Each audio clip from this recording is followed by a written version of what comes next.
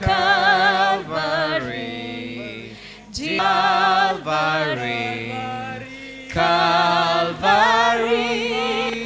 Calvary, burdens are lifted.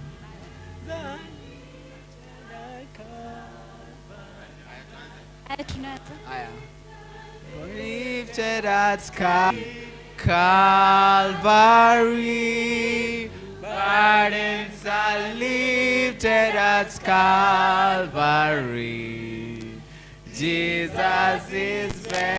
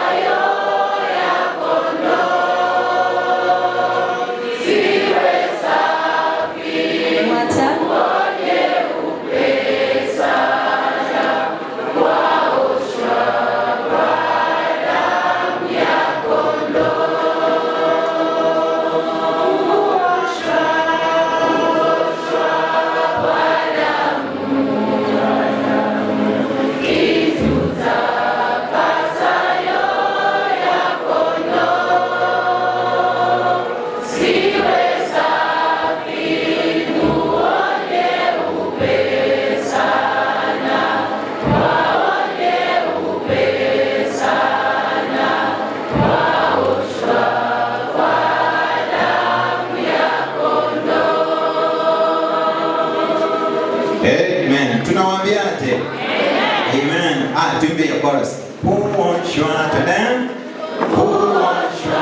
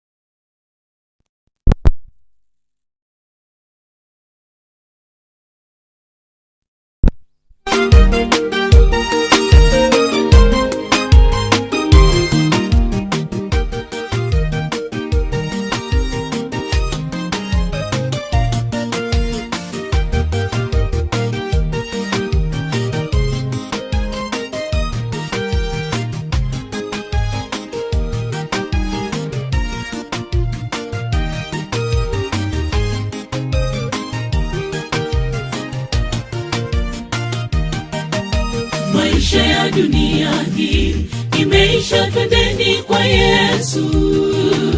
Hapana raha kabisa, ondokeni twendeni kwa Yesu. Natamani niwepo pale majina yaitwapo niwepo. Natamani niwepo pale majina isha, twendeni kwa Yesu. Hapana raha kabisa, ondokeni twendeni kwa Yesu. Natamani niwe majina yaitwapo niwepo pale. Ondokeni twende kwa Yesu, ametimiza ahadi zake. Yesu, natamani niwepo pale majina yaitwapo niwepo. Natamani niwepo pamoja niwe.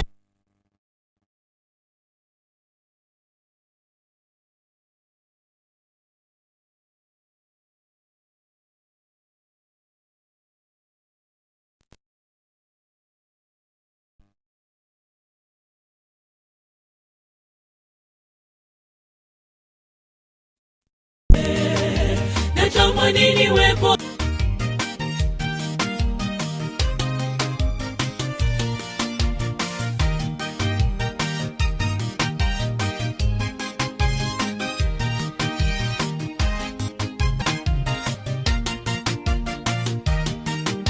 Tufikapo mbinguni juu, tutaketi pamoja na Yesu. Hapana raha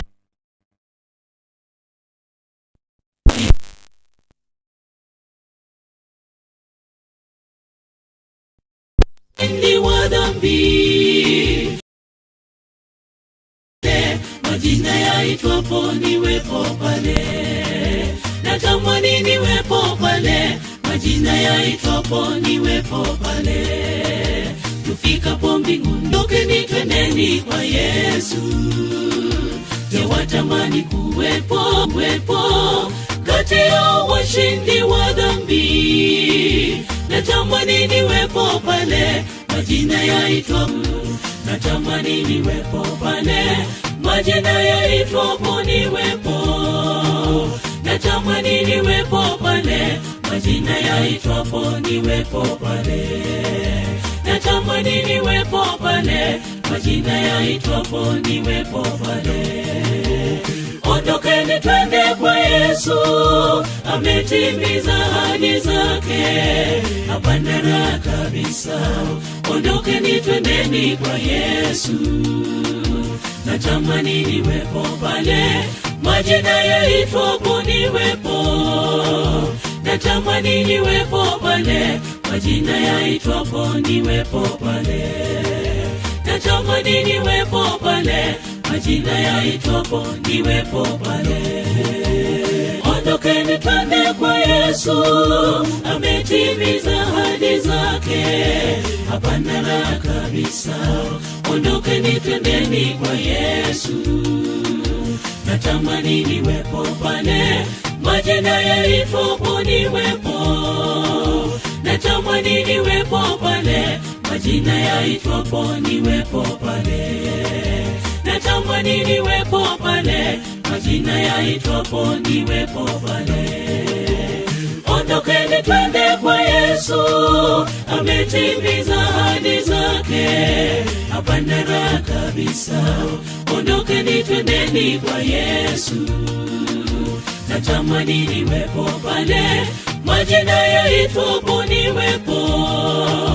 Natamani niwepo pale majina yaitwapo niwepo pale. Natamani niwepo pale majina yaitwapo niwepo pale.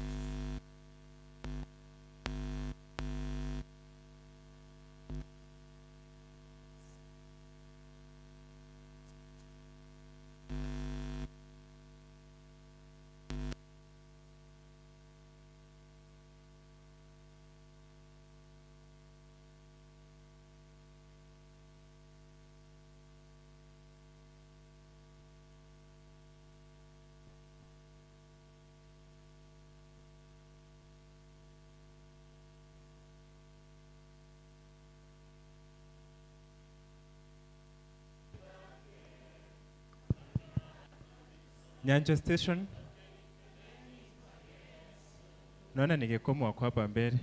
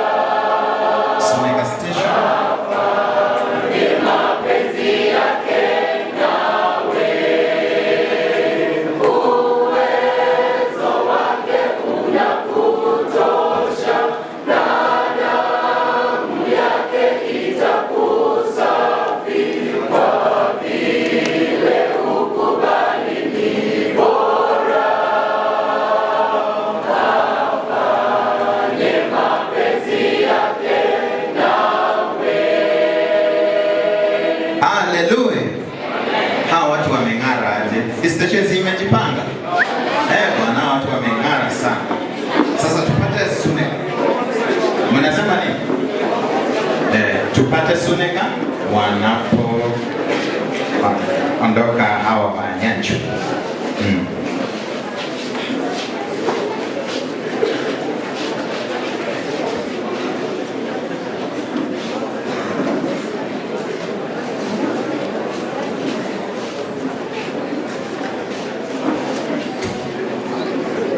After suneka, Riodonga, then Masimba.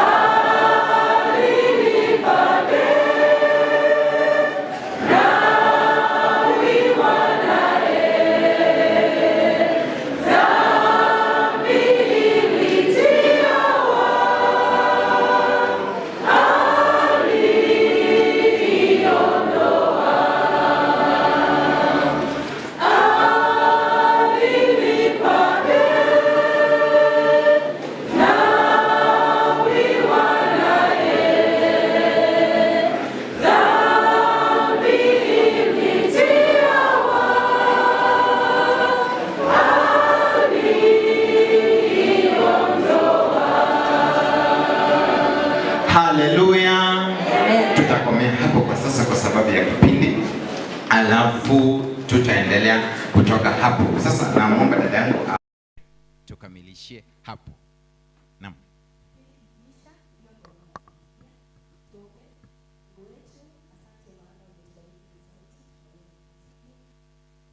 Poingia tuomba kwamba Roho wako Mtakatifu aweze kuwa nasi na aweze kunena nasi Bwana kupitia kwa mnenaji. Mapenzi yako yafanyike kwa jina la Yesu tuomba na kuamini. Amen. God is good and all the time. Happy Sabbath. Blessed assurance. Jesus is mine.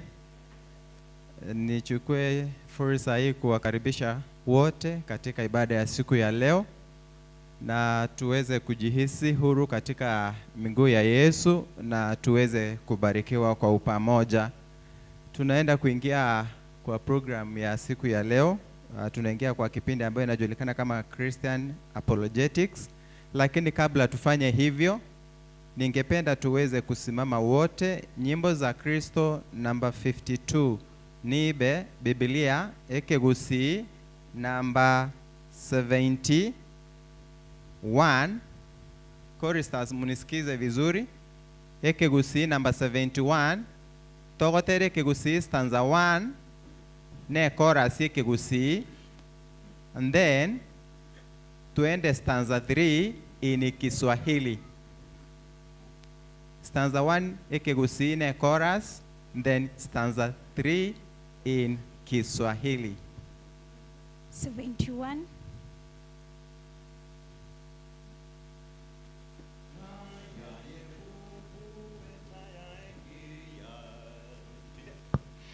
Ngaya ebuku etaya engia gokonya banto bachandekire kende tike gotanga okwegena una yeso achete gotoriam ngaya eboko amangana maya amasasaya nanyan kondam goshika kwaye ero banshani goy como erio bigenderere. Stanza 3 ni Kiswahili. Nipe Biblia nipate kuona hatari zilizo duniani, nuru ya neno lake Bwana Yesu itaangaza njia ya kweli. Nipe Biblia neno takatifu, nuru yake itaniongoza, sheria na ahadi na upendo hata mwisho vitaendelea. Tuamini na tuombe. Mfalme na Baba yetu tupendaye sana, sifa pamoja na shukran tunarudisha kwako. Umekuwa mwaminifu kwetu, umetulinda, tena umeona ni vyema tuweze kukutanika hapa miguuni pako kwa ajili ya mapumziko. Tunapoenda kuanza vipindi na kuendelea na vingine vijavyo, tunakujiweka miguuni pako ukawa kiongozi wetu. Zaidi ya yote Mungu mwema, ushuke, Roho wako atawale. Zaidi ya yote yale ambayo yatakuwa ni mafundisho ya siku ya leo yatulete karibu na ufalme wako, na zaidi ya yote yatuandae kwa sababu ya ujio wako mara ya pili. Haya tumeomba tukiamini utatenda, ni kupitia kwa jina la Yesu Kristo aliye Bwana na mwombezi wetu. Amen. Amen. Kwa hivyo tuweze kuketi na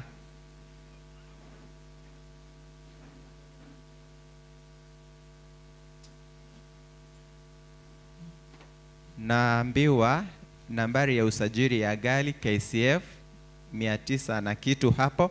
Tafadhali unaomba utoke chini ushughulike kidogo, CF 900 and something, ushuke chini kidogo ili uweze kushughulikia hilo gari ambalo liko pale limeleta shida kidogo. Kwa hivyo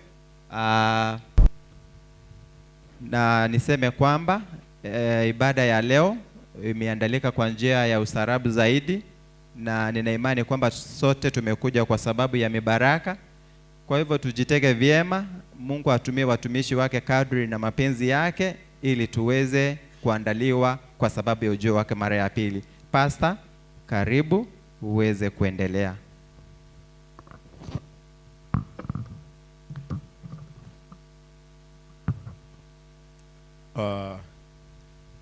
Blessed assurance, Jesus is mine.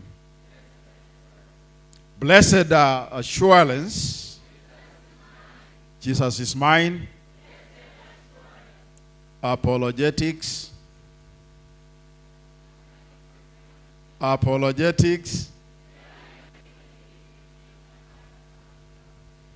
not sure where I'm getting you well. Sijawapata vizuri. One person to give us that slogan. One person to give us that slogan. Open for us this morning. Yes. I could wish that the mic rotates. Yes.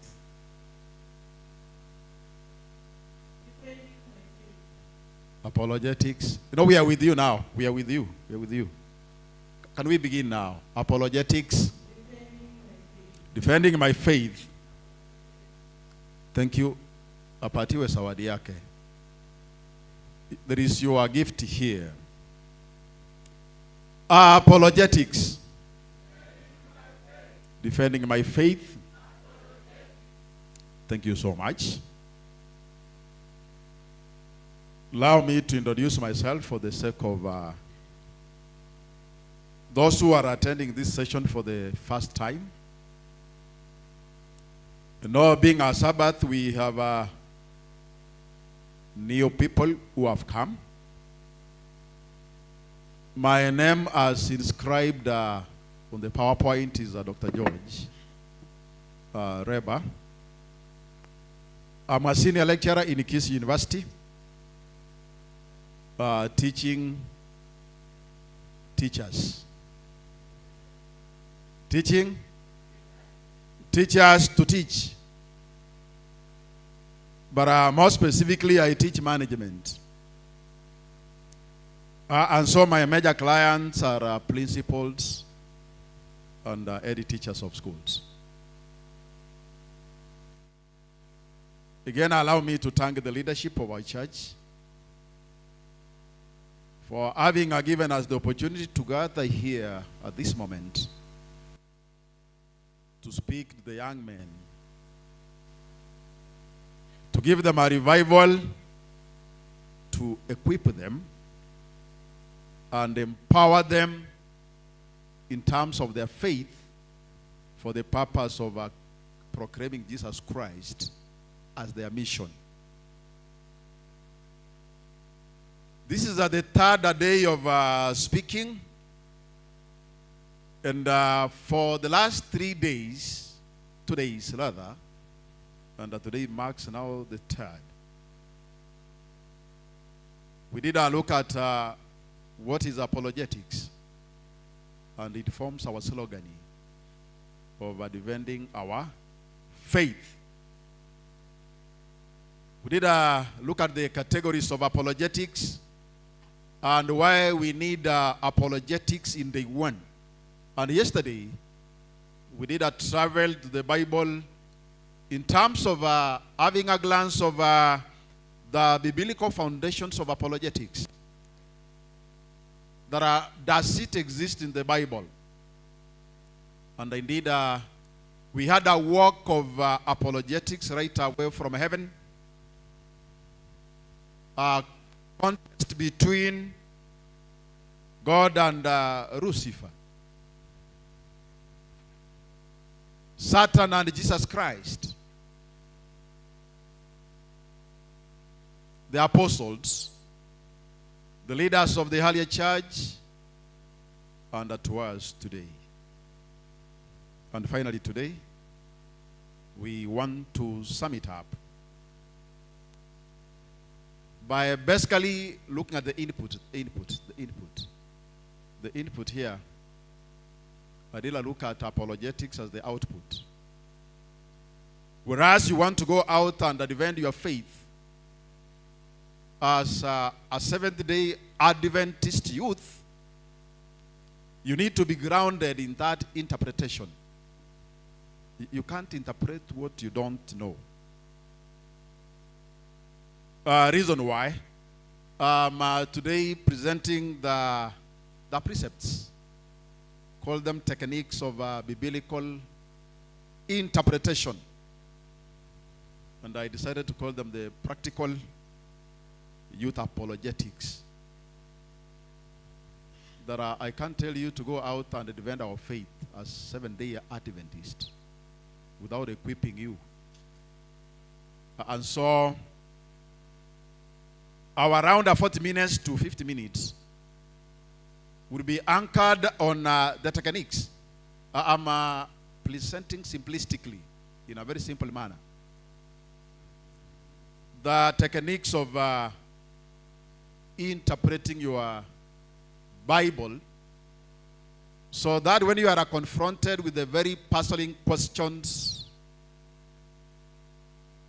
you are able now to use the techniques and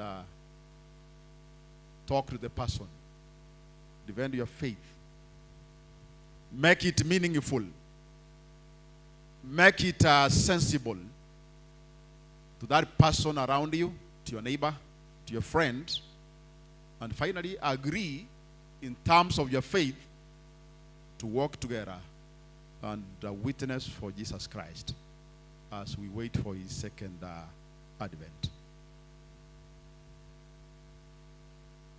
Ideally, I could have had at the last stop of my lesson yesterday, but it couldn't make meaning to tell you about apologetics, the very types of apologetics, and then I stop it at that without giving you the techniques. And that's why I'm calling it the input, whereas the apologetic becomes the output. Techniques becomes the input. We have a number of techniques, and these are lessons in theology classes, literature classes, which span through a semester of study. And I'm not going to lie, sitadanganya ya kwamba ni mambo ambayo ni ya kujifunza kwa dakika 40. And so, at the end of my presentation, I'm going to give the PowerPoints for those of us who came here to be empowered, to get the revival, to be equipped so that you can be able to use the same, to seek clarifications where you didn't understand well. So this minute I'm briefly presenting the techniques of interpreting the Bible as you equip yourself for apologetics to defend what you know in the Bible. And I gave a caution here that this is content for theologians, literature students, in a class of a semester. A semester takes around 3 months. And we can't pretend that we can do it in 40 minutes. And so, I'm basically giving a brief of that. The first technique I'm giving is literal interpretation of the Bible. Again, we call it historical. Call it grammatical method. Where the concern here is basically the ordinary meaning of the words as used in a text. as you consider the grammar, the historical background, the culture, and what the writer had in mind. That is very key here to consider. And the overall arc of that is to maintain the original text of the text. That is illustrated from the book of Nehemiah. Nehemiah chapter 8, verse 8. Now, we have Ezra and the Levites who are explaining something here in Nehemiah chapter 8, verse 8. They read from the book of the law of God. And we know that the Bible contained the laws of God. And their intention was to make clear and giving meaning to that very text in Nehemiah chapter 8, verse 8. That is Ezra and the Levites. And the intention was not to create anything new or try to unravel anything hidden. They simply explained God's word so that people could be able to understand the original meaning and have obedience to that. So the literal aspect, you are presenting the text, the verse, the way it is. I'm again illustrating using the book of Genesis, chapter 1, verse 1, which many of us we know. It says, in the beginning, God created the heavens and the earth. And the plain meaning, because the literal interpretation as a technique, here we are concerning the plain meaning, the meaning as it is. And the meaning as it is, without adding anything, we are talking of God as a creator of all things. Mungu kama muumbaji wa vyote. And in apologetics, we use this to counter atheism. You know, atheism is the aspect of not believing in God and evolution. The students in school, you have heard of evolution theory by Charles Darwin. So that for Charles Darwin, he doesn't believe that there was a God who created the heaven and earth. He believes that we have come through the process of evolution. That us here, it is evolution. From maybe a human being as Homo erectus, Homo sapien, to what I am today. That your current status is all about the monkey. You evolving from the monkey, from the 4 legs. Now we may be mistaking your hands as part of the 4 legs of the monkey. And so you say that now with time to walk upright. And so you are more or less of a monkey. Now that is now the evolution theory by Charles Darwin. But the book of God, the Bible is very clear in Genesis 1 that the creator of our world is God under the Trinity. Closely associated with the technique number 1 is literally. Literally is different from a literal. You know, I say literal is the plain meaning of the text as it is. But at the literal technique, we are focusing on interpreting the Bible, the scriptures, according to the various genres. A genre is a type. It's a type. A type here, I want to bring it simply that in class we have poetry. Tuko na mashairi. Tuko na historia. Tuko na unabii. We have the parables. We have the letters. You know, epistolary writing. We have apocalyptic writings. No, those are genres, the types. That you may be able to go to the Bible and you are coming across a given genre, like now poetry, in the book of Psalms, chapter number 23. No, the psalmist, and the word psalms is more of poetry, ni ushahili. Now, unaposoma Biblia na unafika katika kitabu cha Saburi, Psalms, the entire of the Psalms basically ni ushahili. It is poetry. And as you read, you are likely to adhere to the principles of ushairi ama poetry. Hebu nisema ya kwamba wale ambao mnasoma katika vyuo vyetu, ikiwa ni primary, secondary, be it junior ama senior secondary, mnajua ya kwamba we have what you call as poetic licenses. Poetic licenses, yaani uhuru wa mwandishi wa ushahili, the poetic licenses, ya kwamba yeye anaweza akaruhusiwa aka-eliminate some words, akatoa maneno fulani kwa ajili ya kutimiza lile lengo la ushahili. Okay, the poet can communicate in a complete sentence, and you are coming across the psalmist. He has not written a complete sentence. Ameandika sentence ambayo ni ya ufupi sana, kwa sababu ana communicate to us using what? Poetry. And there is a possibility you misunderstand David in the psalmist, because you have not come to understand ya kwamba David he likes poetry and he could wish to communicate in poetry. Kuna wale wetu ambao tukiongea unaongea kwa mafumbo.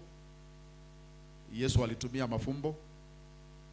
Kuna wale ambao ukiongea unatumia hadithi, na katika Biblia kuna wale ambao wametumia nini? Hadithi. Kuna wale ambao wanatumia njia nyingi zinginezo. But then what you are saying, I'm giving the example of Psalms chapter 23. The Lord is my shepherd. Now, David is not saying that God literally cares for the sheep. You know, when he's saying that the Lord is my shepherd, literally, you know, I've given that very aspect of literal meaning. Plainly, in a simple language, David is not saying ya kwamba Mungu ni mchungaji wa kondoo na ng'ombe. But he uses a poetic language to portray God as being loving in terms of guidance, protection, and provision. So that even the psalmist is saying that the Lord is my shepherd, tusije tukamuona Mungu kama mchungaji wa kondoo pale katika marizoni. And so once you recognize such kind of genres and the imageries being used, imagery, ama kutumia chasanda katika kuchielezea, then you understand ya kwamba David as a psalmist, kama mtu ambaye anapenda ushairi, anatumia mifano kwa ajili ya kutufanya tuelewe zaidi kile ambacho anaongea kuhusu. The third method is a contextual method. Contextual method from the term context, where you interpret a passage by considering what comes before it, where the text is, and what comes after that very text. Now, lile fungu ambalo unalisoma linapatikana wapi? Kabla ya hilo fungu kulikuwa na fungu gani? Na baada ya hilo fungu kuna nini? So we call it the context. And in that case we are saying you may not read the verse as scripture in isolation. You need to go back, understand what it was, come to where the text is, and before the text. In the book of Philippians, chapter number 4, verse 13, we have again this verse which is normally abused. I can do all things through Christ who does what? Who gives me the strength. You know, many people have used this verse to say that I can achieve anything, even up to stealing. You know, I can be able to steal very successfully, I can be able to fornicate very successfully through Christ, who does what? Who gives me the strength to do it? No, that is a total abuse of the Bible verses. Now, that verse must be read in context. In context. Now, take the same verse now. You know, that is the Philippians 4:13. But you need to go behind it in verse number 10. Now, you will understand what Paul has in mind. That it is not all about doing everything through Christ who gives you the strength.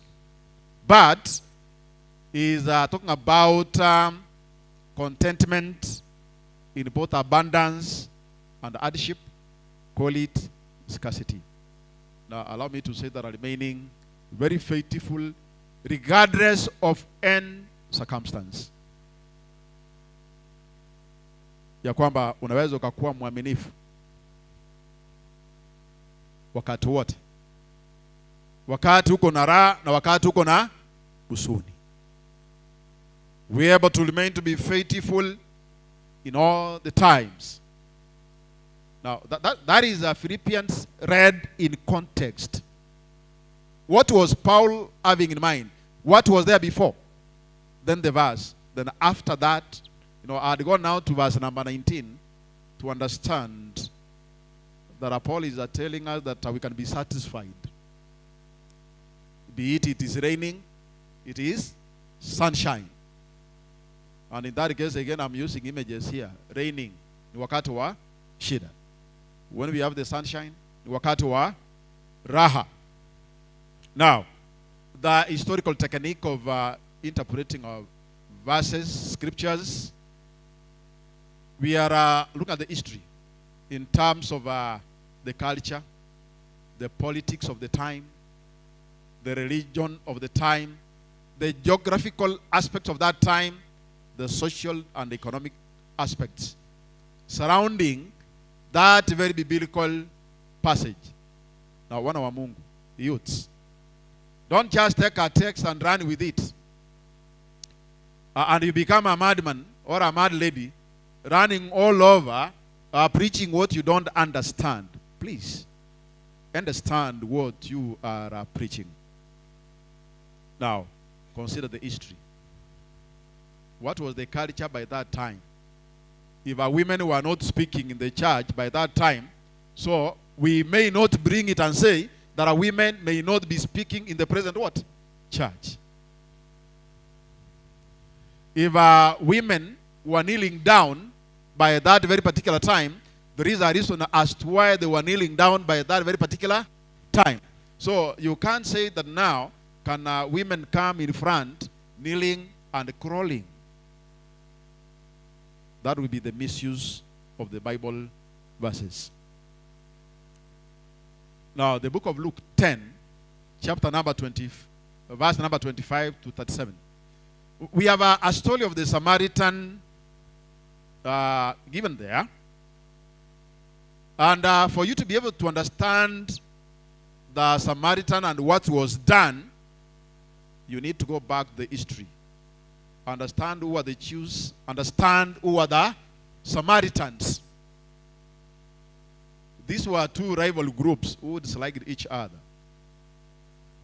The time was at the time of Jesus Christ. And knowing that history will be able to help you to appreciate that this is very puzzling. When Jesus Christ is giving now this story here,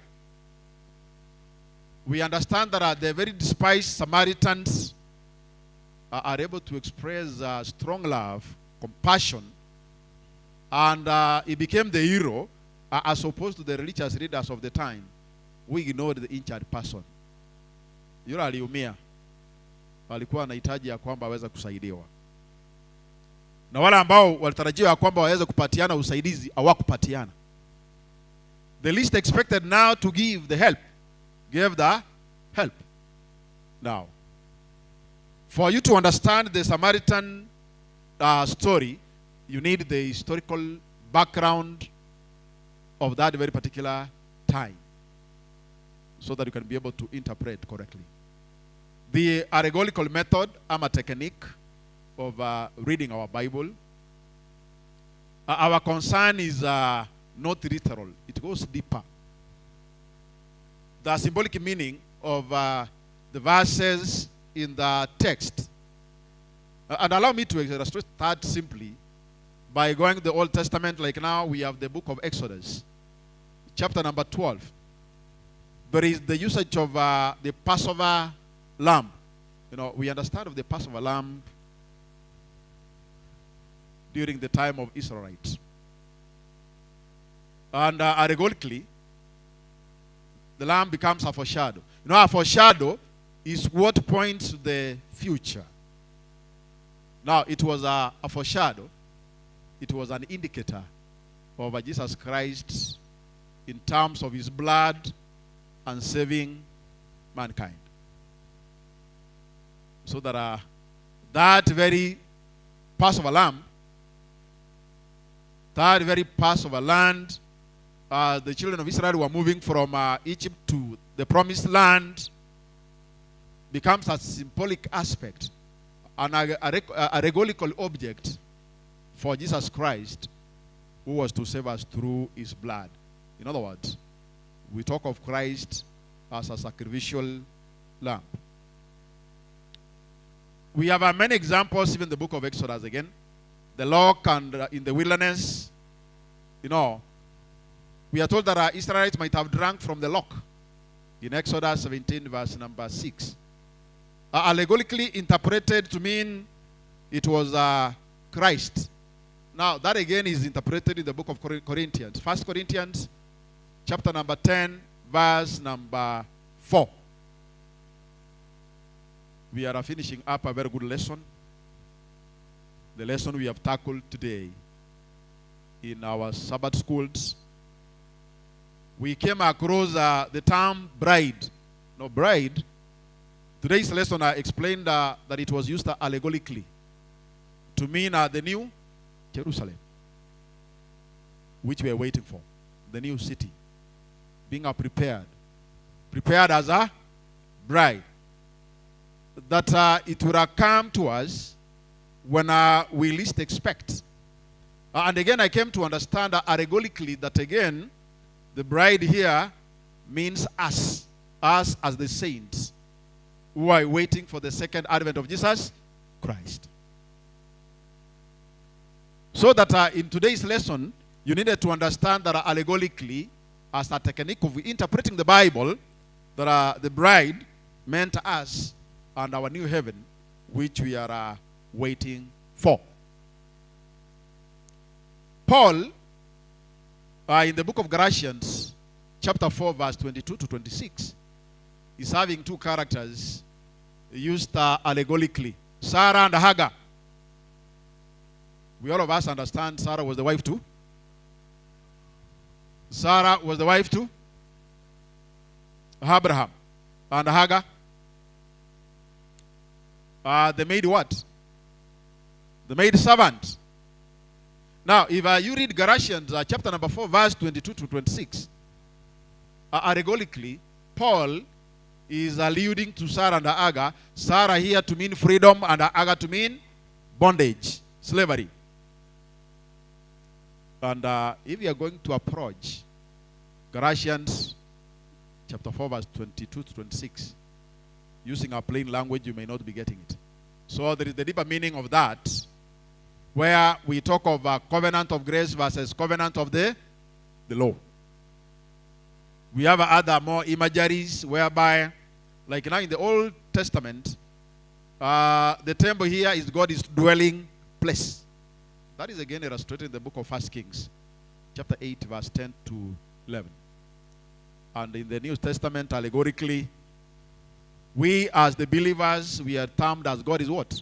Temple. Sisi ni kanisa la Mungu. That is very clear from the book of Corinthians 3, 16. And God dwells in us as his temple. And so the temple here is not basically a building. The temple, it is you and me. The arm of God, another illustration here. Now, Paul, in the book of Ephesians, chapter number 6, verse 10 to 17, is using the allegory of the military gear. The military gear, which we are very conversant with. Now, basically, to mean the spiritual defense tools, and in this case is having in mind truth, righteousness, faith, and the word of God as the armor of God. But you know, there is a possibility you focus on the same as military paraphernalia, which somebody may be using now to go and fight in a war. And that is not the case.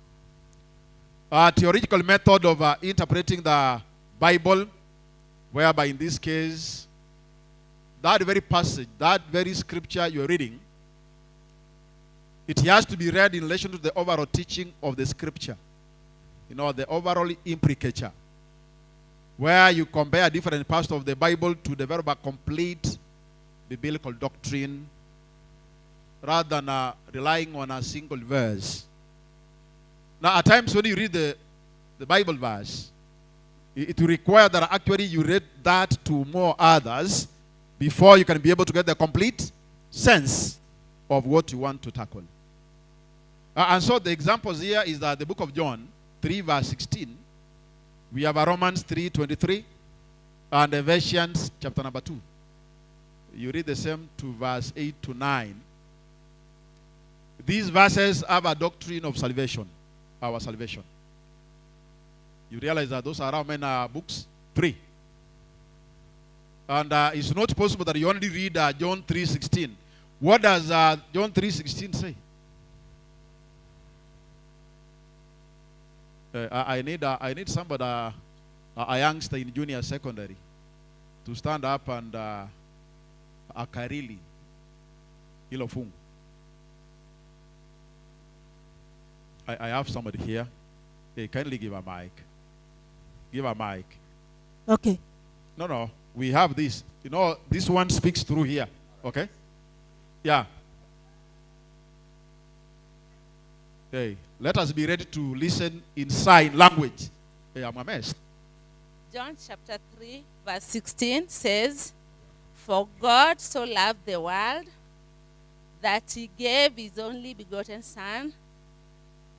Whoever believes in him will not perish but have eternal life."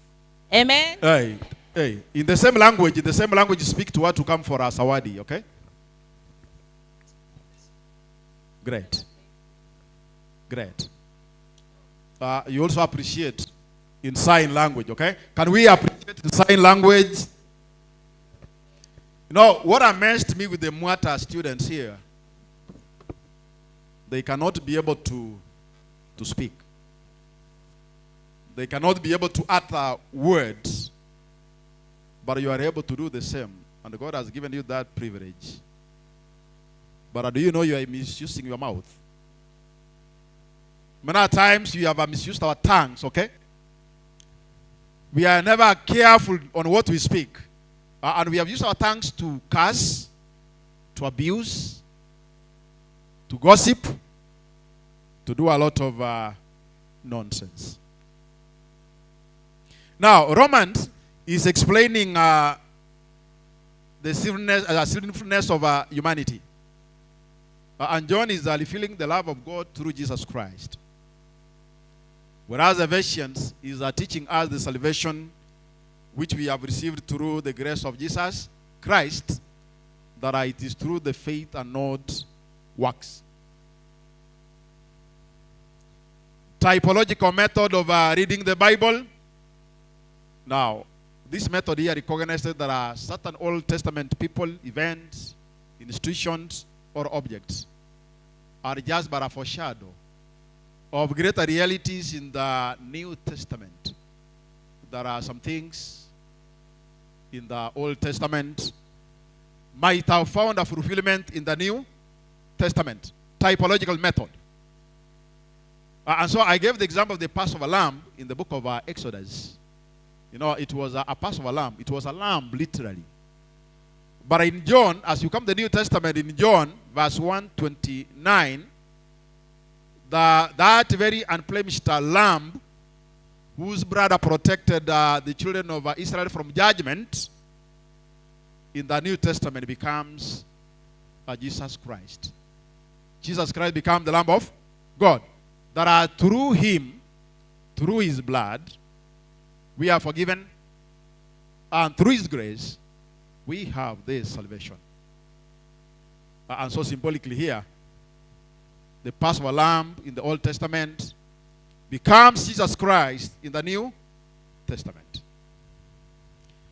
Canonical method of interpreting the Bible, whereby here the individual passages within the context of the entire Bible is given an interpretation.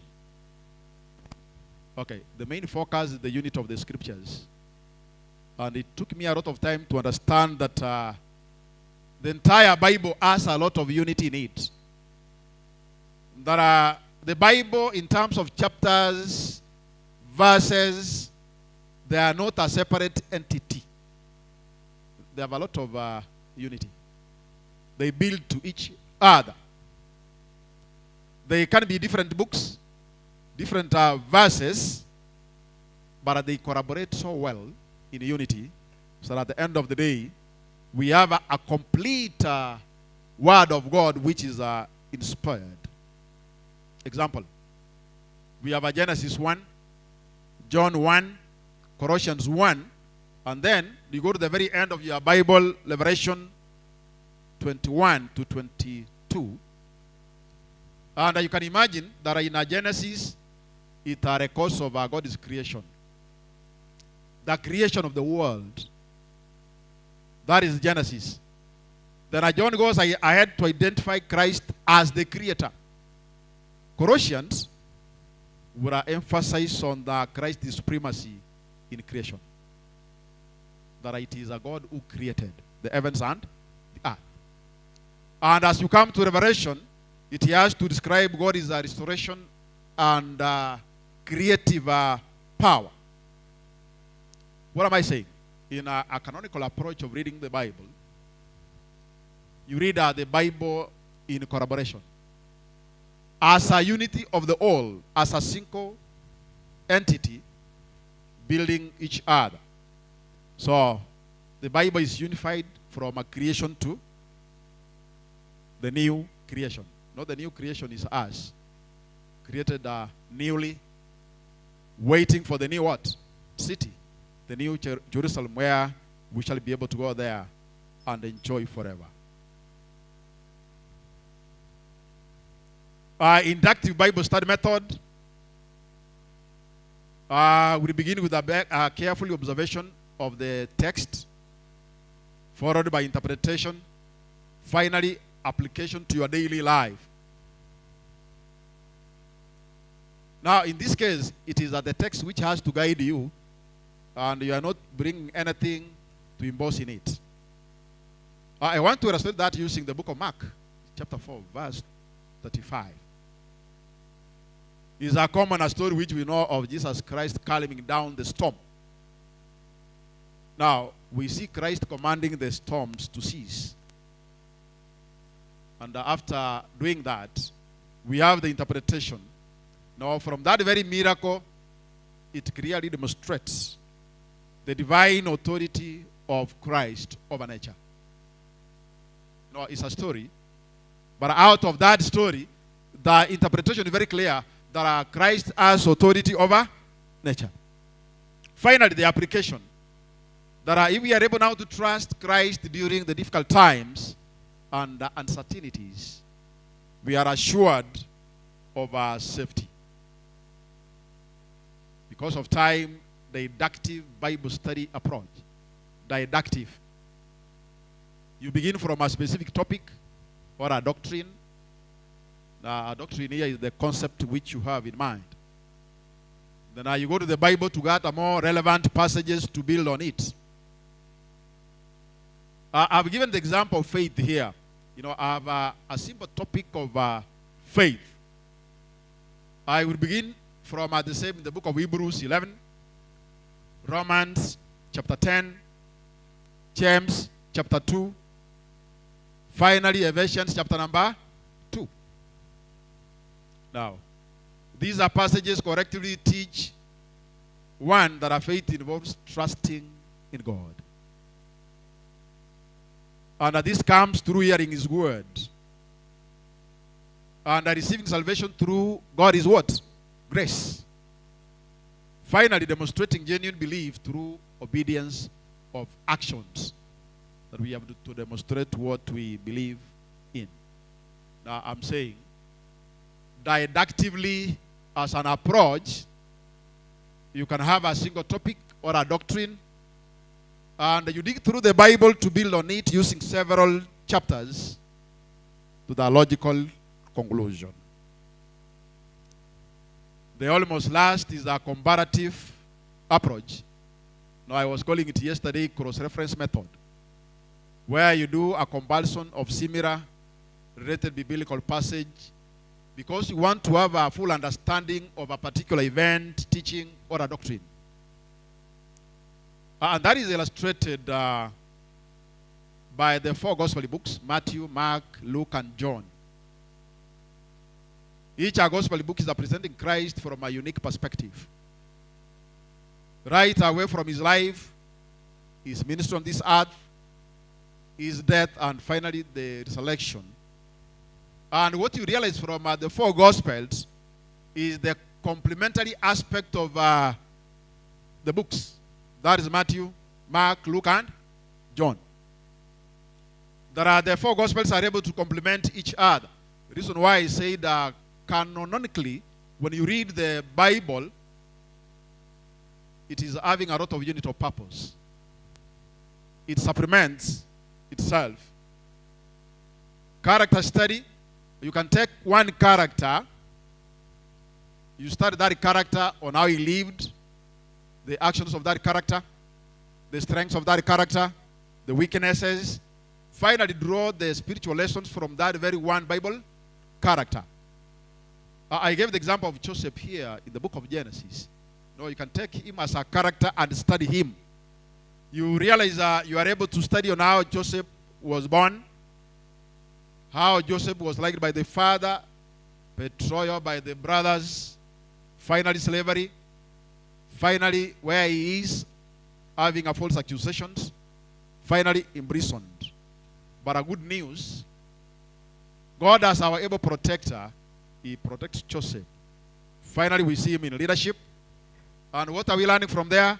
Perseverance, integrity, forgiveness, and trust in God can bring a lot of providence. Now, that is when you take a character and study in the Bible. You can take a topic and explore a topic itself. For example, taking prayer. You can go through prayer in the book of Matthew, Luke, James, Philippians, Thessalonians, and more others. And you build your case from only one topic. In conclusion, apologetics is built on interpretation. Young men, to defend, you must properly interpret. You can't defend unless you can properly interpret. And the art of a proper interpretation is sharpened by regular prayerful Bible study that seeks clarification from the right sources. I again emphasize from the right sources. Because again, there is a possibility you go for interpretation from wrong sources. Now, this is what I was calling as practical youth apologetics. That as you finish your summit, as you go back home, I'm saying that kindly master your Bible. Can prayer be your consistent thing to do? Are you able to think critically? Are you able to ask the right questions? And finally, build relationships that create opportunities for witnessing Christ as we prepare our souls for the second coming of Jesus Christ. Allow me again to wind up with the Ellen G. White, who is encouraging believers, that is me and you, to understand our faith to study deeply and present truth with kindness, wisdom, and conviction. Now, the three words are very important. That in as far as we know the truth, we know now to interpret. Can we do that sincerely, with humility, wisdom, and a lot of conviction? Those are not my words. Those are words from Evangelism, page 168 to 169, and Testimonies for the Church, volume 4, page 404 to 405. As usual, these are personal reflections. There are not what you believe. It's what I said in day 1. Say the same in day 2. My very purpose was that at the end of my presentation on apologetics, you are convinced to know what you believe, why you believe in it, and live in it to reflect Christ. And as I said, effective apologetics will combine truth, love, and character. My prayer: may Christ empower us to live in Him, tell Him to others, and defend Him always. Can we pray? God and our Father, we now understand the reason of what we trust and believe. It is our earnest prayer that you empower us, you revive us, you give us the conviction to understand and to always give the reason as to what we believe in. That as we do this, may it affect our personal lives, so that we affect the lives of others as we prepare the souls for your second coming. It is through the name of Jesus Christ we pray and believe. Thank you.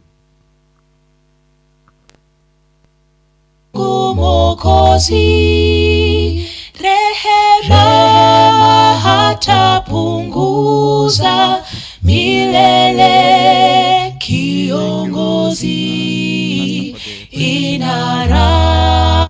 I'm wishing to make a request in that we are so much fixed. Naona tumefinyika sana.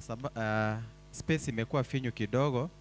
Kuna wale ambao tunatumia pages. Kindly I'm requesting if you can squeeze a little bit.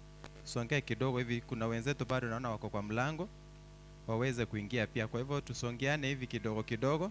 Halafu pia kuna sehemu hii ambayo ilikuwa imetengewa our pastors na pia Shevades. Kindly kama hauko katika hiyo category, tunaomba tu uweze kusonga kidogo. Nijaposumbuka sana, yeye hutenda vyema. Nijaposumbuka sana, yeye hutenda vyema. Njiani huniongoza, hupunguza matata, nikiugua hupoza, na njaa ninashiba. Happy Sabbath. Happy Sabbath. Tumebarikiwa. Nguvu zikapungua, jiwe hilo mbele yangu hunibubujika. Jiwe hilo mbele yangu hunibubujika. Njiani huniongoza kwa pendo zilizokuu. Mwisho naomba tutoke hapo nje. Tusimame wanapoimba. Viongozi mnahitajika hapo nje. Asante. Song number 93, Eke Kisii, in English 595, let every lamp be burning. Tiga kerai taya yoke. Let us sing. Tiga kerai taya yoke. Mosun tengo cha ore.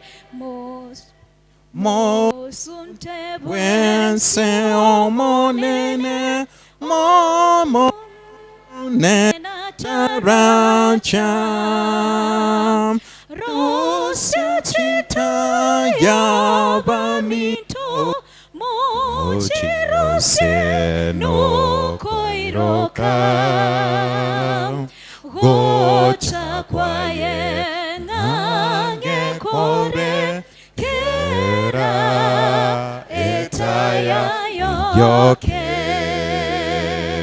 no nyabangemba sudoka bakwanga wanchenchiri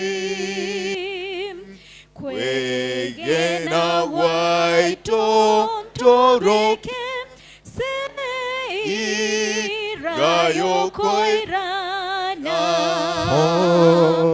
Rosia chita yabaminto mo chirosie no koiroka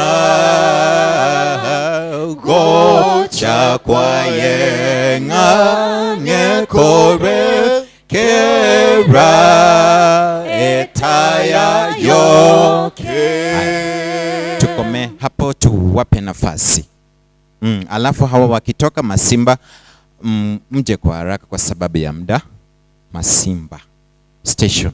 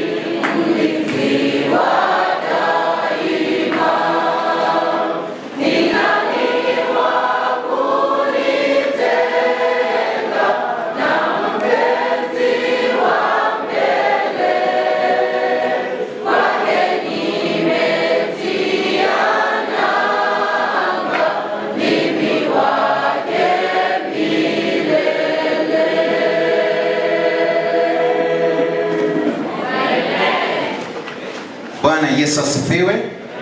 Tutakomea hapo, alafu tukaribishe pastor, alafu Masimo tutakuja baadaye. Karibu. Hamjambo. Tuko na mgeni. We have one of the officers from the conference who wants to leave. We want to say hello, then he goes to another meeting which is at NAPS. We have our teachers for children, so I want to welcome him. Pastor Elijah Onyanja atusalimie akiondoka. Ni wangapi wanamkaribisha? Ninaomba kushukuru sana kiongozi kwa nafasi hii. It is a blessing to have a powerful team of young people meeting at such a time in preparation for service for God and humanity. And we appreciate that you came in big numbers. Naomba kuamkua kwa lugha ile ambayo nimeizoea siku nyingi, nayo tunafanya namna hii, alafu tunainua mikono namna ile. Oh, now that is very good. My good friends already know this. And the words are, saa imefika, mwana wa Mungu ainuliwe. So let me try it. Nikisema saa imefika, mnasema mwana wa Mungu ainuliwe. Saa imefika, mwana wa Mungu ainuliwe. You know, if there is a team that is quite strong and that can be a grace for the Lord, it is the young people team. And so I was expecting that this response was going to be quite vigorous. Maybe it's because you have not known. Let me try again. Saa imefika, mwana wa Mungu ainuliwe. I am very happy that I had a chance to visit you. We have been away because of responsibilities, duties, and meetings away from our conference. We are now back, and it's a blessing that we come and confirm to you that we are standing together to make sure that we are revived, equipped, and empowered.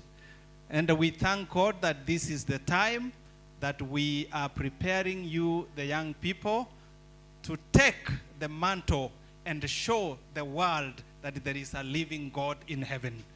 May the presence of God accompany you. May the Spirit of God fill you. And as you live here, go home with that courage, with that power, and show to them that you are revived, you are equipped, and you have been empowered. God bless you abundantly. All the guest speakers, we appreciate you. All the donors, we appreciate you. And everything you did to make sure that this program is successful, we pray that God will bless you in his own way. Mbaki salama, na watakia kila laheri, na neema ya Bwana iwaongoze siku zote za maisha yenu. Thank you and God bless you.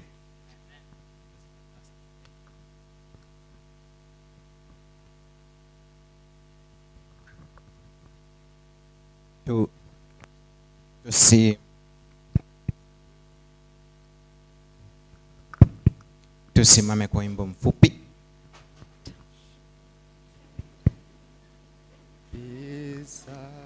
Be silent, be silent. The star is high. Be silent and listen. The treasure is high.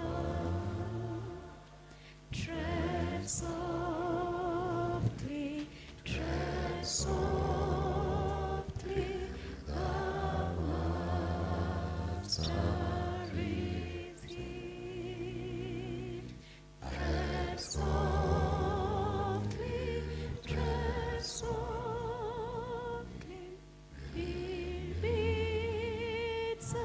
us draw near.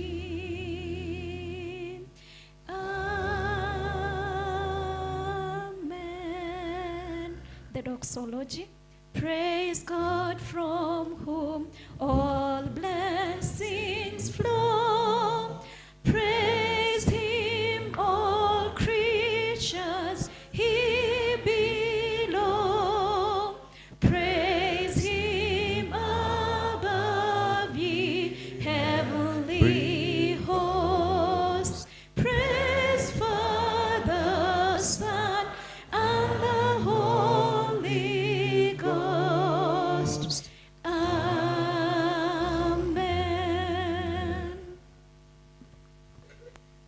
Let's bow low and pray. Father Lord, as your sons and daughters, we have gathered here in our thousands. We are transgressors, and in your folly we have gone astray. We ask thee to forgive us our sins. Wash our hearts with your blood that it poured at the Calvary, so that they can be as white as snow. Lord, we are ready to learn from you. We beseech thee to sanctify this day, sanctify this Sabbath day, and may the words of wisdom and may the words of your book that will be shared here plant a seed in our hearts, seeds that will meet a great need in the world. It's my humble prayer in Jesus' name.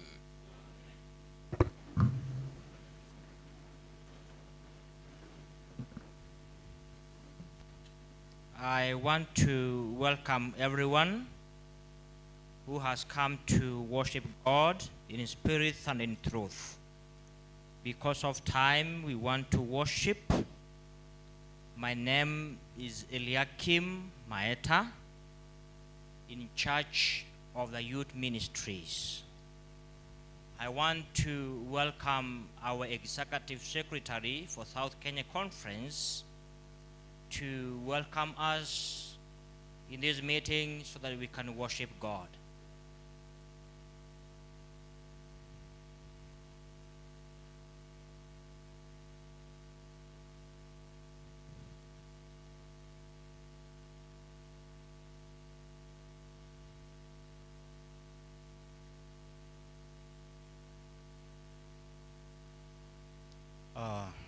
Thank you very much. Pastor Eliakim, our Youth Ministries Director, South Kenya Conference. All youths here present, and all the leadership represented, all protocol observed. In Jesus' name, I greet you, happy Sabbath.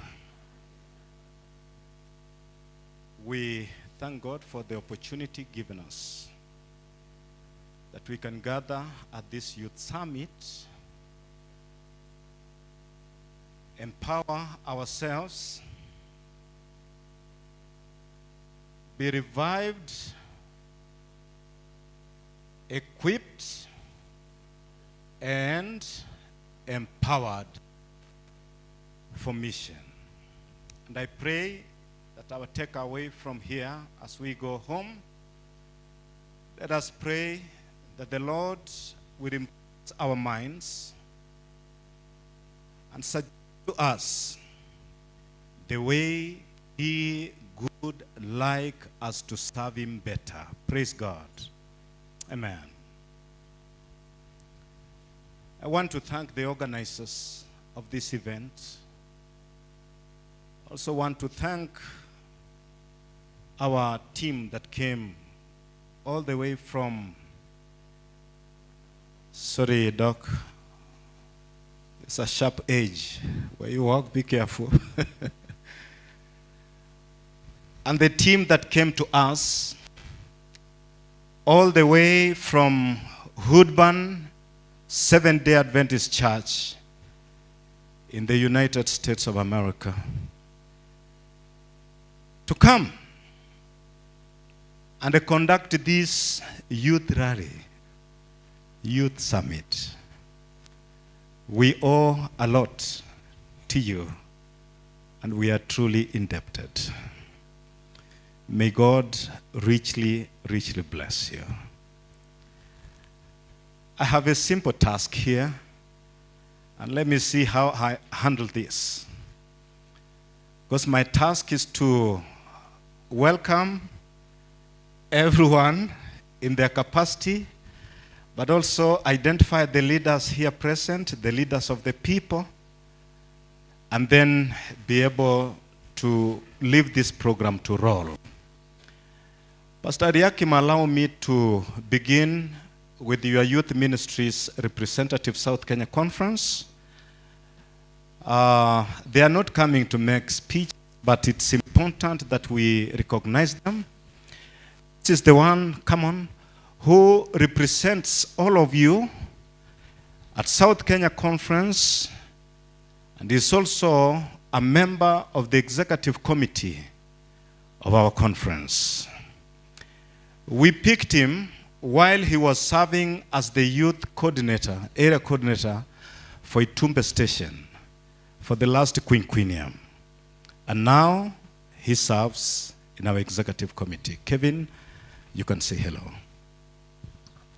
Hello. Happy Sabbath. Happy day. Thank you, and thank you for coming. Our guests, thank you, thank you. May God bless you. May God keep you. Otherwise, be blessed. Thank you. Thank you, my son. We have the area coordinators, our youth area coordinators. Please, wherever you are, I know you had gone out to create room for guests to sit. Did they come? Did they come back? Just say hello, yeah? No, let them just greet. These are area coordinators from all the stations. Come quickly. We have a camera here. The rest of the world is watching you. These are some of the young people that Pastor Maita has so much depended on to whip people into this meeting. Okay, Pastor Maita, you can take that picture with them. Don't mind. It will never happen again. It's not easy to get them, because these ones help us to promote and effect. When we announce, they have to run with the announcement. In unison, please, you can salute the congregation. Thank you very much for the work you do, along with your youth ministries director. I have our senior accountant and the accountant for events. I don't know if there are other accountants here. Mr. Wilson Kereri, Sister Lynette. Just come. It's about saying hello. Happy Sabbath. Happy day. Happy Sabbath. Happy day. Be blessed. Thank you. My pastors Happy Sabbath. present here, please come. Karibu. Thank you. We don't take it for granted that the pastors came. These are the leaders of the people. Just come and be seen. Pastor Josephat, okay, I hope just come. Lead from the front, not from the side. Come quickly, please. Come quickly. It's a pleasure. Youth ministry is possible with the presence of this bunch and team of pastors who help us. Yeah.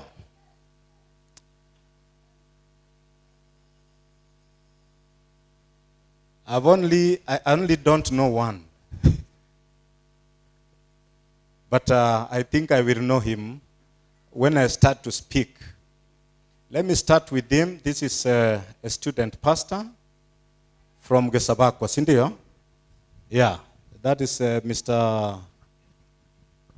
God is good. All the time. All the time. God is good, and that's his nature. Thank you. Thank you. I wanted I'm your Joshua name. Osoro. Joshua Osoro. That's Come it. from Gesabakwa From Station. Gesabakwa, yes. Sister Priska Mogotu, I greet you all. we also greet you. Thank you. Thank you. Pastor John Muzito. Happy Sabbath. Happy day. Happy day. Happy Sabbath. Be blessed. Thank you, Pastor Osoro, our pastor for Sameta District. Praise God. Amen. Barikiwa sana. Thank you. Pastor Duncan Mostanya, our chaplain for Kisii School. Saints of the Most High, I greet you. We also greet you. Barikiwa. Thank you. Our pastor for Gesure District, Pastor Samuel Ochora. It is na. It's wa. It is wa. It's na. Thank you. Okay. Okay. Yes, this Pastor Josephat Momanyi Mobagi. Happy Sabbath. Happy day. Happy day. Happy Sabbath. I am Pastor Senator Josephat Momanyi Mobagi. He is aspiring to be the senator for Kisii County. Yes, so you pray for him. If it happens, then you shall have for the first time a pastor senator. Good. Then we have Pastor Dr. Philip Oboge, the outgoing chaplain, Nyanchwa Adventist College, where we are. He is moving from here to Nyaura District, where he will be serving, because the pastor who has been serving there is moving for further studies to Andrews University in the US. Philip will replace him. Happy Sabbath. Happy day. I welcome you all. I'm the host pastor here. May God bless you. And remember the key verse. What was the key verse? This row? God bless you. Thank you. Thank you, Dr. Philip. Allow me to welcome the principal for this college, the chief principal. He's our host. He has been nice to us to give us the structures here so that we can use them for our meeting. When we break the chairs, he'll be the one repairing them after we are gone. He's a good host, and we want to welcome him to say hello. And if he has any of his administrators present, he can recognize. Hello, church. Hello once more. I would wish to ask all the NAC staff and administrators, please stand up or rise up wherever you are. The staff and the administrators from NAC College, that is from NAPS up to high school and the college. Wherever you are, please rise up. We want to wave to the congregation. Okay, there they are. Let's wave. Thank you, thank you. Secondly, I want to apologize. I wasn't here on Thursday to welcome you officially, but I think the registrar was here and the pastor, and they must have done it properly. I had gone to bury a neighbor who passed on. All the same, I also want to welcome you, even though we are winding up officially. I also want to say that we value this meeting. Why? Because, you know, in colleges, leave alone the primaries and the secondaries, but colleges normally don't have what we call half terms. Those ones are found in high schools and the primary. But when we heard that this summit was going to be here, we requested our students to have a break in order to give you room so that we can be here. And what do you say to them? God bless them. And I know some of them, we asked them to congregate with us, and I know they are here. Otherwise, may the Lord continue to bless us as we minister, and we like the youth. And I've seen the motto there, the theme is mainly, I've seen it all over in our activities for the college. That is equipping and empowering. It is all over. It is permeating and flowing all over the country. What I don't see them having in that motto or that theme is revival, which is very special as far as God is concerned. Otherwise, welcome and thank you very much. Thank you. Thank you very much. And I think he will also have said that the intake for September is ongoing. Principal, you can confirm that? That intake for September is ongoing. It was announced here, it has been canvassed, but there are those who came today. If you want to choose a place to study, choose Nyanchwa Adventist College. You will not regret it. If I had time, I could read a message here. Someone sent me and said, they want one worker, but must be from Nyanchwa Adventist College. Walitaka kuajiri mtu, lakini wanataka kutoka wapi? Nyanchwa Adventist College. Na hiyo nitauliza principal. It's a big hotel, very prestigious. Wameniomba mtu mmoja, lakini from Nyanchwa. Nikikosa kabisa kama wale wa Nyanchwa wameajiriwa wote, if you have done hotel management, I may donate to you that chance and insist that even if you came from MKU, I'll tell them that you are an Adventist and they'll give you that chance. Now, allow me to recognize the presence of Madam Lillian Gisesa. Madam Lillian Gisesa is our lecturer and worker at Kisii University, a very passionate leader among young people and thinking so much about public campus ministries. Madam, please say hello, just wave back. She's waving to us right from the corner. We recognize your presence. Allow me now also to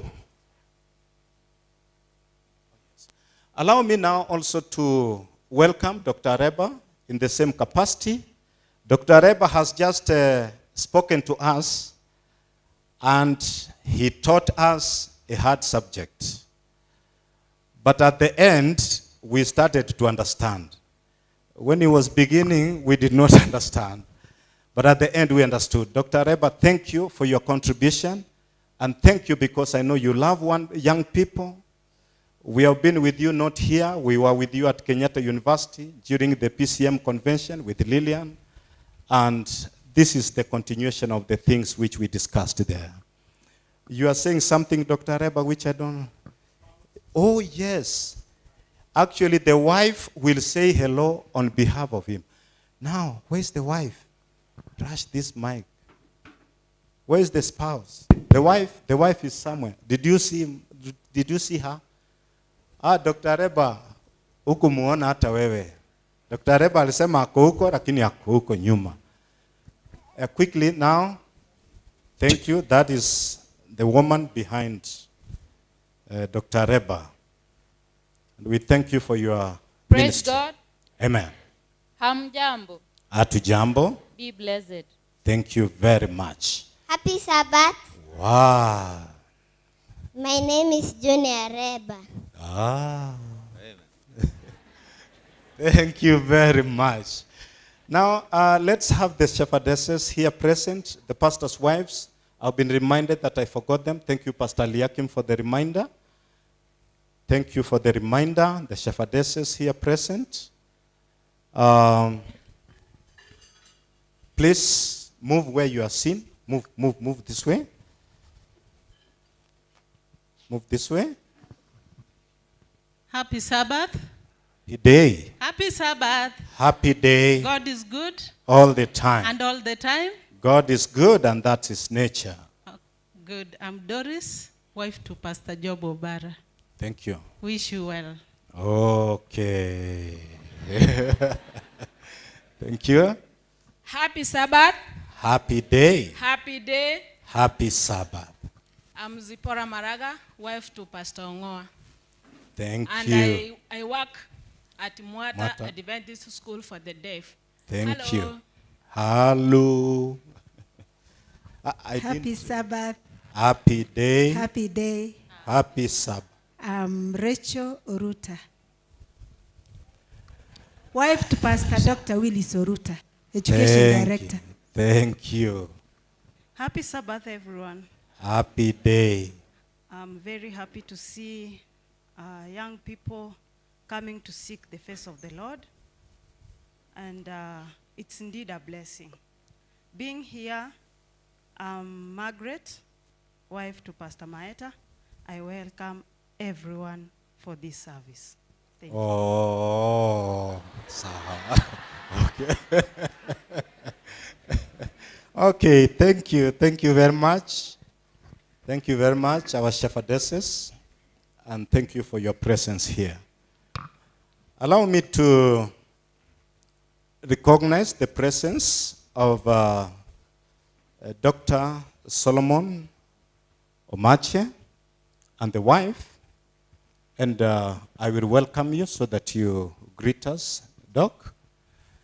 It's in order because you are the link and the bridge with our friends and partners who came all the way from the United States of America.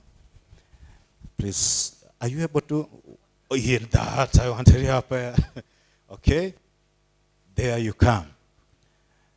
Thank you very much. Welcome, Mom, and say hello to this congregation. Happy Sabbath. Happy day. Praise God. Amen. God is good. All the time. And all the time, God is good, and that's his nature. we are happy to be here. We thank God for what has happened. Kelvin Nyamache is my son by adoption. And the guests from United States are my sisters. One of them, the parents adopted me when I was doing teaching practice in the US. And since then, and that was 1976. Whoa. And since then, we have been family. They have been coming to Kenya very often and supporting the mission. They are supporting Mwata, and they have supported this summit. So I appreciate my connection with my USA family. My husband is here, Dr. Umache. He can greet you. Thank you, sir.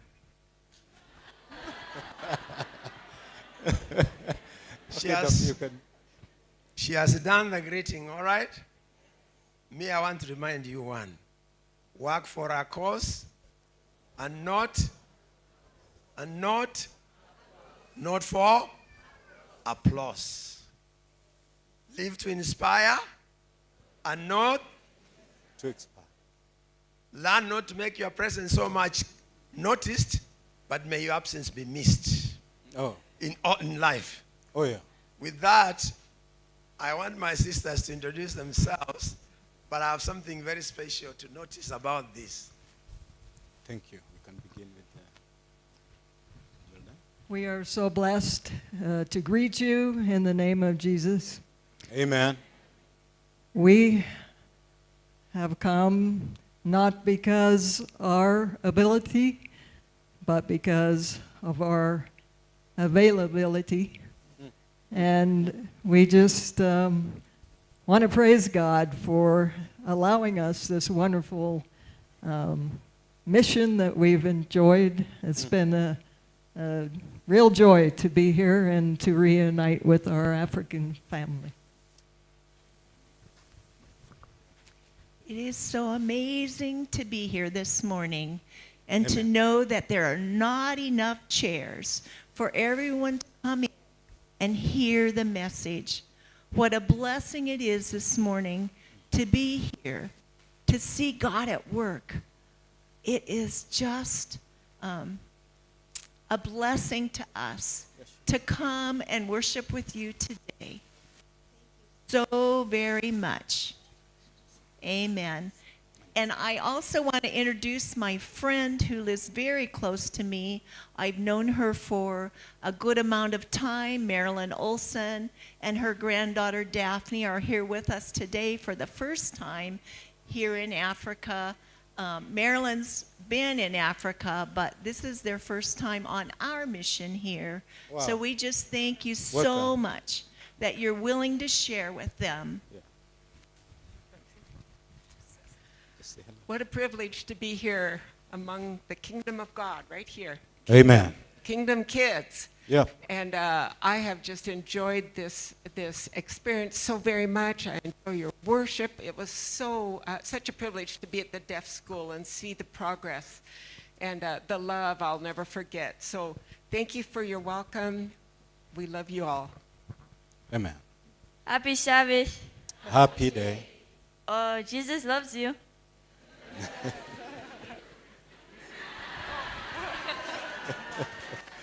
Thank you, Daphne.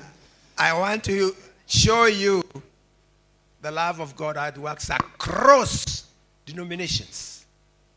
She's a Quaker. You know who are Quakers? Yeah. In this country, what do we call them? Friends. Friends. Yeah. Friends Quakers. Supporting a mission led by Adventists. Adventists. Across border.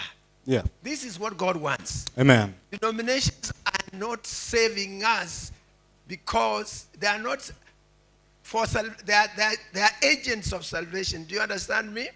They are agents of salvation. Jesus Christ saves us, but denominations are here to help us to know Jesus Christ. And you can see this across border cooperation. They're supporting this work, and they came to see what's happening. What a privilege. I want you to give a clap, although we shall not surprise the deaf children, for this partnership that we see here through May and Candy and our friends and Marian. It's a wonderful privilege, and I think we can practice here. Last week, I attended a fundraising in a Catholic church. It was quite good for me, for us to be there, and that's what we want to do, to create unity and peace among ourselves. So nobody should feel superior to anyone else. God is saving us individually, and it depends on our faith. May God bless us all as we partner like this together. Thank you very much. Thank you. Thank you very much. Dr. Solomon and family, thank you very much. Sister Melanie, God bless you. Thank you for choosing to support the mission here. And we pray for her. We pray for her that beyond Quaker denomination, someday she will come to accept the Sabbath truth as taught by the Seventh-day Adventist Church and in the Bible. And we are journeying together to the kingdom which Jesus has prepared for us. Thank you very much. It will be a serious omission that's what I'm doing. It will be a serious omission, and for that reason, I think you will allow Mwata Adventist School for the Deaf to do the special item. Yeah, they are the ones who will sing. Any other? No. Now, my brother and friend, Jans Obiero, our principal for Mwata Adventist School for the Deaf, and some 2 months ago, in the World Mission Report, Sabbath School, the whole world was reading the journey of faith of one man, Jens Obiero, from Mwata Adventist School for the Deaf. Mulimsoma kwa Viusasa. Sasa ndio huyu hapa, wacha wasalimie Jans. Okay. Now talk. Okay. I want them to do it in sign language. You will do it in sign language, so I will have his mic, then he will be talking with sign. You also. Happy Sabbath. Happy day. I want to take this opportunity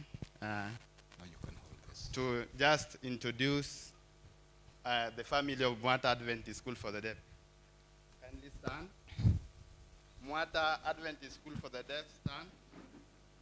Just wave. Thank you very much. You can have a seat. Pastor, allow me to say just 1 minute about Mwata. Yes. We have a school, Mwata Adventist School for the Deaf. It's a school which offers curriculum for the hearing impaired, the special needs education. It is in Kisii County, Kisii South Sub-County, in Riana Ward, in a village called Mwata, opposite Mwata ELCK High School. We have about 80 deaf children in the school. Our children are well disciplined. We have teachers who are well trained, they are well qualified. So kindly, with the interest of time, I just want to request, if you have any deaf neighbor, if you have any deaf friend, if you have any deaf relative, kindly bring her or him to Mwata Adventist School for the Deaf. Give us a child and you will see a change. Thank you very much. Thank you, Principal James. And we thank you for the good work which you continue to do down there. Now, because someone from the online community has written a message to me, he has said, I say hello to all SKC youths. And this is Victor Omare, Boss Mdogo, watching us live all the way from Nakuru West SDA Church. Amewasalimia, mnasemaje? Amen, amen. And I know many could be saying hello from online. Had we not muted the wall in the morning because we were making a lot of noise. Don't make noise like that on a Sabbath. Praise God. Amen. I want to welcome Pastor Liakim so that he carries on with the pulpit team. And I want to wish you the best. Sit and let us experience the ministration of the Word of God. Thank you. There is one of our government officials who is with us here. She has come to greet you and to be with us. She's the one in charge of Department of Agriculture in our county. She's the Chief Officer, Agnes Choti. She's with us here. She's my sister. Her mom and my mother, they are sisters. So you can come and say hello to us before we continue with our worship. Thank you so much.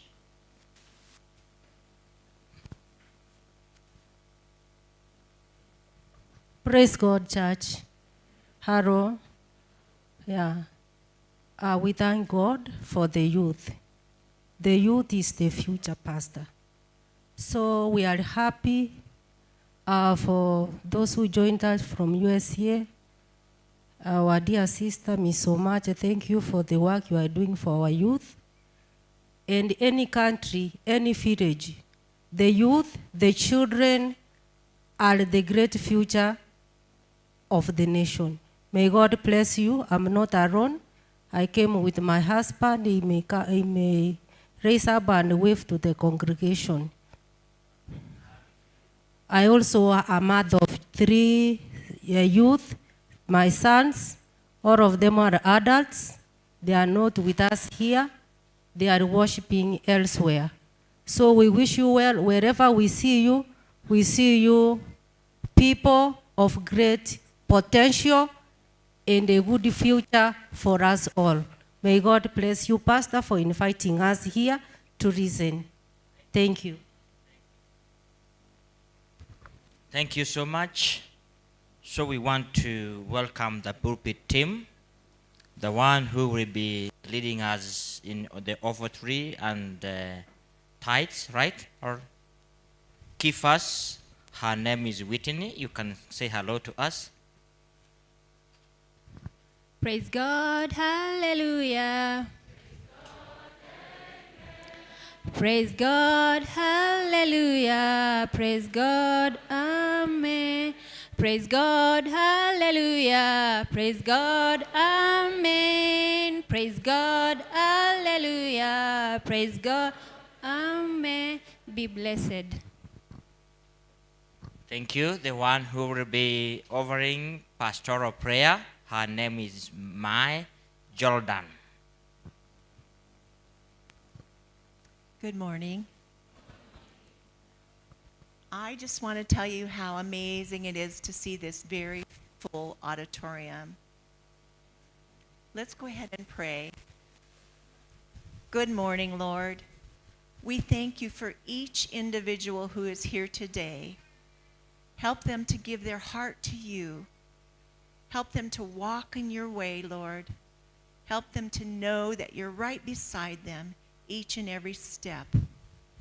What a blessing it is to be in God's army. You are all in God's army.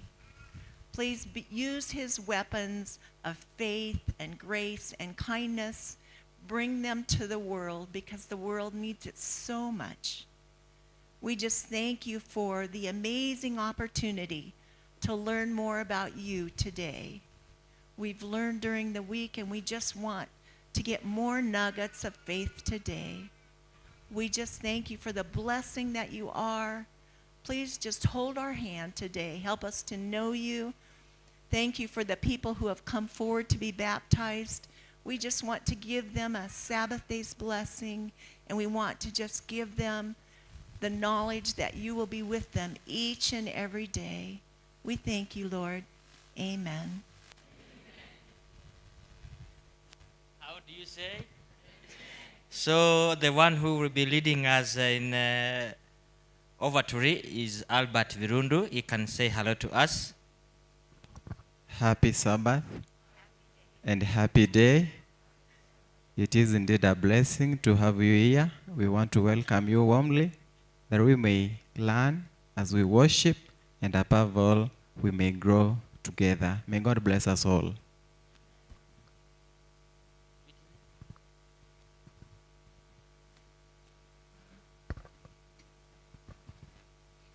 Our key text comes from the book of, let's turn up to our Bibles.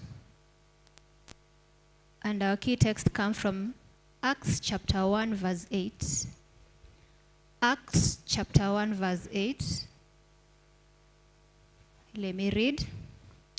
But ye shall receive power after that the Holy Ghost is come upon you, and ye shall be witnesses unto me both in Jerusalem and in all Judea and in Samaria and unto the most part of the earth. I repeat, but ye shall receive power after that the Holy Ghost is come upon you, and ye shall be witnesses unto me both in Jerusalem and in all Judea and in Samaria and unto the utmost part of the earth. Munenati atafafanua hili fungu.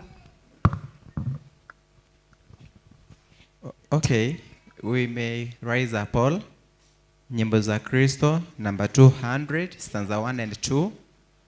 If you have your old edition, hymnal, number 423. Neke gusi number 289. Stanza 1 and 2, nyimbo za Kristo. Stanza 1 and 2, number 200. Baba yetu aliye mbinguni. Baba yetu aliye mbinguni, we sing. Baba yetu aliye mbinguni, amenifurahisha yakini, kuniambia mwake chuoni, kwa kuwa nami Yesu pendoni, anipenda Mwokozi Yesu, anipenda, anipenda, anipenda Mwokozi Yesu, anipenda mimi, nimuachapo kutanga mbali, yeye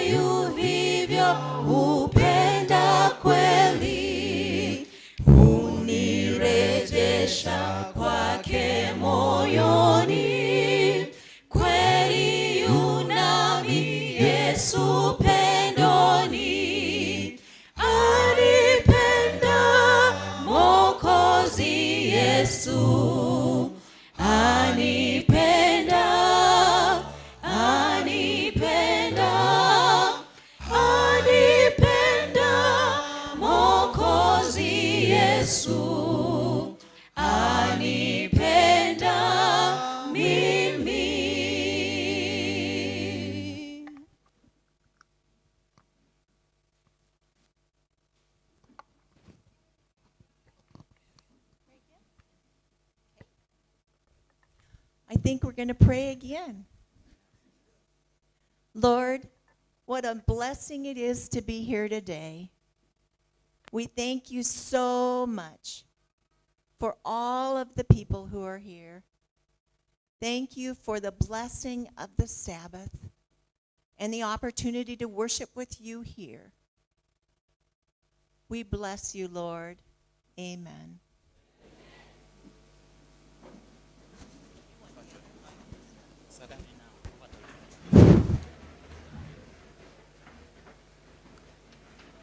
Okay, sasa tunataka kuingia katika kutoa saka na sadaka. Na kwa hivyo ningependa kuona viongozi, area coordinators, wote wakiwa wamesimama. Fitasafi hapa, you come. Wakuje hapa, area coordinators kindly. Tukuje tufanye haraka kidogo. And then, kuna wale ambao wangependa kutoa kwa simu. Kuna nambari itawekwa hapa juu for tithes and offerings. Tunaweza kuweka pale. Jina ni Linet. Nambari inakuja kidogo. Okay, nambari iko pale 0713. Mnaweza kuisoma hapo. Inakuletea Linet. Sijui kama you can be number 55. 136 seconds. 136.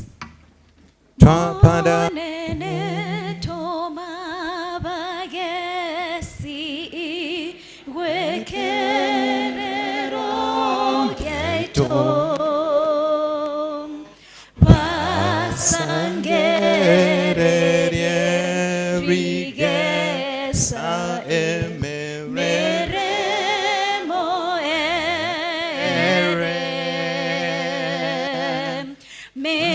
megondo ya miremonenda gera ya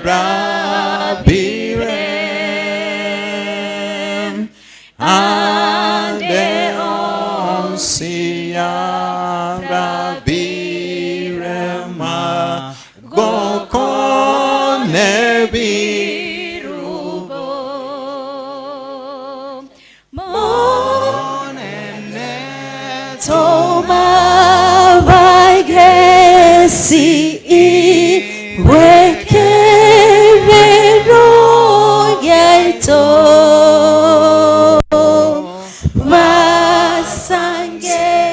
basangererie rigesa meremo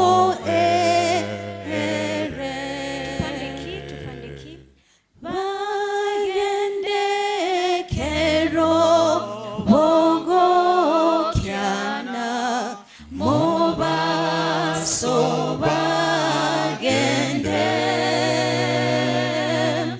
goika erio barigweba sangererie onsi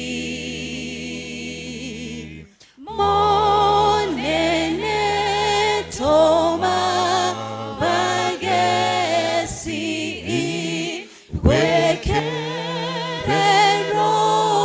yaito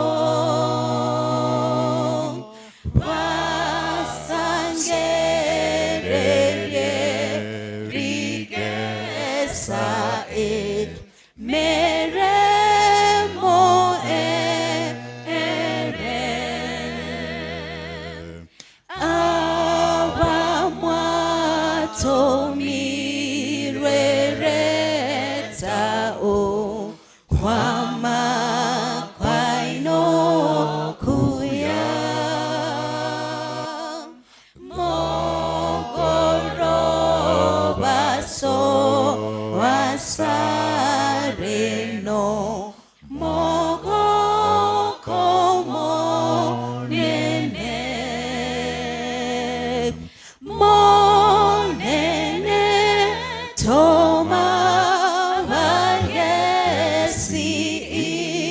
wekerero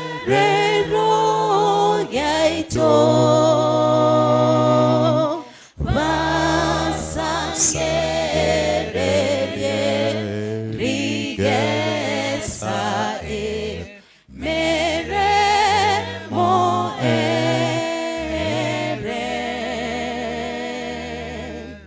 Lord of harvest, send forth reapers, as Lord to thee we cry. Send them now the sheep to gather ere the harvest time pass by.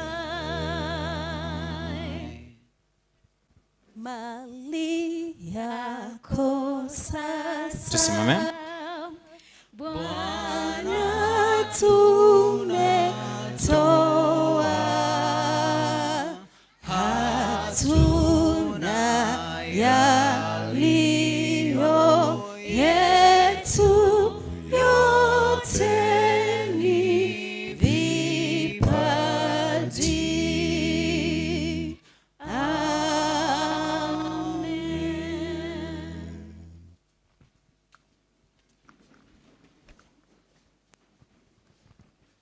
Okay, thank you very much. I want to request those people who are seated next to the windows, kindly open them to be wide open for the air to circulate. Our guest restrooms, they are just under this building.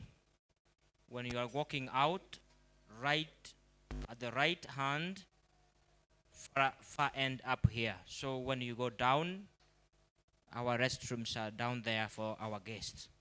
So it's my profound honor to welcome our guest speaker, Mwata School of the Deaf. You are the one to welcome him. When you will stand to sing, when you finish the singing, he will stand up and give us the bread of life. His name is Nyamache. He is the CEO of International. He is a motivational speaker. He is a man who has traversed the whole world to preach the word of God and to inspire young people to discover their identity. He has been with us since Wednesday evening up to tomorrow when he will go back to Nairobi. When your time comes, sir, may God bless you and speak what the heavens wants us this afternoon. So may God bless you. I want to welcome Mwata School of the Deaf to welcome the guest. This is your time.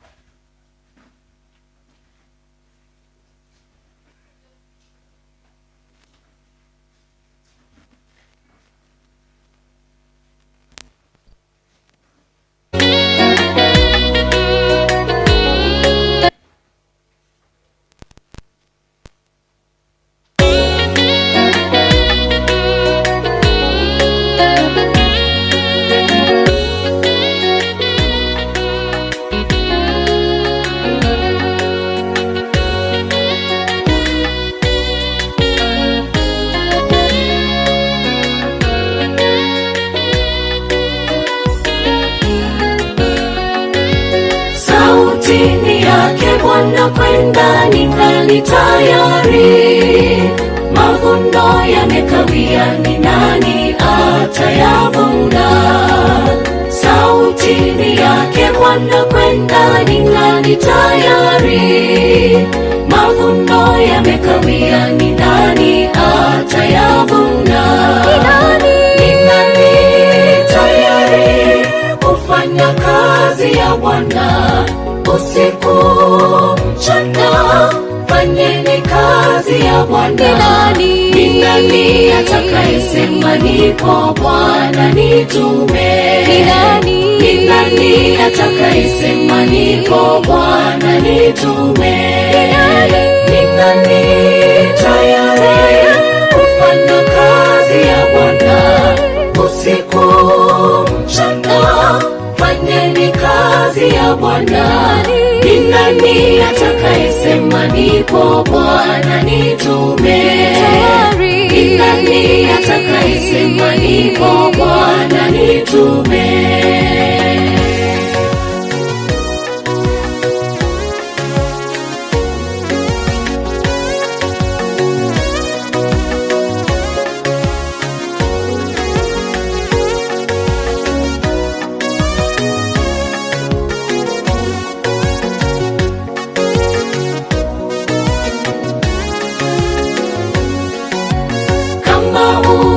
Safiri kwenda nchi za mbali, waweza kuwahubiria walio karibu nawe. Kama huwezi safiri kwenda nchi za mbali, waweza kuwahubiria walio karibu nawe. Ni nani tayari kufanya kazi ya Bwana? Usiku mchana, fanyeni kazi ya Bwana. Ni nani atakayesema nipo Bwana nitume? Ni nani atakayesema nipo Bwana nitume? Ni nani tayari kufanya kazi ya Bwana? Usiku mchana, fanyeni kazi ya Bwana. Ni nani atakayesema nipo Bwana nitume? Ni nani atakayesema nipo Bwana nitume?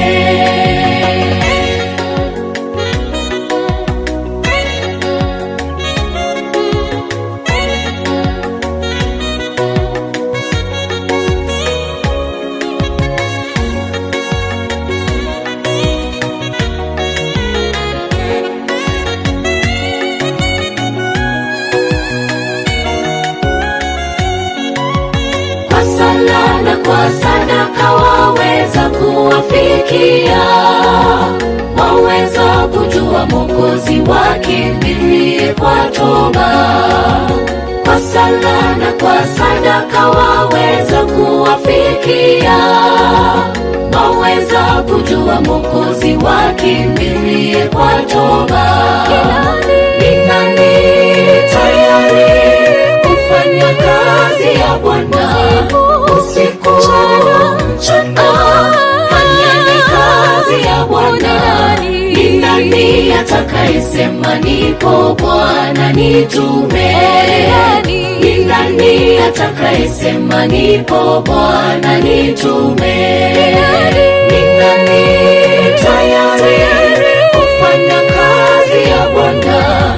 Usiku mchana, fanyeni kazi ya Bwana. Ni nani atakayesema nipo Bwana nitume? Ni nani atakayesema nipo Bwana nitume? Ni nani tayari kufanya kazi ya Bwana? Usiku mchana, fanyeni kazi ya Bwana. Ni nani atakayesema nipo Bwana nitume? Ni nani atakayesema nipo Bwana nitume? Ni nani tayari kufanya kazi ya Bwana? Usiku mchana, fanyeni kazi ya Bwana. Ni nani atakayesema nipo Bwana nitume? Ni nani atakayesema nipo Bwana nitume?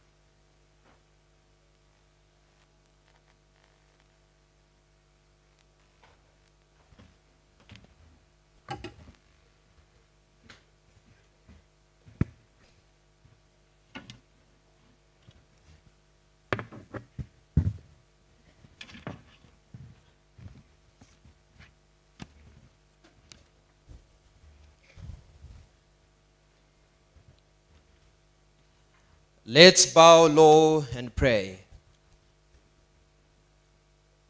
Father in heaven,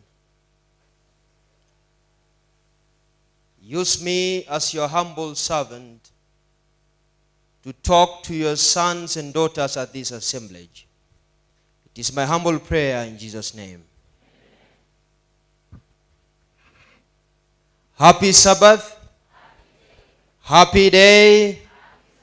Kama uko na furaha kuja hapa siku ya leo, nionyeshe kwa ishara za mikono. Wow. This is indeed a blessing. Permit me from the very onset bring you greetings from my biological father, Kefa Nyamache, and my mother, Doreen Mora, who are currently worshiping at Suguta Central SDA Church in Masimba Station. They didn't manage to be with us here today, and when I talked to them this morning, they requested me to send you their greetings. Mmepokea? Allow me also bring you the greetings of one of us, Justice Dr. Fred Nyagaka, who is a judge of the High Court and is based at Migori. When I talked to him this morning, he told me to also bring you his greetings. Mmepokea hizo? I'll also love to acknowledge, also in a very special way, my mama and papa, Mr. and Mrs. Omaches, who decided to adopt me without papers so that we continue serving the Lord. My dear brothers and sisters, all praises, honor, and glory be to God, the creator of the heavens and the earth, the maker of all things visible and invisible. He is the God who can count the very hair. One of them falls without his knowledge. He is the God who speaks and worlds come into existence, who commands and creation obeys his voice. He is the God who stills the raging waters, rebukes the storm, and says to the waves, peace. And says to the waves, peace, be still. And they obey him. He is the God who hung the stars in their places and calls them each by name. He is the God who measures the oceans in the hollow of his hand and weighs the mountains on his scales, as it's written in the book of Isaiah, chapter 40, verse 12. He is the God who neither slumbers nor sleeps, watching over his children day and night. He is the God who opens the doors no one can shut, and shuts doors no one can open. He is our refuge in our troubles, our strength in moments of weakness, and our hope in a world filled with uncertainty. To him be all glory, all honor, and all praise now and forevermore. We have had a very fulfilling, rewarding, enriching moment and experience since we began this conference. Allow me, for the sake of those who joined us here today, bring you up to speed in a detailed form what we have learned in the course of the last 3 days. On Wednesday night, we assembled here and we set the tone of this amazing conference, which addresses the thematic concern, revived, equipped, and empowered. That night, I reminded you that the world is looking for men and women of integrity. The world is looking for young people who don't want to be like the world as much as they belong in the world. We live at times when people are chasing papers, when people are chasing degrees, when people are chasing materialistic things, yet we have forgotten what I call the PhD of success, which is very important, especially for us, the sons and daughters of heaven. We who are boiling, and it's the steam that we are the steam that must escape from the pots of today. The world is looking for men and women who don't want to be educated derelicts, as one American president once said. Doesn't matter how many degrees you have, doesn't matter how many certificates you have. What matters is to which degree you live a life of value. I then talked about purpose, and purpose was also further expounded by our dearest Candy, who told us that you belong in this world for a reason and for a special assignment. You are a child of God. You are not an accident of birth. You are not born to this world to be a slave, born of a slave and to lead slaves. You are created in God's own image and likeness for a special assignment. In you, He has planted a seed that He believes will grow to meet a great need in the world. It doesn't matter the circumstances that are surrounding your life today. It doesn't matter where you come from. It doesn't matter the temptations and the tribulations that surround your life. It doesn't matter what people say about you. It doesn't matter what the devil says about you. What matters is what you say to you. And that has been recorded in the Holy Bible, that you are created in God's own image and likeness. In the second day, we talked about revival. That it's high time we come back to us. It is high time we come back to ourselves. Many of us have wandered far and wide. Many of us are wandering like vagabonds. Many of us are running around like headless chickens because we don't know our purpose and we haven't mastered the art of revival. I took you through the story of the prodigal son. If you indulge me to take you through that story briefly, there was this young son who went to the father and he told his father, "Father, I need my inheritance." According to the Jewish culture, that was a very shocking thing because it was the eldest son first to get the inheritance before the youngest son gets an inheritance. And again, it was the eldest son to get 2/3 of the inheritance. And the youngest son was supposed to get 1/3 of the inheritance. His father was perplexed and transfixed in the ground. He looked at the son and he felt as if he wanted to shed tears. This is a young man that I brought up. I have given him all that I could give.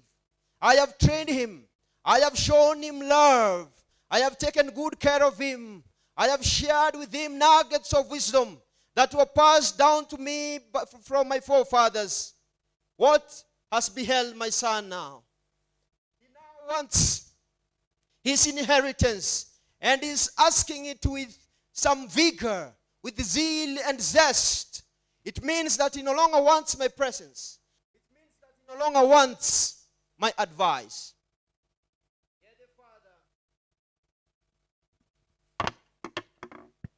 Yet the father humbly looked down to the son, and he said, son, if you want your inheritance, I will grant you your wish. He gave him his 1/3 of inheritance. And the son went around the town and sold all his inheritance, made some money, and went to a land far away. The Bible records that when he went to that land far away, he was engaged in trivialities. He started experimenting with drug use. He made friendships. Money. He went to the clubs. He was involved in gambling. He was involved in all the trivialities that we know today. And sooner than later, the money got finished. It is at that time that he came back to reality, and he decided to look for a job. And while he was wandering around town looking for a job, he chanced upon one man who had pigs. And this man was looking for somebody who could take care of pigs. He talked to the man, and the man granted him permission to come and be his laborer to take care of the pigs. While he was there, he came to the saddest reality that they were not even ready to give him food. He had to eat with the pigs, to eat the food that was given to the pigs, and even almost became a pig. And while he was seated there, lost in his stream of consciousness, racking his brains from break of dawn to dead of night, he asked himself, why is it that I'm suffering here? Why is it that I'm suffering here, yet in my father's house there are servants who live a better life than me? I am going to make this hard decision that I am going back to my father's house. I am going back to my father's house, and I'm going to ask for forgiveness so that he can allow me to be one of his servants. The Bible records that he came back to himself. Jesus is asking us to come back to ourselves. We need to be revived. You have wandered far away. When you came to this world, you knew nothing. You came with a clenched fist, meaning that you are holding your destiny in your very hands. And once you graced the earth, circumstances surrounded you started to introduce you to the worldly things. You are taught to hate yourself. You are taught that you don't matter. Your self-esteem started to die. Your parents introduced you to the church, and after a short while, your friends told you that you don't belong there. You were introduced to fornication. You were introduced to pride. You were introduced to drugs and substance abuse. You were introduced to hatred. Now you have wandered far and wide, and you feel like your life is stinking, and you can't present your life to God because what you have done is irredeemable. But Father is looking down upon you and is saying, come, son, come back to yourself. Come back to my fold. I am ready to receive you. Come back from wherever you are wandering. I will redeem you. I will revive you. And I will give you the energy to push forwards as my child. The son finally started walking shamelessly, helter-skelter, going back to the father. And while he was approaching his home, the father saw him from a distance. The father was so excited. He was so happy that his heart was somersaulting and somersaulting inside his chest. He was filled with pomp and gaiety. He rushed there and he hugged his son with love. Welcome home, son. Welcome home. All these years we have been waiting for you, son. Where did you go? I am pretty sure he was shedding tears as he was hugging the father. And the father kissed him on the neck and then slipped a ring of authority into his fingers. He summoned one of his servants and told him, please, servant, can you go and find the finest robe so that we can dress our son? Our father is waiting to embrace us. Somebody to assist me with water, please. It is here. Thank you.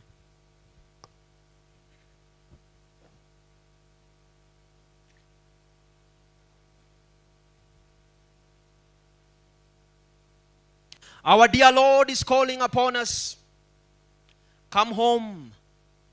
Come home. He is ready to embrace you. He is a father. He is a forgiving father. He loves you.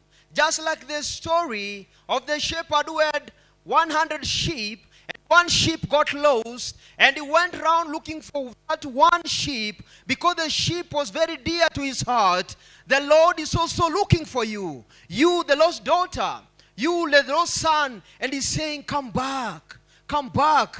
Come back. And I will embrace you. I will dress you in new garments. I will dress you with my Holy Spirit. And I will empower you to be the best of the best, so that you can go out there to help young people to untap their hidden potential and to become best versions of themselves, to serve me in my glory.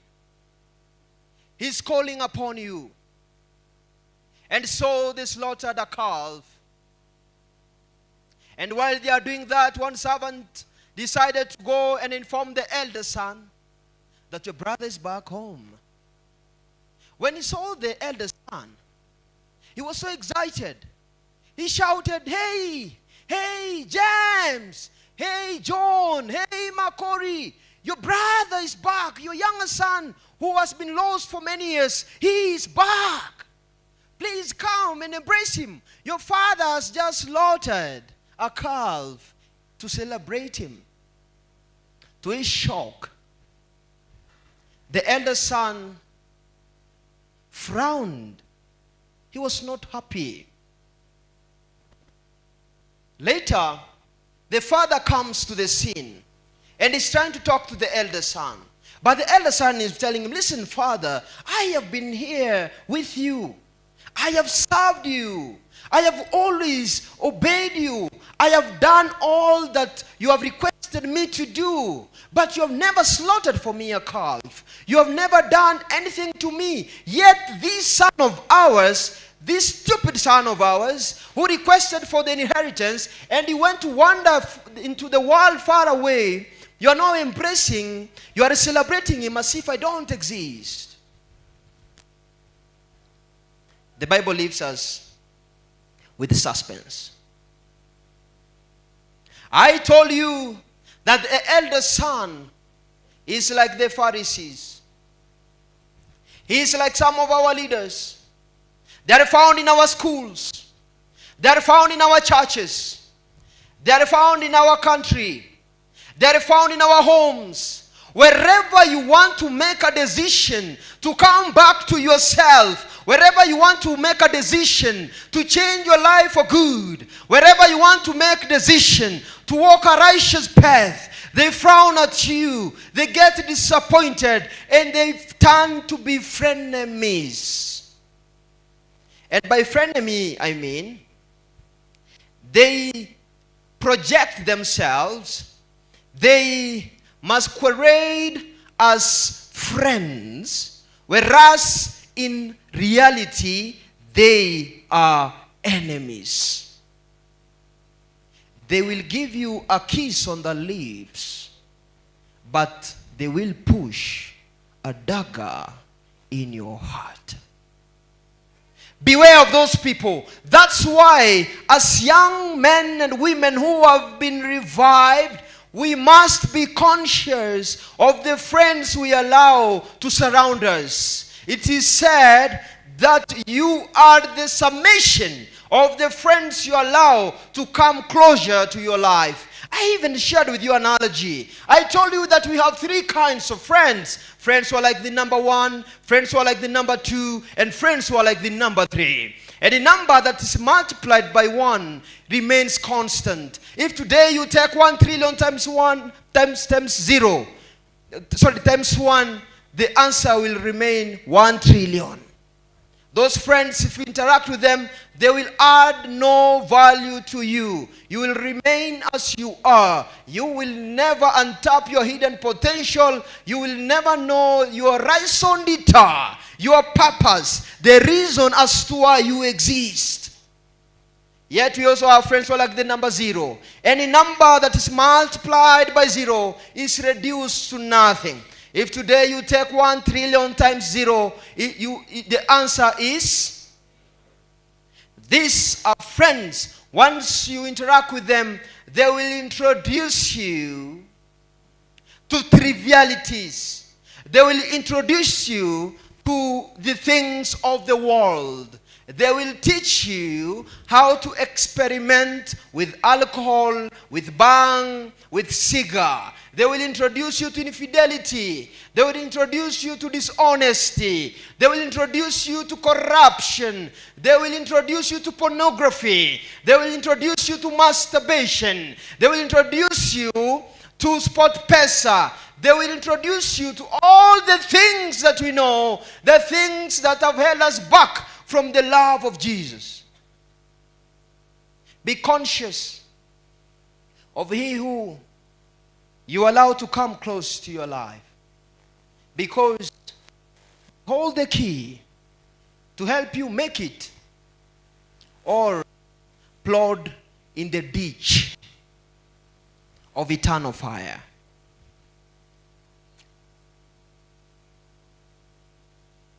Yesterday we looked at the story of Daniel.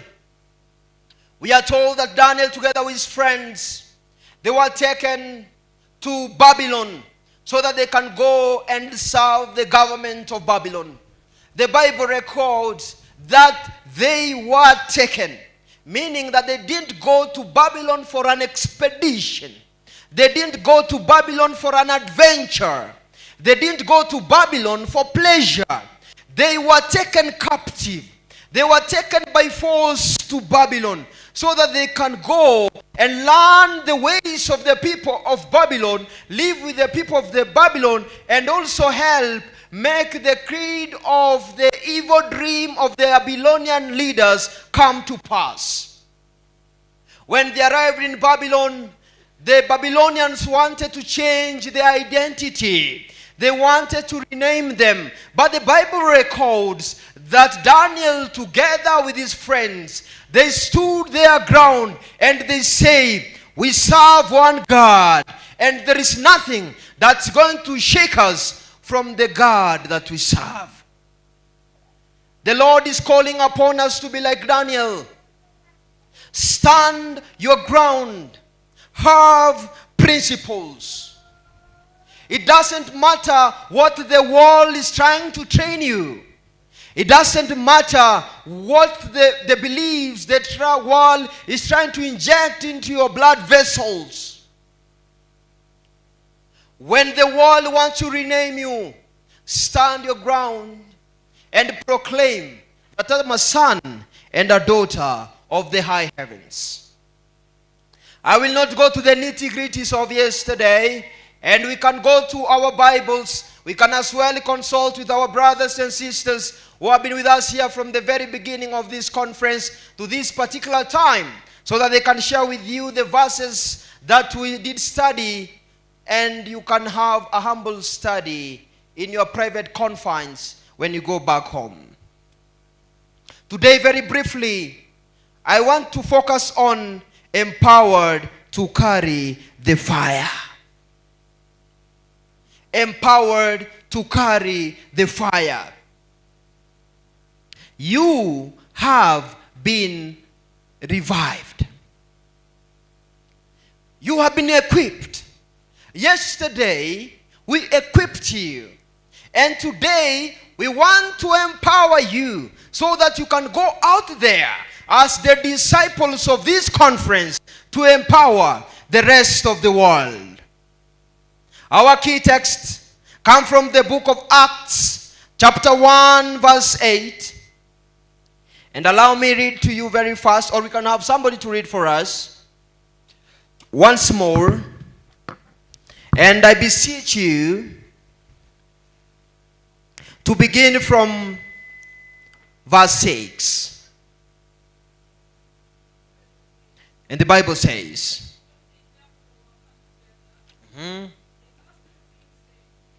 oh yes.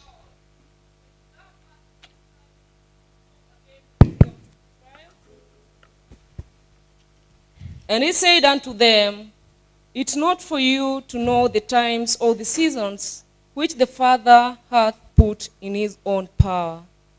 But ye shall receive power after the Holy Ghost is come upon you. And you shall be witnesses unto me both in Jerusalem and in all Judea and in Samaria and unto the uttermost part of the earth. Amen. Young people, my dear brothers and sisters, we live at precarious times. We live in unforgiving times. We live in tempting times. These are hard times, and the Lord is calling upon us as Adventists to come forth and defend Him. After we have revived, after we have come back to ourselves, after we have been equipped, we now know our purpose. We now know that we are special creatures on earth, that amongst the billions of people who have died, amongst billions of people who are still alive, and amongst billions of people who are yet to die, there is nobody who looks like you. That you have a special assignment. There is a bridge there's a gap you must bridge. Now the Bible is telling you, I want to empower you. I want to fill you with the Holy Spirit so that you can go out there and be my witnesses. Jesus said, you shall receive power when the Holy Spirit has come upon you, and you shall be witnesses to me. I want you to notice two things. First, Jesus said, you shall receive power. Tunataka nini?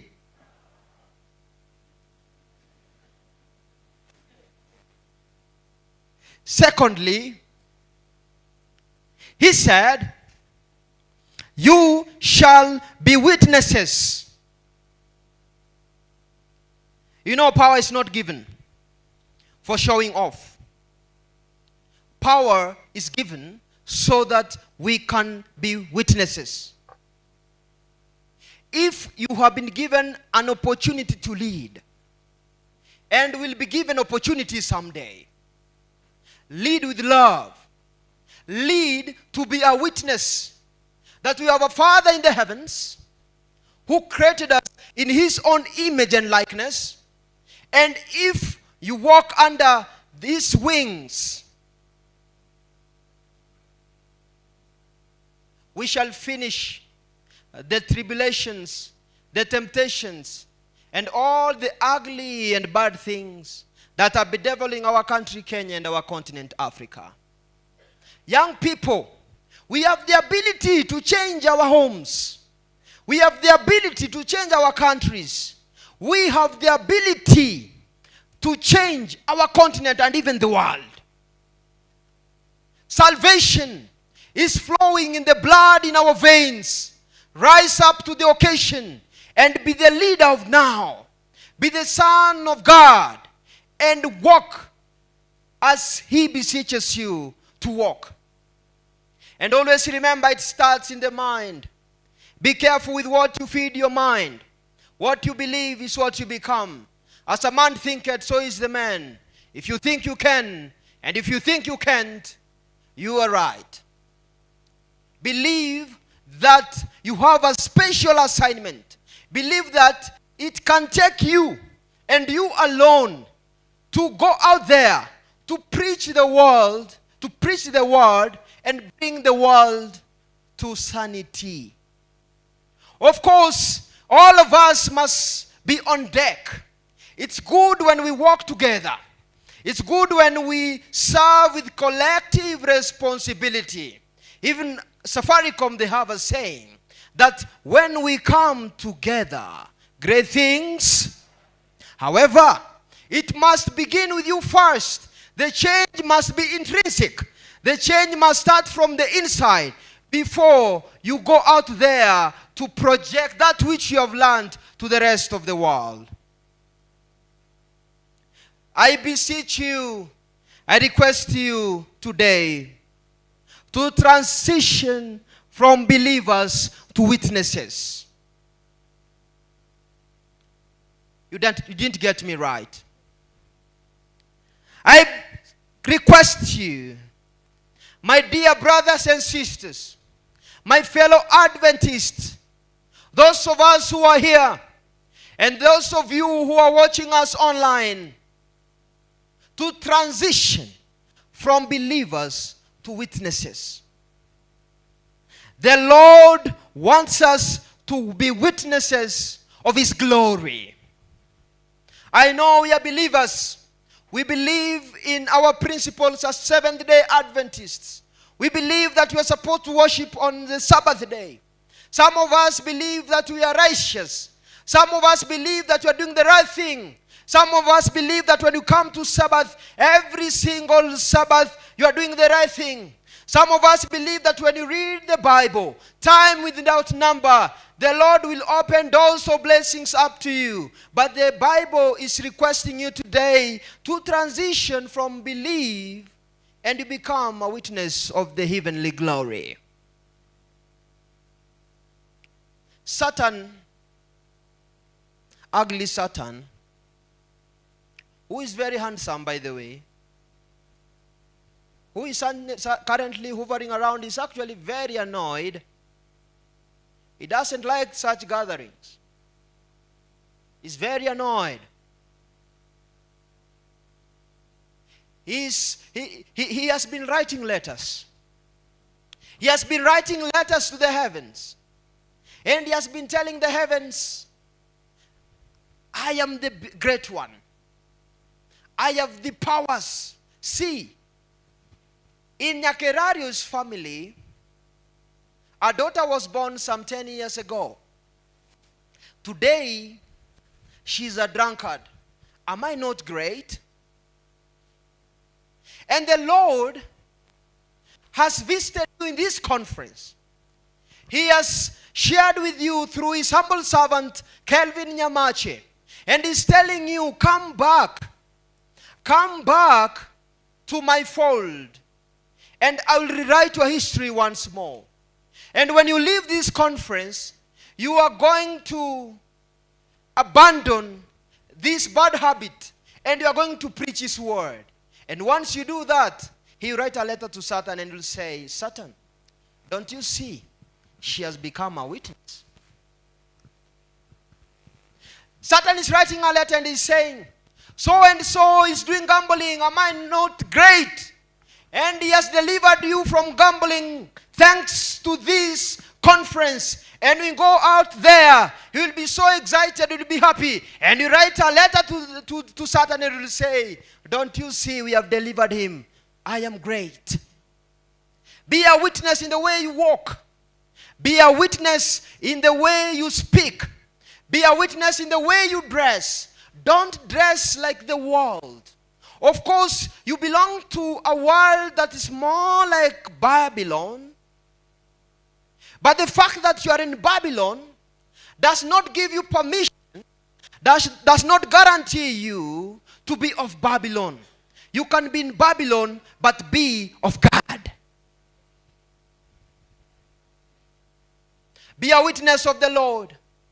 Dress the way you want to be addressed. Walk in a manner that inspires. Most of us, we are fighting identity crisis. We are looking for applause. We are looking for the world to celebrate us. And sometimes it makes us even to walk like cockroaches because we want to attract Tom, Dick, and Harry to see how well we have been molded. Don't live for applause. Thank you. Live to impress. One writer says, inspire before. Be an Adventist in the way you dress, in the way you walk, even in the way you think. Most of us, we are very filthy thoughts that when we find an opportunity to be in our private confines, the things we do, please come back. Please come back and break that generational curse. You have an opportunity to be a son and daughter of God. And after this conference, I want you to go out there and be an inspiration to many. I want to go out there and proclaim the word. I want to go out there and do the best you can, so that when your time comes to an end on earth, may it be written of you, as it is said in Greek, Veni, vidi, vici. Veni, vidi, vici. I came, I saw, I conquered.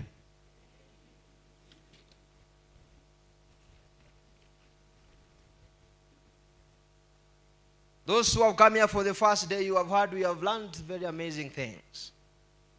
When I say Veni, vidi, vici, I simply mean I came, I saw, and I conquered. I want you to be a testimony and to be a witness of this conference, that indeed you came, you saw, and you conquered. Now remember that Jesus died for our sins.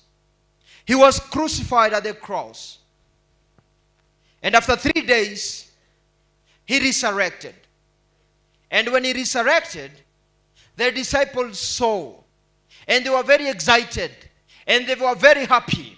And they wanted to go out there and tell the people that the man you killed, the man you crucified, has come back to life. But Jesus told them that, chill. Chill, my disciples, chill. Wait first till I dress you properly.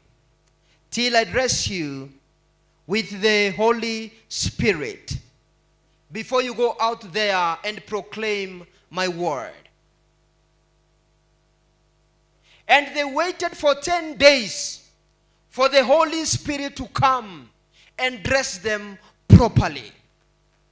So on this Sabbath day, in this last day of our conference, we look up to the heavens with tender eyes. And we are requesting the heavens that, oh heavens, we have been revived, we have come back to ourselves. We have been equipped, we now know our purpose. We are ready to serve you, O Lord. Please send us down your Holy Spirit. Send us down your Holy Spirit, so that as young people of this country, we go out there and make the change. We have young students here. We call them learners in our high schools. And just the other day, you see the tragedies that have bedeviled our schools, where we have our brothers and sisters torching dorms and lynching their fellow students. You have been empowered now. The Holy Spirit is going to transcend down upon you. And you are going out there to institutions, and you are going to help your fellow students to come back to Christ, so that we will never witness such things again. Our world of corruption, we are being empowered now. We have even young people here who want to be leaders in our counties. Others want to be leaders in this nation. And by the way, if you want to leave your country, if you want to lead the country, the time is now. You are the leader of now. Step out and share your agenda, your manifesto with the people, so that when you get that opportunity, teach the people the way of God. Many of us want to move before we are prepared. We want a platform before we have a prayer. Many of us, we want to have influence out here, but we are not prepared. Take your time and get prepared. Remember, the disciples waited for 10 days before the Holy Spirit descended down upon them. Be patient and wait for God's timing, because God's timing is the best. Wait with the patience of a cobra. I know it is not easy. I know that you have challenges. I know that you have been trying, but things are still not making sense. I know it's not a walk in the park for you. Things have been difficult. You don't have school fees. You tried marriage and it didn't work. You chanced upon a man. You loved him head over heels. You gave him his heart. You believed in him. And he broke your heart into so many pieces. And now you no longer even believe in friendship. I know some of us here, we are in school and we have tried to work so hard. We read and read and read from break of dawn to dead of night, yet we still have a memory that is not memorizing whichever things that we study. I know we have some of us here who are sick, and you have tried to visit hospitals. You have tried to visit your friends so that they can pray for you. You have spoken to the elders. You have spoken to your guardians, and still that disease has not left you. It has stuck by your side, just like belt sticks on trouser. I know that your circumstances at home are not good. Perhaps your mother and your father, they are not doing very well.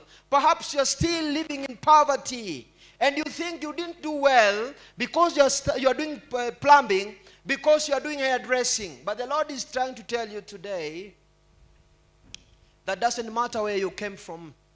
What matters is where you're going. The past has no power over you.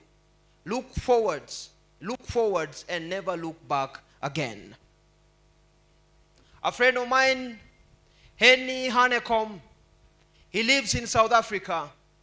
In the year of the Lord 2023, in the month of November, he visited me in Nairobi so that we can have a conversation on a project that I was running in Rwanda at the time. While we were in that confine in Nairobi, he introduced me to an analogy that touched my heart so deeply. It is an analogy that I've written in the tablet of my heart, and one that I will never forget, and I want to share it with you today. It is an analogy that is trying to tell us that the Lord is talking to us even through his own creations. It is the analogy of the Chinese bamboo tree. Listen to this analogy very carefully. When you plant the seed of a Chinese bamboo tree, growth does not happen immediately. Of course, just like any other plant, it needs three things for it to grow. It needs water, it needs sunshine, and it needs nurturing. When you plant the seed of a Chinese bamboo tree and you start watering the ground, expecting growth to happen within a fortnight, you get disappointed. You will water the ground for 1 full month. You will water the ground for 1 full year. You will water the ground for 2 years, 3 years, 4 years, 5 years, and there will be no sign of growth. Now, during the 5th year, you are caught in a catch-22. You are caught in a quagmire situation. You have a conflicting voice in your head. One voice is telling you, give up, Kelvin, give up. And another voice is telling you, keep pushing. You just keep watering the flowers. Keep watering the ground. And you decide to listen to the latter voice. You water the ground the first month of the 5th year. Second month, 3rd, 4th, 5th, 6th, 7th, 8th, 9th, 10th, and towards the 12th month, lo and behold, a miracle happens. the Chinese bamboo tree, it breaks out of the soil, and it is recorded that it grows exponentially. 90 feet within 6 weeks. Welcome our leaders and our friends. Happy to see Pastor Eddie Orina. Pastor Eddie Orina mentored me also when I was very young. I was in high school. I was around Form 2. And we had a camp meeting at Metembe, and I was invited as a speaker in that camp meeting. And he was the preacher there. And I learned under his tutelage back then. And I'm so happy to see him here today. Back to the story of the Chinese bamboo tree. Now, you have heard that it remained in the soil for 5 years without growing, without showing any sign of growth. But during the 5th year, it breaks out of the soil and it grows exponentially 90 feet within 6 weeks. Good mathematicians will tell you that is around 18 centimeters every single day. Now you ask yourself, why is it? Why is it that the Chinese bamboo tree, that seed remained dormant in the soil for 5 good years, only to break out of the soil and grow in such an exponential way? It is because it was trying to develop an extensive rooting system in the ground that will one day hold the marvelous Chinese bamboo tree once it breaks out of the soil. Your life is like that of a Chinese bamboo tree. The Lord is preparing you slowly. The little things that we do and we take for granted are helping us develop an extensive rooting system in the world. A rooting system that will hold us one day when we rise to the occasion and start to proclaim His word. Be patient with your lives, young people. Be patient with your lives. Avoid shortcuts. I know you have been looking for a job for many years. I know you graduated with a first class or a second class upper. And you have been looking for a job and you have been praying every single day. And now you are heartbroken. You have lost hope. But this story is reminding us that be patient. God's timing is the best. I know that you have been waiting for the right man. You have been waiting for the right lady, so that together you can tie a knot. But this story is telling you that be patient. Don't rush. Don't make decisions that will make your life plod in the ditch. The right time is coming. So this is a call to all of us. And this conference is a testimony that it is possible. This is going to be the beginning of the beginning. You have been empowered at this institution. Nyanchua has been so nice to you. Your past has spoken to you. Your past is looking at you. And it's excited because of the decision that you're going to make today. The decision that you're going to be in the world, yes, but you're not going to be of the world. The decision that you're going to walk in a manner that inspires. The decision that you're going to be patient with your life. It doesn't matter how long you've suffered. It doesn't matter the tribulations and the temptations that have all marked your growth in this life. This conference is a testimony that you are going to change your course, and you are going to change your course for good. We look again up unto the heavens, and we request our Father. We tell Him, Lord, you know your sons and daughters, they have made a decision that they are going to come back to you, Lord.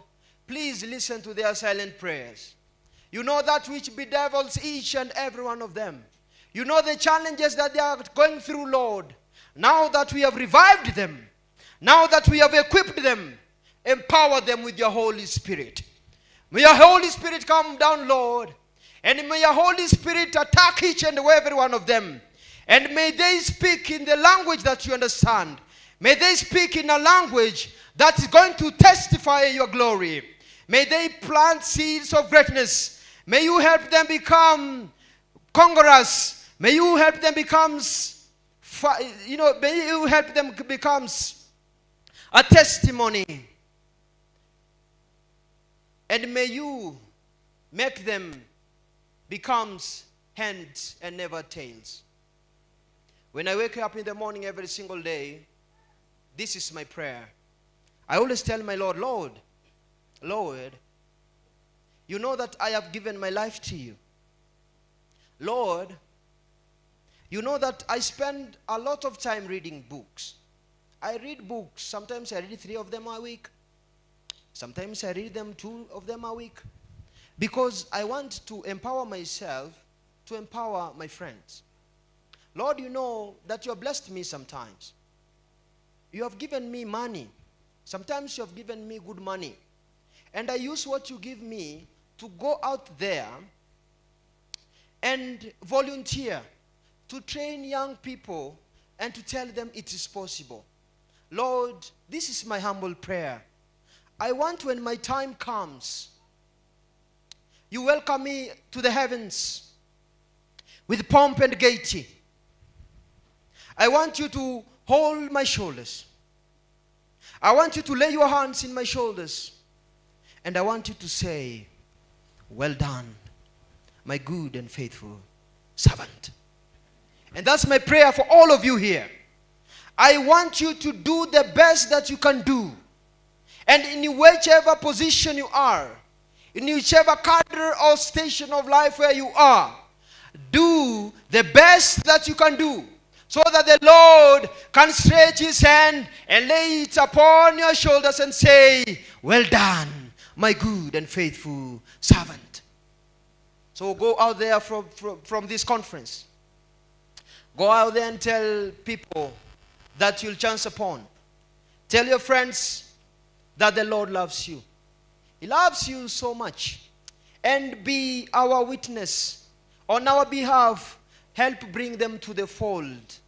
Bring them here and show them love. And remember, the best way to preach is to preach through actions, not words. Therefore, carry yourself in a manner that inspires. Go to them just like I'm going to Cindy. Please, Cindy, come. Sorry, Candy, come, please. Candy, come, please. Hold your friend's hand and walk to them, and you can even smile to them. And tell them that the Lord loves you. And he loves you so much that every day is looking down at you and is speaking to you so silently that come back to my fold. Make the decision today. Make this one decision that you are going to serve him, that you are going to serve your purpose in the world, and your purpose is to testify his glory. You can even sing to him. Please give me a microphone. Who has got the microphone? We want to sing to our friends. And we are calling upon our friends to come back to Christ. We want our friends to come back to Christ. Please come, Candy. And when you hear this voice, I want you to make this decision today. I want you to make this decision now. Tomorrow is not guaranteed. Our time on earth is too short. Our lives is like the life of a flower. Blossoms in the morning, withers by night. Make the decision today. When we make this call, that come back from the faraway land that you have been lost. Come back from TikTok. Come back from Netflix. Come back from the filthy movies that we watch. Come back from pornography. Come back from dishonesty. Come back from doubting yourself. Please come back and present yourself to the Lord and tell him that I am ready, Lord. I am ready and it is time. So when you hear us call you, come back. Just make that decision. And don't look at your friend. And don't make a decision based on what your friend is saying. Remember, it's an individual responsibility to serve the Lord. Anipenda makozi Yesu, Anipenda, anipenda. Choristers. Anipenda makozi Yesu, anipenda mimi. Once more.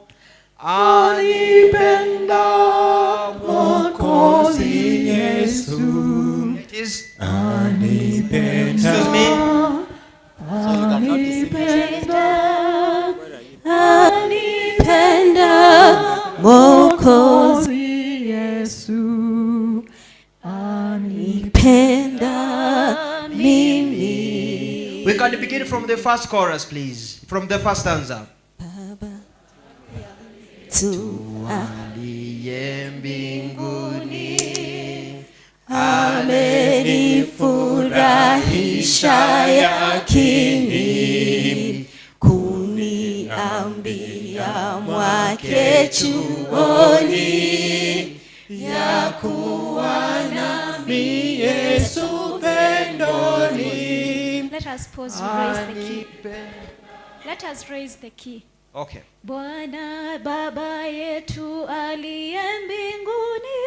We sing.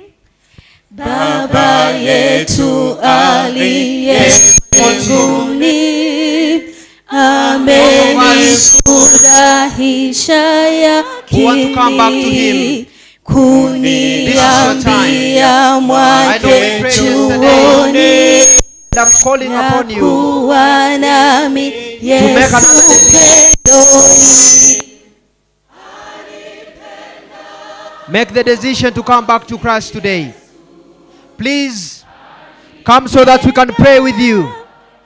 And this is a clarion call from the Lord that we make the decision today and not make that decision based on your friend. Yesu anakupenda, na kama unahisi eti yenye tumekufunza hapa yamekugusa, please come back to the Lord. You can come up front so that we can pray with you. We have our pastors here, and we want to empower you to be the best version of yourself. Please come. Come to Jesus. Come to speak. He loves you. Yesu pendoni. Come. Come, my son, come. Come. I am knocking your door. You know very well you need to be healed. You are looking for that job. Come. Come. It is your time so that we can pray with you. Come.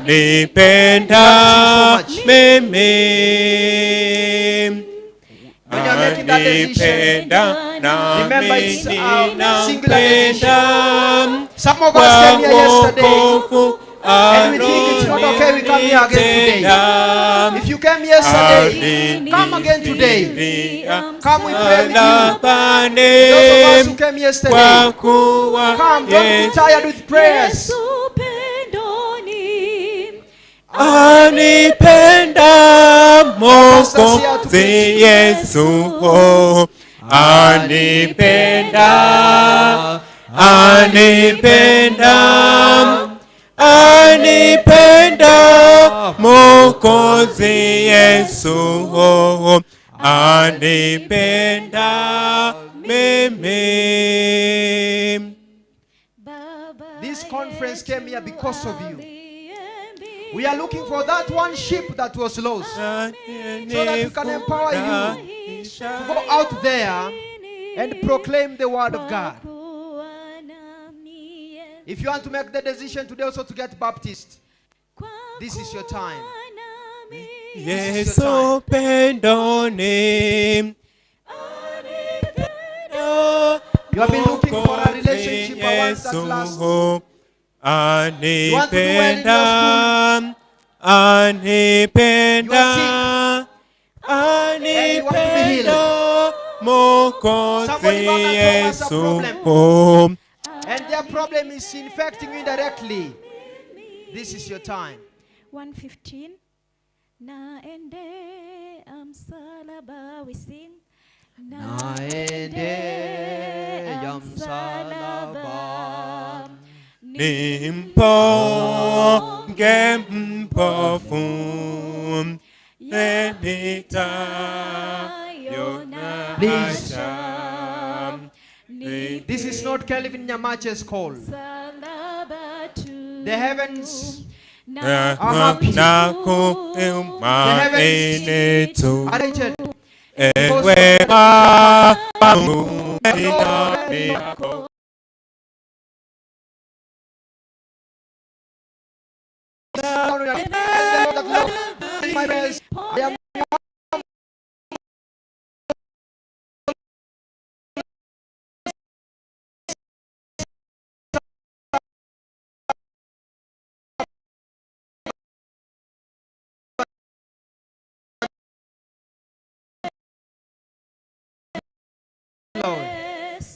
I want you to heal me.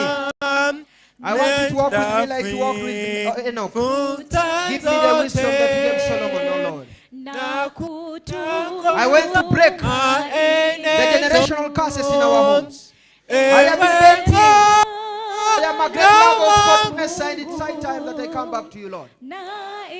I live in a world of infidelity. It is time I come back to you, Lord. I have been cheating and exams, Lord. I know it's not good to cheat anymore. I am coming back to you, Lord. I want to be your foot soldier. I want to be your soldier. Accept me the way I am.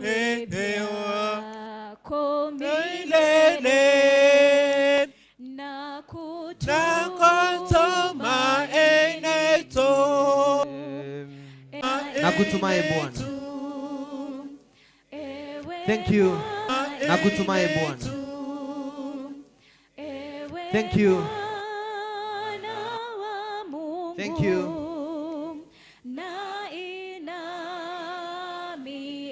Asante sana. Thank you, Lord. Thank you for those who have made the decision today. Thank you, Lord, and thank you for those who have made the decision today that they are ready to receive the Holy Spirit, Lord.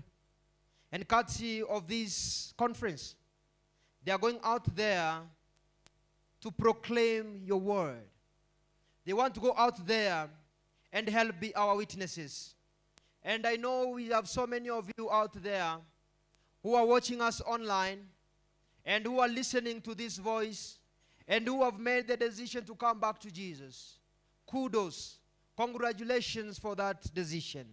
Those who are here in the front, those ones who are under the sound of my voice, even the back benchers, I know deep inside you have made the decision. And we beseech thee that when you go out there, please be a witness of this wonderful conference. So I'm going to call upon our pastors to come and pray with us. And there are those who want to give their life to Jesus, and they would love to be baptized. Once we are done with praying, the rest will go back to their seats, and they are going again to be prayed for. And then the pastors, we are going to lead them from there. So it's at this juncture that I'm going again to hand over this program to my leaders. However, before I do that, allow me pray.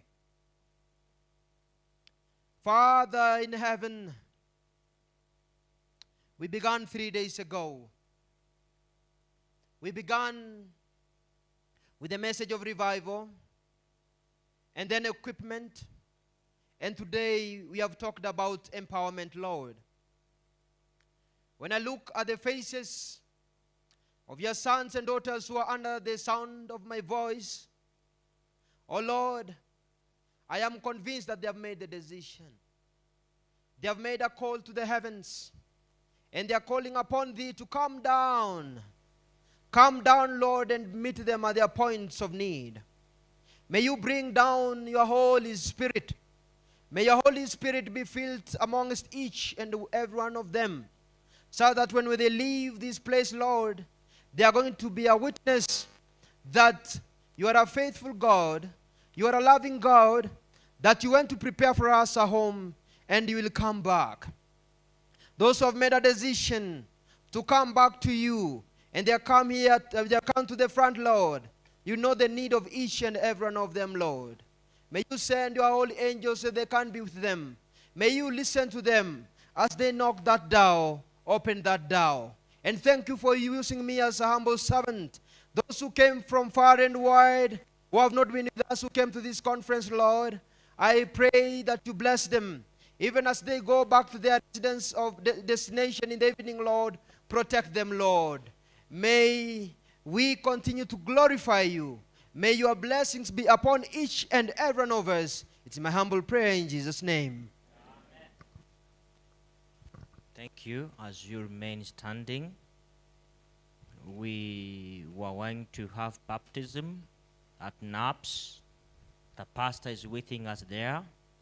So kindly, I request you, we go this way, through this door. We are going to talk there when we are outside there.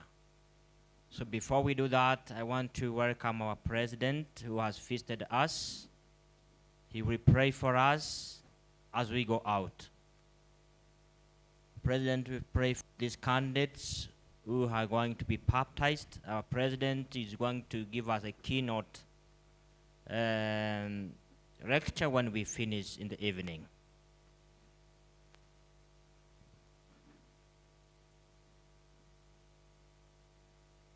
Thank you, Pastor.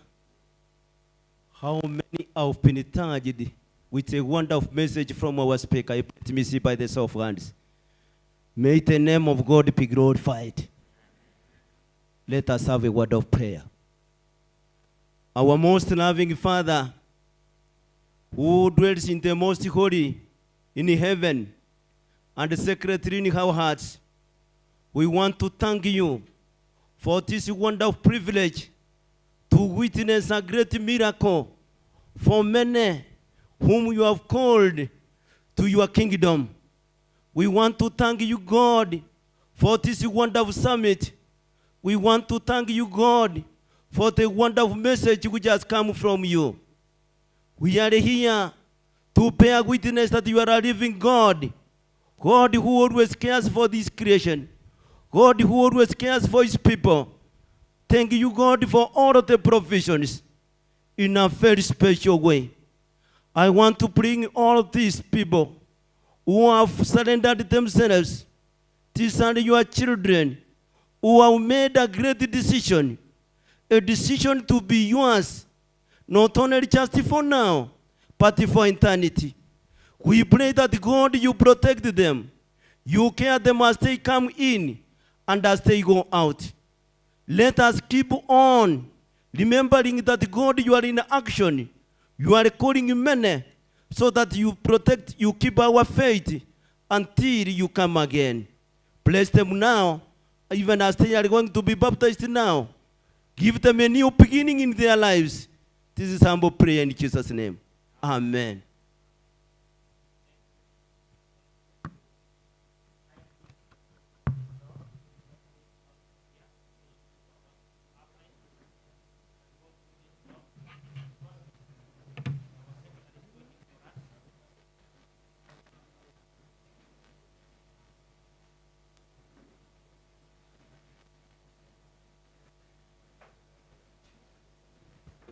Yeah, we can go through this door.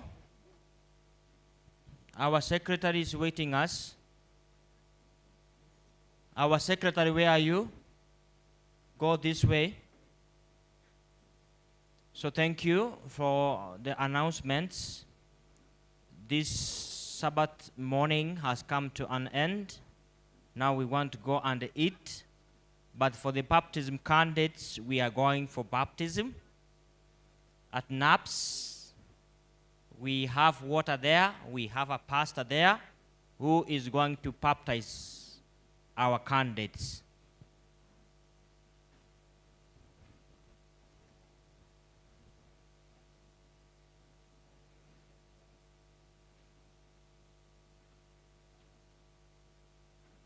the Ryondonga station, your leader has requested that you meet at the field there.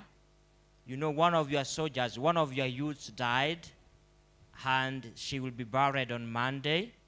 So your leader is requesting, because he will be moving to the home where that lady died, he has requested that you meet briefly before you eat, outside there at the field.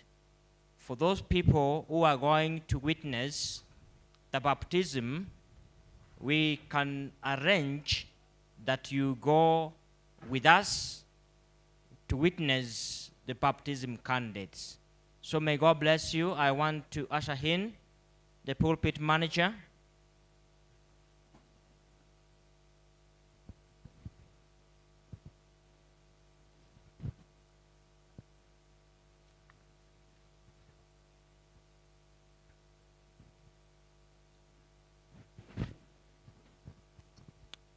I greet you all. Praise God. Yeah, we want to go and witness our brothers and sisters who are being baptized. After we witness, we will come together, we'll come back for our lunch. After lunch, we'll be back here again. So that is the order. We go, we witness, we come back.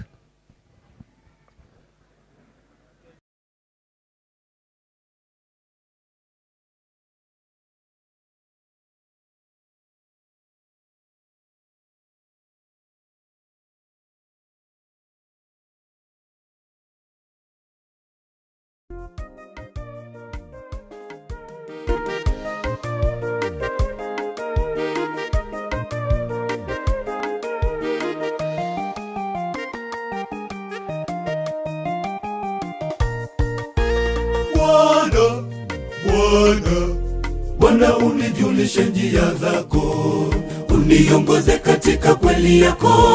Kumbuka rehema zako na fadhili zako maishani mwangu.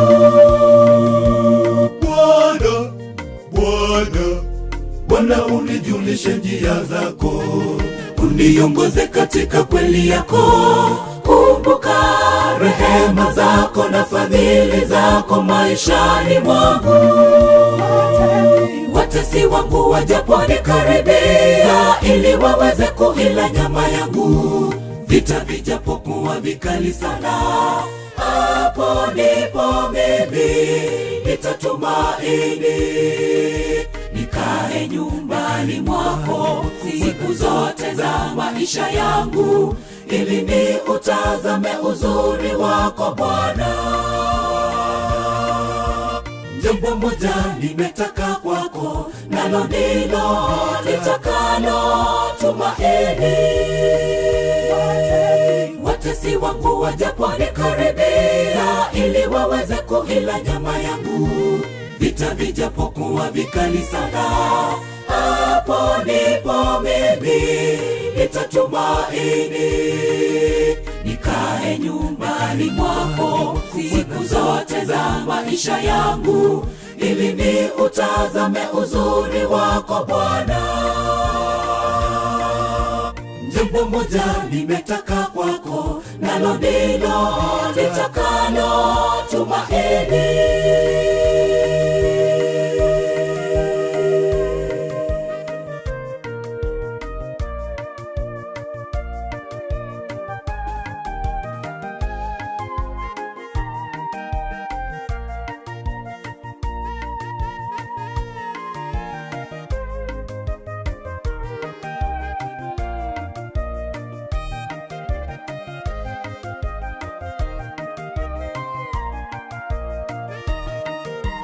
Nitaimba, nitamuhimidi Bwana kwa mambo makuu atendayo maishani mwangu. Ukamilifu na unyofu wa moyo wangu, kuondoka hata na kulala kwangu. Hakuna ajuaye mambo ya kesho ila Mungu peke yake. Hakuna ajuaye mambo ya kesho ila Mungu peke yake. Nitaimba, nitamuhimidi Bwana kwa mambo makuu atendayo maishani mwangu. Ukamilifu na unyoofu wa moyo wangu huondoka hata na kulala kwangu. Hakuna ajuaye mambo ya kesho ila Mungu peke yake. Hakuna ajuaye mambo ya kesho ila Mungu peke yake. Watesi wangu wajaponikaribia ili waweze kuila nyama yangu, vita vijapokuwa vikali sana, hapo ndipo mimi nitatumaini. Nikae nyumbani mwako siku zote za maisha yangu, ili ni utazame uzuri wako Bwana. Jambo moja nimetaka kwako, nalo ndilo nitakalo tumaini. Watesi wangu wajaponikaribia ili waweze kuila nyama yangu, vita vijapokuwa vikali sana, hapo ndipo mimi nitatumaini. Nikae nyumbani mwako siku zote za maisha yangu, ili ni utazame uzuri wako Bwana. Jambo moja nimetaka kwako, nalo ndilo nitakalo tumaini. Watesi wangu wajaponikaribia ili waweze kuila nyama yangu, vita vijapokuwa vikali sana, hapo ndipo mimi nitatumaini. Nikae nyumbani mwako siku zote za maisha yangu, ili ni utazame uzuri wako Bwana. Jambo moja nimetaka kwako, nalo ndilo nitakalo tumaini. Watesi wangu wajaponikaribia ili waweze kuila nyama yangu, vita vijapokuwa vikali sana, hapo ndipo mimi nitatumaini. Nikae nyumbani mwako siku zote za maisha yangu, ili ni utazame uzuri wako Bwana. Jambo moja nimetaka kwako, nalo ndilo nitakalo tumaini.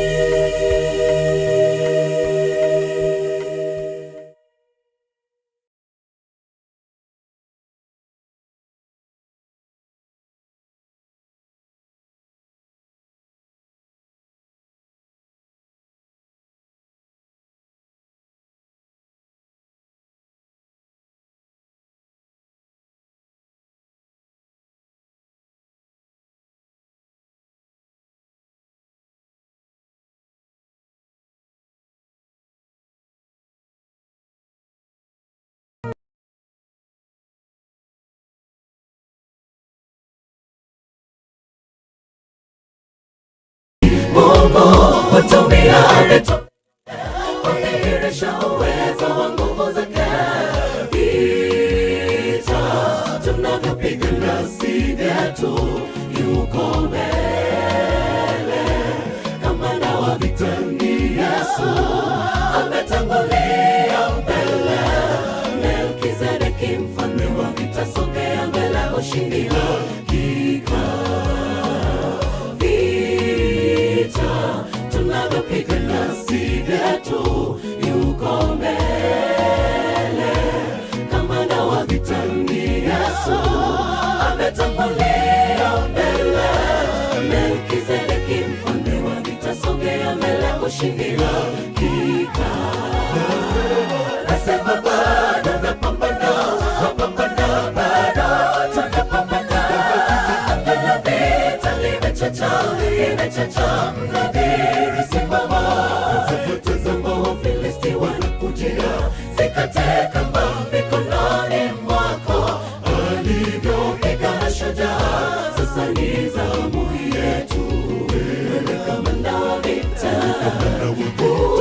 tutie nguvu. Kila tone la jasho ni mbegu ya ushindi. Hazina kwa mambo ya kesho, ulivyosimamisha jua kwa Yoshua. Jua lisitue hadi ushindi utue. Wewe kamanda wa vita, tutie nguvu. Kila tone la jasho ni mbegu ya ushindi. Hazina kwa mambo ya kesho, ulivyosimamisha jua kwa Yoshua. Jua lisitue hadi ushindi utue. Ushindi utue. Nasema bado napambana, napambana bado tunapambana. Anga la vita limechacha, limechacha. Mnadhiri simama, tazama Wafilisti wanakujia. Zikate kamba mikononi mwako, alivyopigana shujaa. Sasa ni zamu yetu. Wewe kamanda wa vita, tutie nguvu. Kila tone la jasho ni mbegu ya ushindi. Hazina kwa mambo ya kesho, ulivyosimamisha jua kwa Yoshua. Jua lisitue hadi ushindi utue. Wewe kamanda wa vita, tutie nguvu. Kila tone la jasho ni mbegu ya ushindi. Hazina kwa mambo ya kesho, ulivyosimamisha jua kwa Yoshua. Jua lisitue hadi ushindi utue.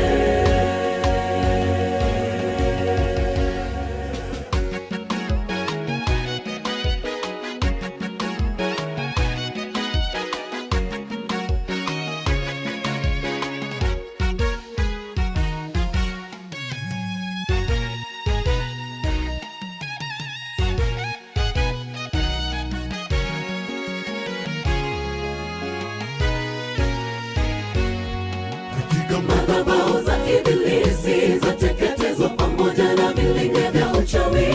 Maashara yao yameteketezwa. Vikarazo si vyake havina nguvu. Wataowe uoza mapando ya siri alopanda ibilisi. Vita vya Armagedoni vimechacha katika kilima cha Megoni. Wao wanatujia kwa mikoke, lakini sisi tuna jina la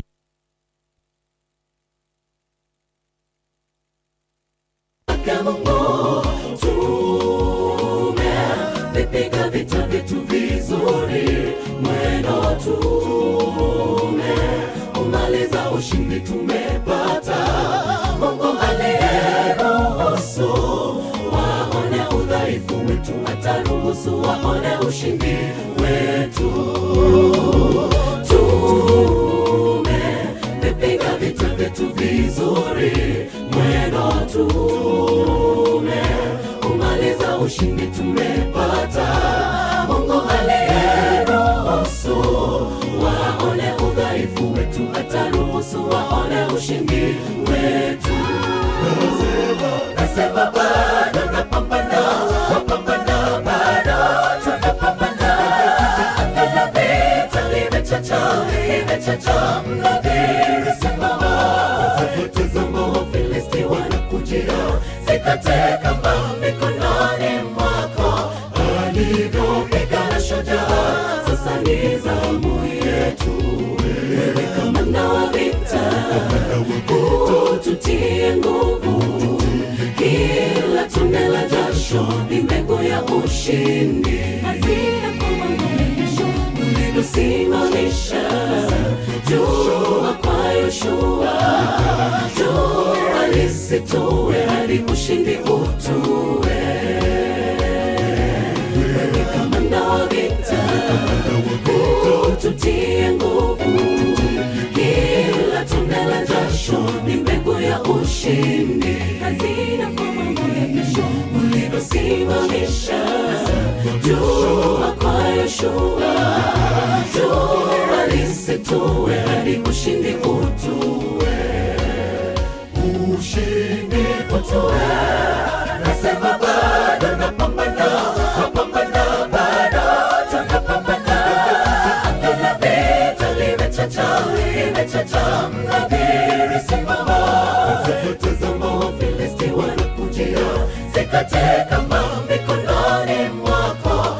Alivyopigana shujaa, sasa ni zamu yetu. Wewe kamanda wa vita, ututie nguvu, kila tone la jasho ulivyosimamisha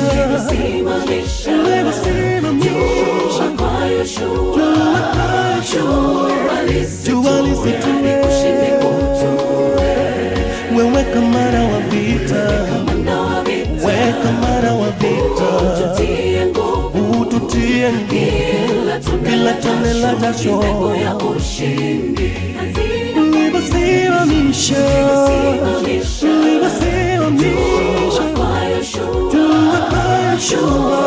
jua lisitue.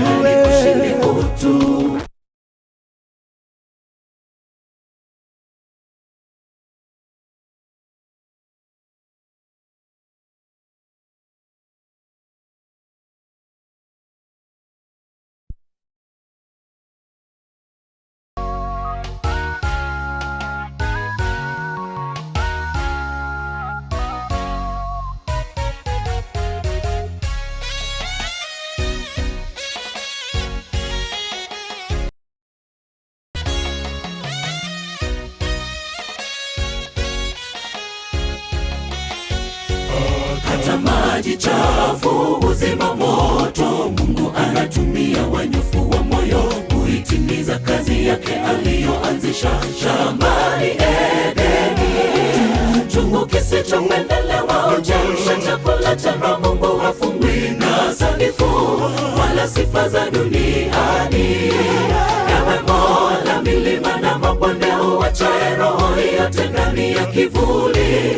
Tutumie sisi wa mavumbi, maana wanyofu huinuliwa na mkono wako wa dhahabu. Hata maji chafu uzima moto, Mungu anatumia wanyofu wa moyo kuitimiza kazi yake aliyoanzisha shambani Edeni. Chungu kisichopendelewa huchemsha chakula cha Roho. Mungu hafungwi na sanifu wala sifa za duniani. Ewe Mola, milima na mabonde uachae roho yote ndani ya kivuli. Tutumie sisi wa mavumbi, maana wanyofu huinuliwa na mkono wako wa dhahabu.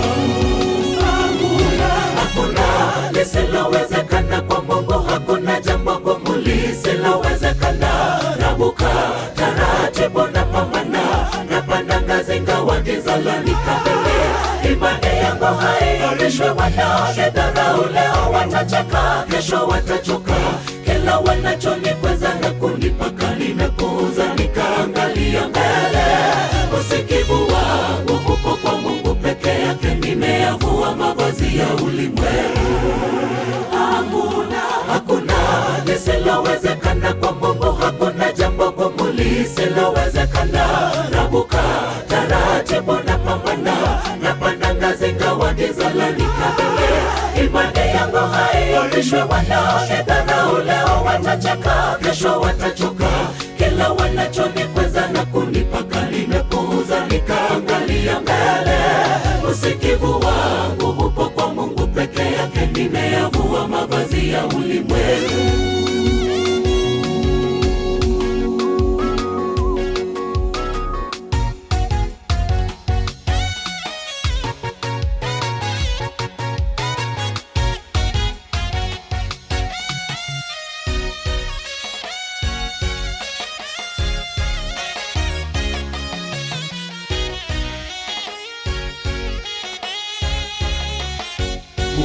Bora zaidi siku ya kesho ni hazina ilojaa siri na matumaini ya wema. Nimejitenga na minyororo ilo ya dhambi na kuijenga nguzo. Hata kama ulimwengu wote unanitenga, ninajua kuna mkono wenye nguvu unaonitegemeza. Nimewa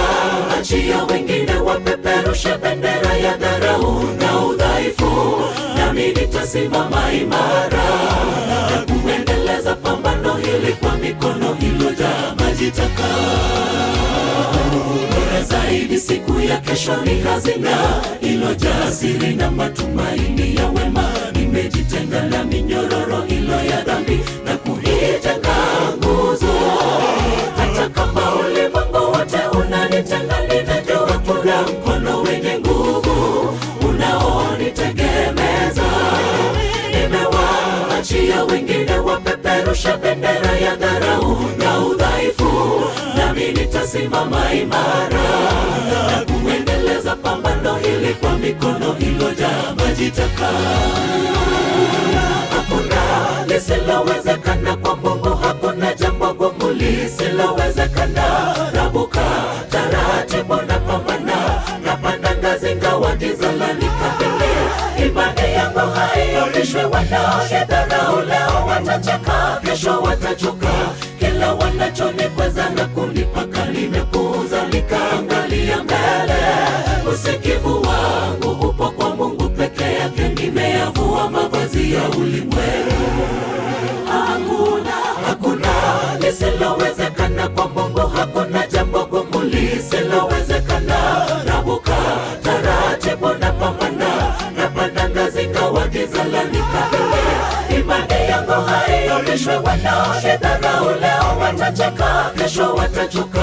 Kila wanachonikweza na kunipaka nimepuuza, nikaangalia mbele. Usikivu wangu upo kwa Mungu peke yake, nimeyavua. Don't let life expenses hold you back. Handle life necessities.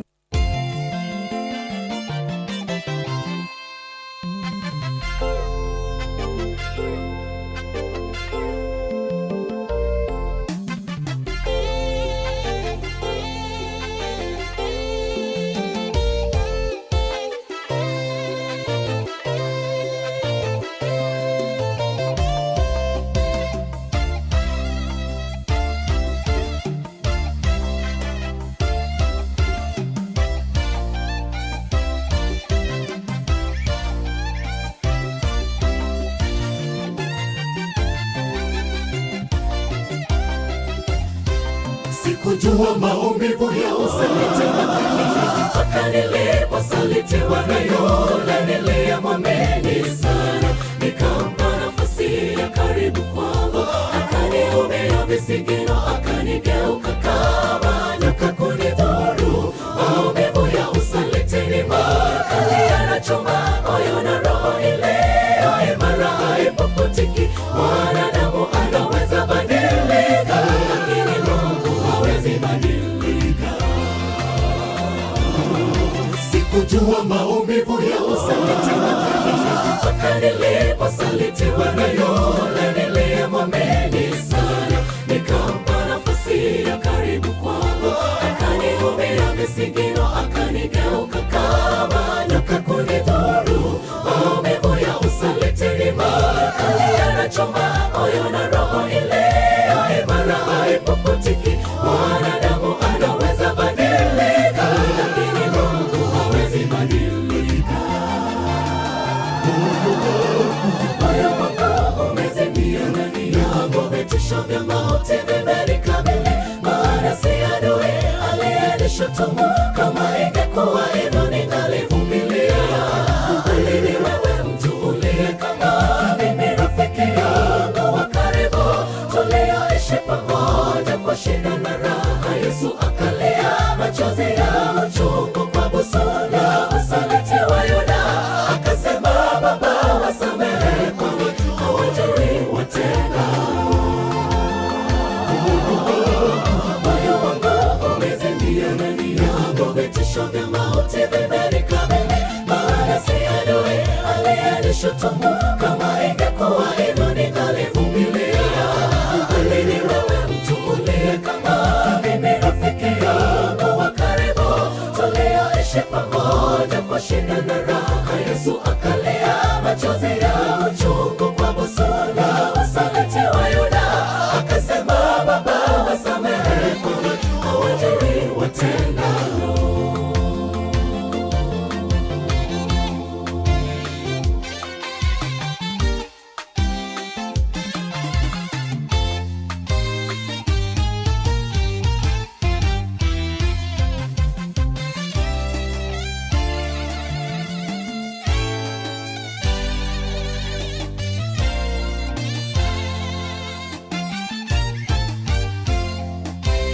Msiri wangu ni yule niliyemjua, Ahithofeli mshauri wangu mkuu. Mbona umeniacha ukajiunga na uasi wa Absalomu? Daudi akawa na hofu, akatamka kwa kelele, Mungu ligeuze shauri la Ahithofeli liwe ubatili na maarifa yake yawe ujinga. Sema hizi mafundisho maramu upumbavu habari nzito, Ahithofeli amefeli. Msiri wangu ni yule niliyemjua, Ahithofeli mshauri wangu mkuu. Mbona umeniacha ukajiunga na uasi wa Absalomu? Daudi akawa na hofu, akatamka kwa kelele, Mungu ligeuze shauri la Ahithofeli liwe ubatili na maarifa yake yawe ujinga. Sema hizi mafundisho maramu upumbavu habari nzito, Ahithofeli amefeli. Moyo wangu mimi umezimia kweli. Sio adui bali rafiki, kanisaliti. Msaliti huyo rafiki yako wa karibu sana, tulioishi pamoja, akalia kwa uchungu Akasema Baba wasamehe, kwani hawajui watenda. moyo wangu mimi umezimia kweli. Sio adui. 1, 2.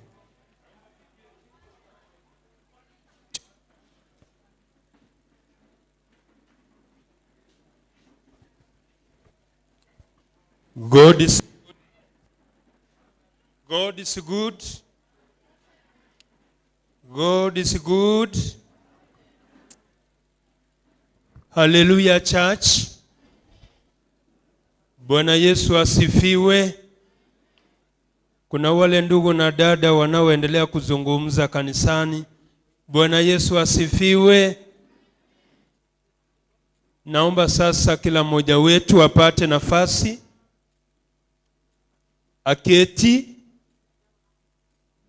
na baada ya kuketi naendelea kuwasubiri choristers ambao watatuletea kipindi cha nyimbo kwa wakati huu. Na wale wote ambao mmesimama kule nje, na waomba kwa moyo wa upendo, wa unyenyekevu, nyote muingie kanisani. Tungependa kuanza programu yetu ya mwisho kabla sabato yetu ipate kukamilika. Hivyo basi, napoendelea kuwasubiri watakao tuendeleza kipindi hiki, ningeomba tuimbe wimbo nambari 80 Kiswahili unaosema tupe moto wa uhai. Bado kuna kelele, nasikia kuna kelele kanisani, sijui sababu ni gani. Naomba tu kama unahisi kupiga kelele. 1. Ama ungependa kufanya mkutano, kuna sehemu nyingi hapa unaweza fanya, lakini hapa ni kanisani. Kwa hivyo ningependa wale mnaendelea kuzungumza, tafadhali, remember we are in the presence of the living Father in heaven. Unaweza dhani unazungumza kwangu, lakini utajua kwamba kuna nguvu chini ya mawingu.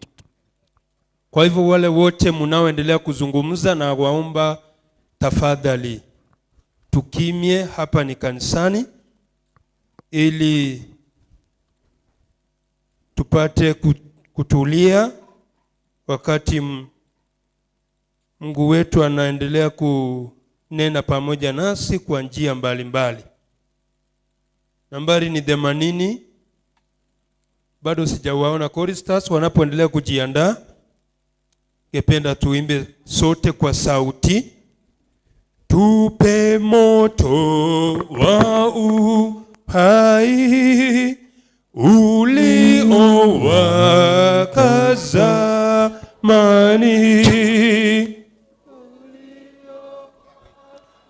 ongoza juu wataka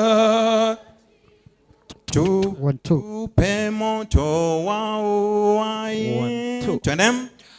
Tupe moto wa uhai uliowaka zamani, uliowaongoza juu wazee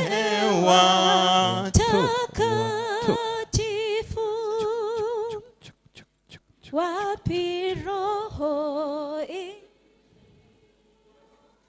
Hello. 1 2. turudishe chini. Turudishe chini ndio tuimbe Turudishe vizuri. chini alafu tuende haraka haraka, sawa? Wapi roho iliyoka, we sing. Wapi roho iliyoka moyoni mwa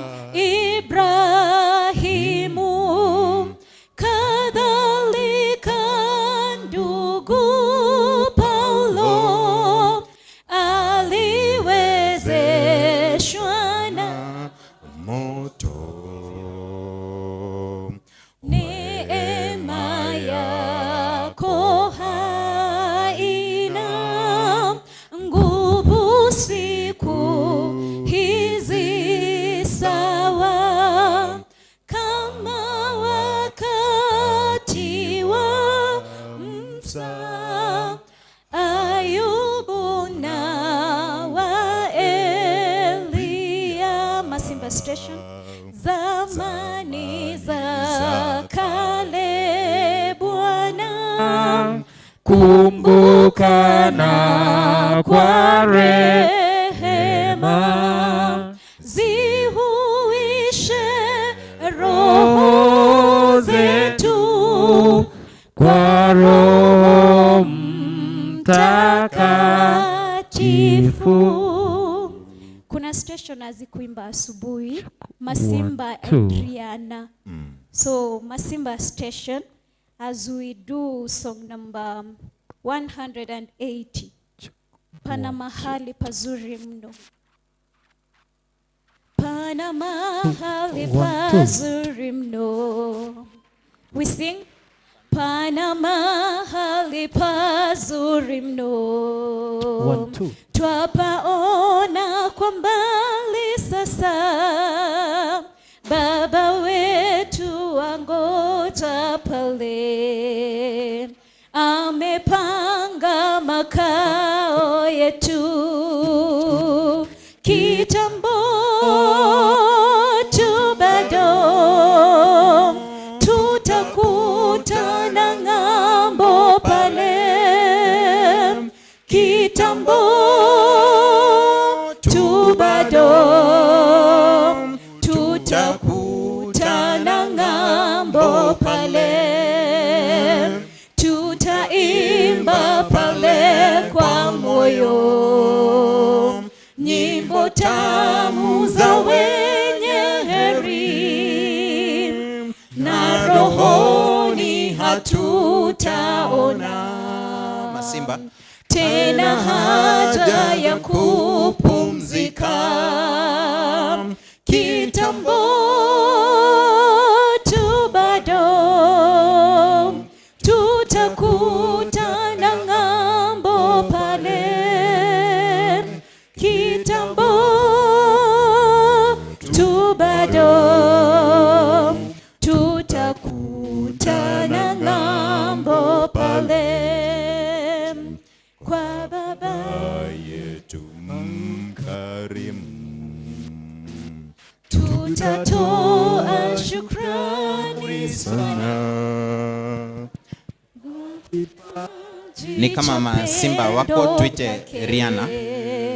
Oh, na baraka masimba mkuje kwa rap. Kitambo tu bado tutakutana ng'ambo pale. Kitambo tu bado tutakutana ng'ambo pale. Congregation, tuimbe ya chorus. Kitambo, twende. Kitambo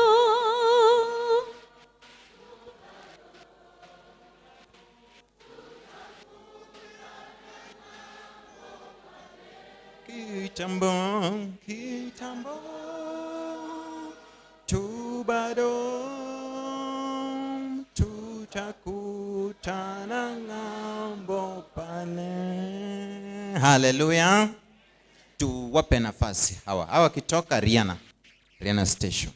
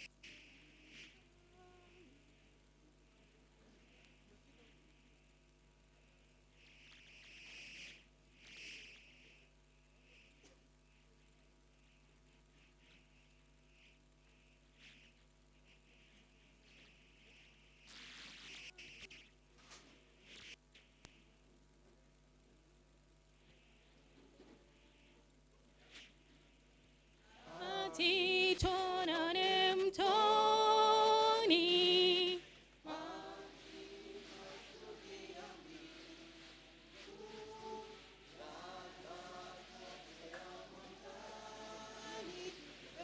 kiti cha Mungu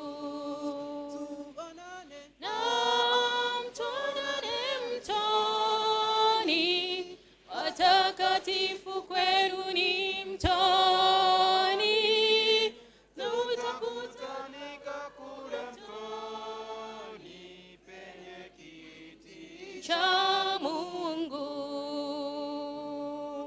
tukitembea mtoni na Yesu mchunga wetu, daima tuibadani usoni pake kwetu, na mtonane mtoni, watakatifu kwenu ni mtoni, tutakutanika kule mtoni penye kiti cha engu, tukisafiri mtoni tutue ulemao, wema wa Mungu yakini unajali na mtonane mtoni, watakatifu kwenu ni mtoni, tutakutanika kule mtoni penye kiti cha Mungu. Sana mtoni cha Mwokozi ni kioo, milele hatuachani, tumsifu Kwa nyimbo na mtonane mtoni, watakatifu kwenu ni mtoni, tutakutanika kule kule mtoni penye kiti cha Mungu. Karibu sana mtoni, karibu tutawasili, mara huwa furahani na amani ya kweli. Na mtonane mtoni, watakatifu kwenu ni mtoni, tutakutanika kule mtoni penye kiti cha Mungu.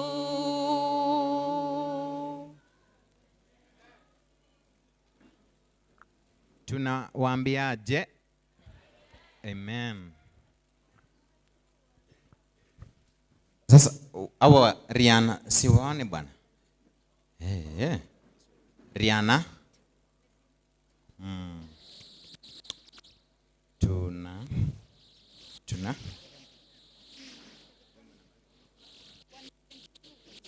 1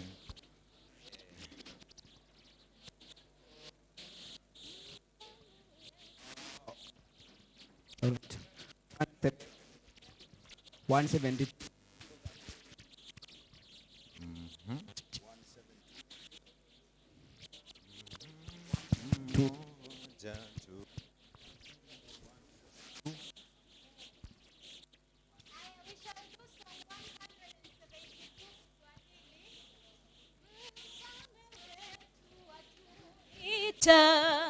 Tukae karamuni mwake, we sing. Mfalme wetu atuita, tukae karamuni kwake. Itakuwaje na sikule Bwana ajapo, Bwana ajapo, ndugu, Bwana ajapo, itakuwaje na sisi Bwana akija.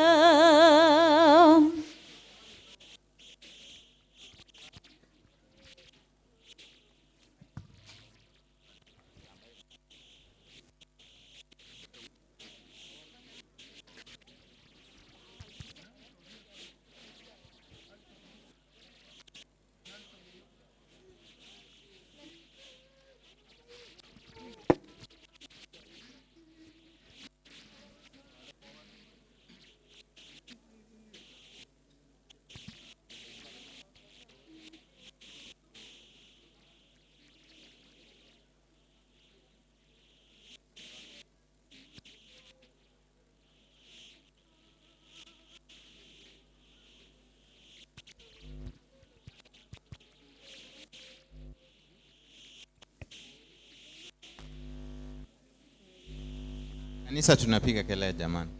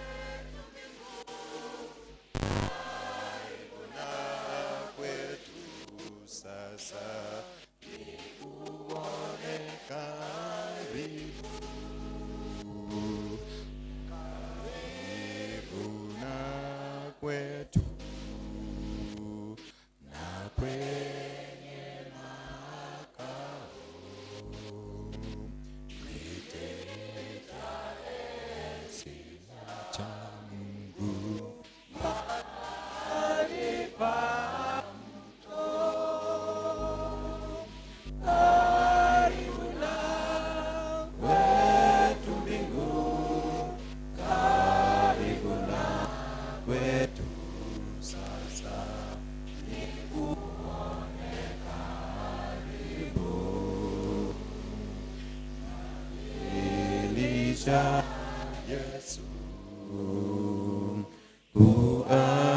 kuamini kwangu ikifika mwisho wangu, nikuone karibu, karibu na kwetu mbinguni, karibu na kwetu sasa, nikuone karibu, karibu na kwetu mbinguni, karibu na kwetu sasa, nikuone karibu.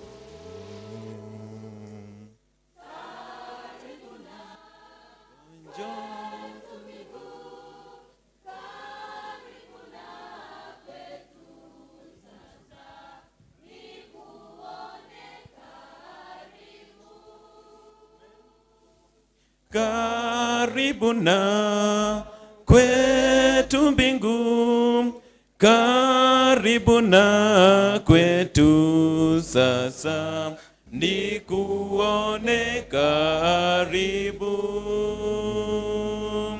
karibu na kwetu mbingu, karibu na kwetu sasa, nikuone karibu. Haleluya. Amen. Sasa Gekomu wako wapi? Mko? Aya, wakiendelea kuja, the ladies shall do stanza 2 of 172. Mfalme ajapo atavikwa vizuri sana. The ladies we go. Atavikwa vizuri sana, taji badala ya miiba, kweli tokeo la fahari, Bwana ajapo, Bwana ajapo, ndugu, Bwana ajapo, itakuwaje na sisi, Bwana ajapo. Kwa furaha. Okay, the men we do stanza 3. Kwa furaha. We begin. Kwa furaha awakubali.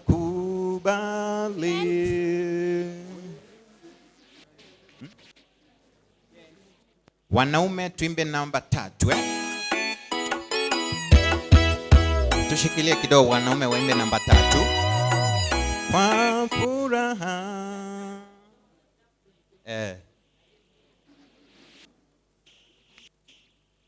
Yekom, umesikia pastor amesema nini?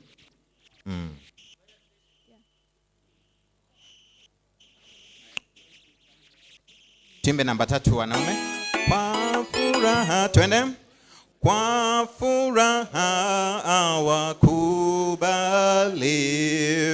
wenye mavazi ya harusi, tuwaheri tukimridhisha Bwana ajapo, Bwana ajapo, ndugu, Bwana ajapo, yangu itakuwa na sisi, Bwana ajapo. Aya, tuwape hawa nafasi.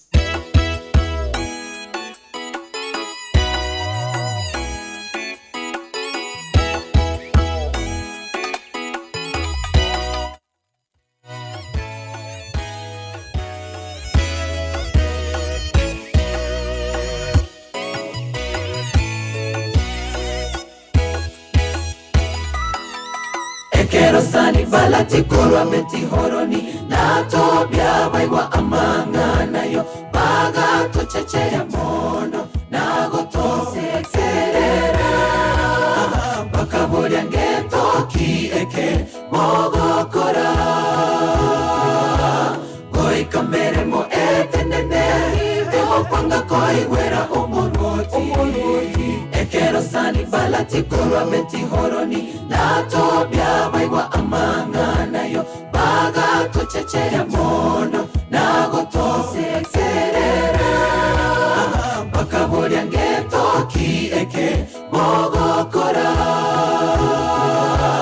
goi kamere mo etenene ego panga koi wera omoroti bange batigere ebere mo senga choyo kogoswana batobanga tumia mere moya tatayara senga choya sani balati bange bare ebere mo banga sani balati takogosona banga bunabo tenena kegi mamo korere yesu engere nere o moerio bemere mo bange batigere ebere mo senga choyo kogoswana batobanga tumia mere moya tatayara senga choya sani balati bange bare ebere mo banga sani balati takogosona banga bunabo tenena kegi mamo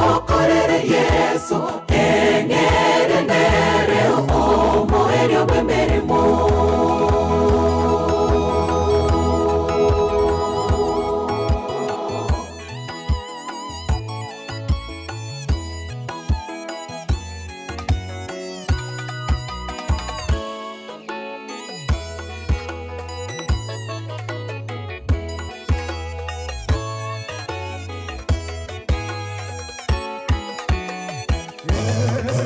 amangana amake akogosa watige meremo ukwegena kwao ngaikore igoro teri abantu aboba tenena kegi marwanerera emeremo musa chodetayo turakorere emeremo gotatiga yesu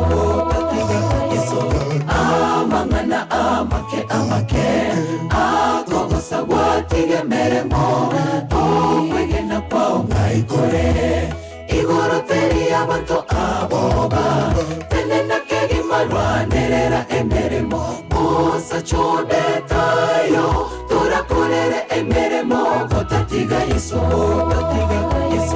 bange batigere emeremo senga choyo kogoswana batobanga tumia mere moya tatayara senga choya sani balati bange bare emeremo banga sani balati takogosona banga bunabo tenena kegi mamo korere yesu engere nere o moerio bemere mo bange batigere ebere mo senga choyo kogoswana batobanga tumia mere moya tatayara senga choya sani balati bange bare ebere mo banga sani balati takogosona banga bunabo tenena kegi mamo korere yesu engere nere o moerio bemere mo bange batigere ebere mo senga choyo kogoswana batobanga tumia mere moya tatayara senga choya sani balati bange bare ebere mo banga sani balati takogosona banga bunabo tenena kegi mamo korere yesu engere nere o moerio bemere mo bange batigere ebere mo senga choyo kogoswana batobanga tumia mere moya tatayara senga choya sani balati bange bare ebere mo banga sani balati takogosona banga bunabo tenena kegi mamo korere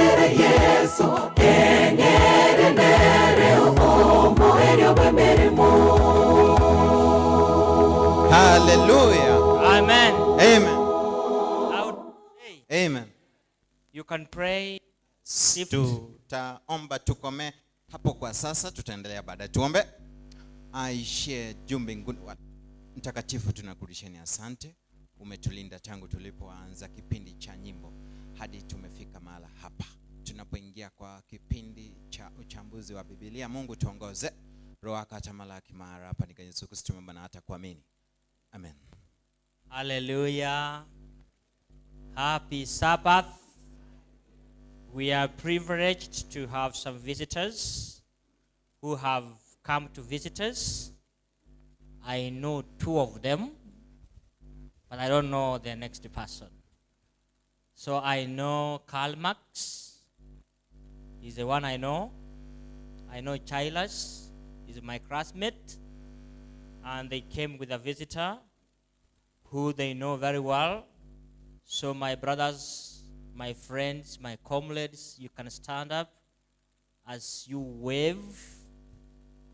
As you wave, thank you, Karl Marx. You can introduce your friend.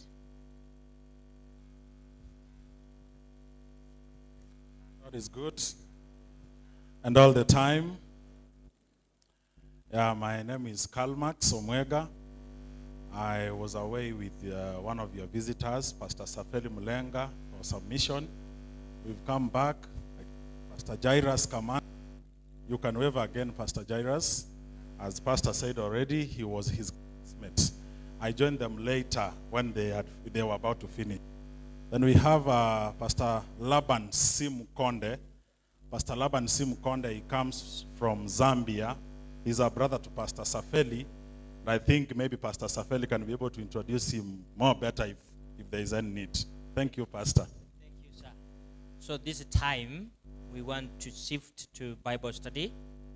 And the one who is going to present at Bible study is Pastor Saferi Mrenga. He is our family friend. He is my friend. We schooled together at Baraton.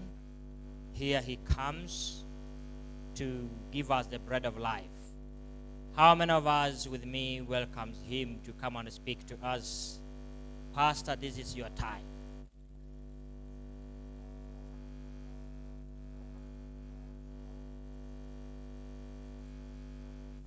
Na wasalimu hamjambo. Hamjambo tena. Mungu yu mwema. Na siku zote, hebu tusalimiane kwa hewa. Tusalimiane kwa hewa, kwa hewa. Wonderful. We thank God so much for this day. It is just sad that the summit is coming to an end. And I think we have had less of each other. Yeah, I think we need to propose to Pastor Maheta. Where is he? That he makes it next time for 1 week or 2 weeks. How many of you are for this proposal? All right, thank you so much. Otherwise, we appreciate God Almighty for this wonderful opportunity that he has given to us. As it has been mentioned, I'd been away together with a company of friends, the 3 pastors, Pastor Jairus Kamanda, Pastor Tony Omwega, and also Pastor Laban Simukonde. Pastor Laban Simukonde just landed in the course of this week, and when he heard that we are having a summit, he thought of joining with us. So he is now based in Uganda, though he comes from Zambia. And we are so grateful to have you, brother. And I see a number of pastors in here. Pastor Josephat Osoro is a good brother and friend of mine. Thank you so much. Okay, without wasting time, because I've been given a very short time to do this Bible study because of a number of programs that we do have, would one just proceed and perhaps do but a revision? We cannot introduce anything that is new, isn't it? Yes, so we'll not introduce anything that is new. Youth Summit 2026. Oh boy, and he decided to let me down, huh? Are you afraid of the pastors in front of you? Youth Summit 2026. Wait! Youth Summit 2026. Revived, equipped, and empowered. Wonderful. All right, so we had a key text, isn't it? Which we have committed to memory, but we'll allow the visitors to read it because they don't know it. But for you and me, we are going to recite it. So as they open their eyes wide, we close our eyes, isn't it? And read the text. Let's read the text together. Shine, for your light has come, and the glory of the Lord shines over you. Okay, again, what is our key text? Arise, shine, for your light has come, and the glory of the Lord shines over you. Text again. Arise, shine, for your light has come, and the glory of the Lord shines over you. I think you don't need any evidence. By this time, you should be able to arise and shine, for the light is come, isn't it? And the glory of God shines over you. So we have been revived. I do believe we have been equipped. We have been empowered. And we should be able to arise and shine and make sure that we also preach the love of Jesus. Our theme for the Bible study. What has been our theme for the Bible study? M. And if you want to understand it as an acronym, what does A stand for? Adventist. And the I, in. And the M, mission. So we are Adventist in mission. Are we together? Yes. What is our theme for the quinquennium? Grounded on the Bible. Yes? Yes. So we are Adventist in mission. Why do we study the Bible? We want to study the Bible so that we may be grounded in the same. If we are grounded in the Bible, then we know we are going to be focused on what? On mission. This becomes very important. But then we wanted to understand our M to be the M in the Adventist youth ministry. Isn't it? Yes. What is the M in the Adventist youth ministry?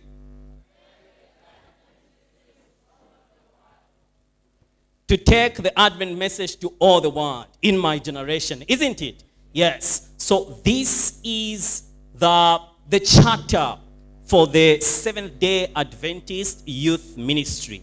Our aim, why we exist, our chief goal is to take the Advent message to all the world. Are we together? And this is why we came here. We came to be revived. We came to be equipped. We came to be empowered. For what reason? So that we should be able to take the Advent message to all the world.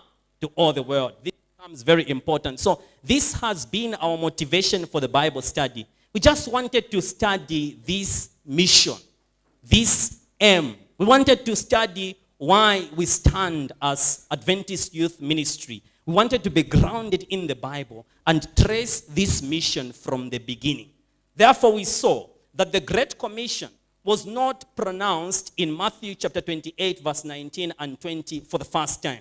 The first time the Great Commission was pronounced, it was pronounced in Genesis chapter 3, verse 15. Are we together?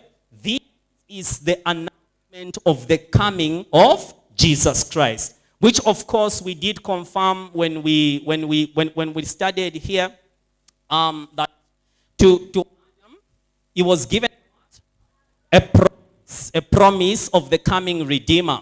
Then this very promise of the coming Redeemer, what was it to Satan? A sentence or judgment. And where is it? It is in the text, Genesis chapter 3, verse 15. I'll put enmity between you and the woman, between your seed and her seed. Studied, we saw who God was talking to. Who was God talking to? Satan. And who were there present listening as God was giving this commission? Adam and also Eve. Very important. So we saw the snake there, we saw the church, the woman, and we went on to see the seed of a woman who is called who? Jesus. Exclusively born from a woman. This is to say, not by the power almighty of Joseph. We discovered together that Joseph, who supposedly we call the father of Jesus, did not do anything. Are we together? Yes. It was by the Spirit. Are we together? Yes. So about this Great Commission, why we feel so much empowered is because when we look upon ourselves, our mighty, our power, our strength, we cannot do it. But by the Spirit, we can do everything. Are we together? Yes. So for me, as I look at you, as I look at myself, I see potentials to finish the work of the gospel. Not by your power, not by your might, but by the Spirit. It doesn't matter who you are. So long as you cooperate with the leadings of the Holy Spirit, you can participate in finishing the work of the gospel. Are we together?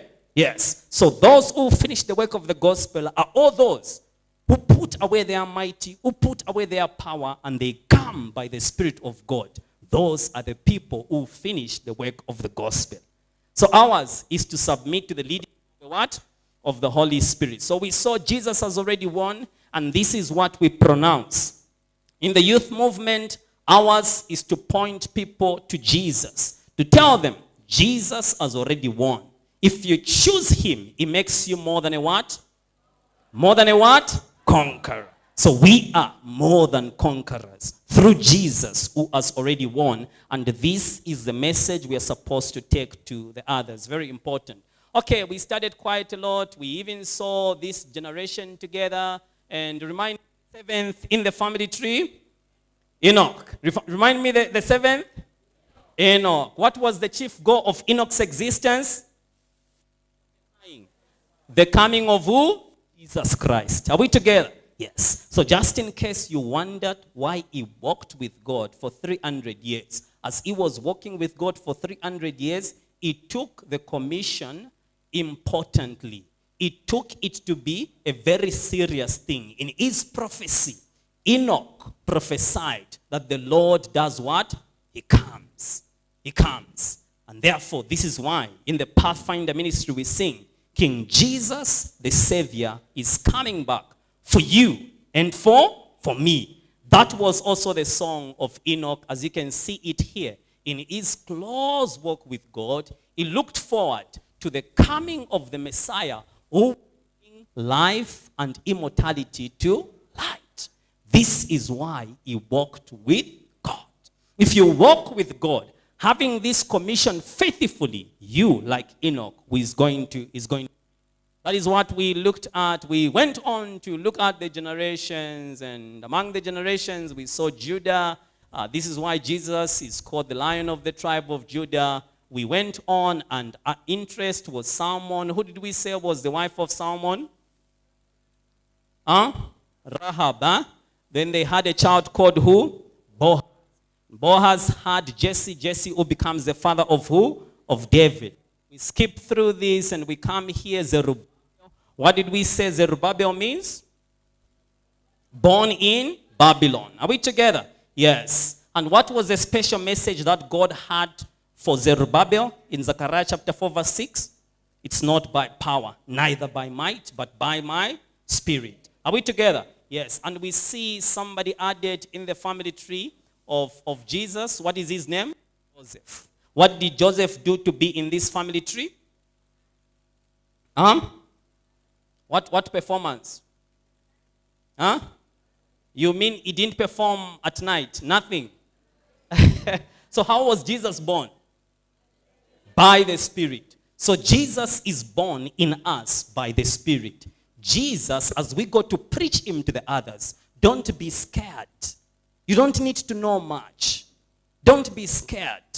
You just need to go. It is the work of the Spirit for Jesus to be born in us. Are we together?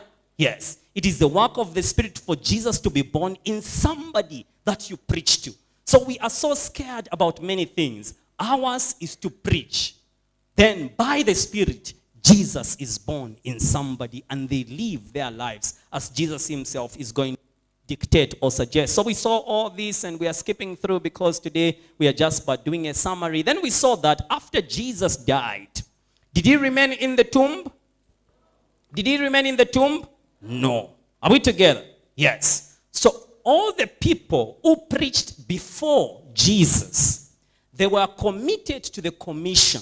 It was first given to Adam in the Garden of Eden. So Adam preached to all his descendants. He told them to say, we may suffer today, but Jesus Christ is coming. He told them we can be sick today, but Jesus is doing what?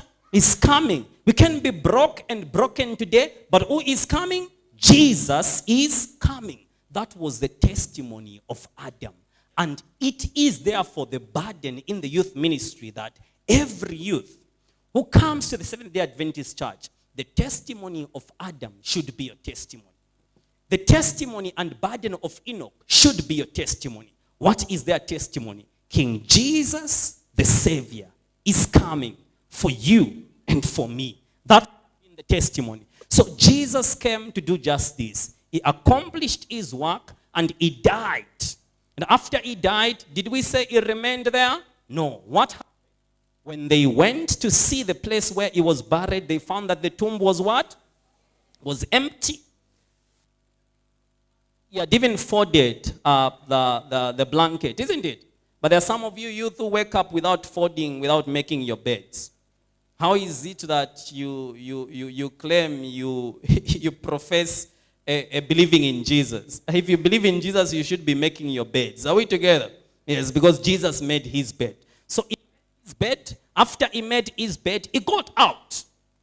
And how many days did we say he spent? 40 nights. But then the question that we asked ourselves was this: what is it that Jesus didn't finish? What is it that he wanted to repeat, just in case he had mentioned it? What is it that made him to still spend 40 days and 40 nights? Wow, brilliant. The Great Commission. So apart from confirming to the people that he was God, he was resurrected, Jesus came to repeat the commission because this is important. Yes, so he stood then at the Mount of Olives, and gathered there were 500 people, about 500 who believed in him. And as he stood here, he then gave us the commission, which you know. Where does it come from? 28, 19, and 20, which becomes a text that tells us about our aim. But then we can also read from Acts. When Ellen White is speaking about this in this same book, under the chapter, The Great Commission, this is what she says. Let's read together. For 40 days, Christ remained on the earth, preparing the disciples for the work before them and explaining that which heretofore they had been unable to comprehend. I just have to remind you of this. So he remained to prepare the disciples for the work that was before them. But what was the work? Before ascending to heaven, Christ did what? Gave disciples their commission. He gave them their commission. That was the last thing that Jesus gave the disciples. So if you are a serious disciple of Jesus, you should take these words seriously. Imagine your grandfather is on the deathbed. Your grandfather is dying. Those last words that they said to you, will you take them seriously? Yes. Are we together? So the Great Commission are the parting words that Jesus reminded the disciples, that he reminded the followers, and the followers should be able to pass on to the other followers. The Great Commission is of great importance. Listen to what she said. The gospel is the great missionary charter. Are we together? It is the great missionary what? Charter of Christ's kingdom. So, if you would want to put, thank you. If you would want to consider,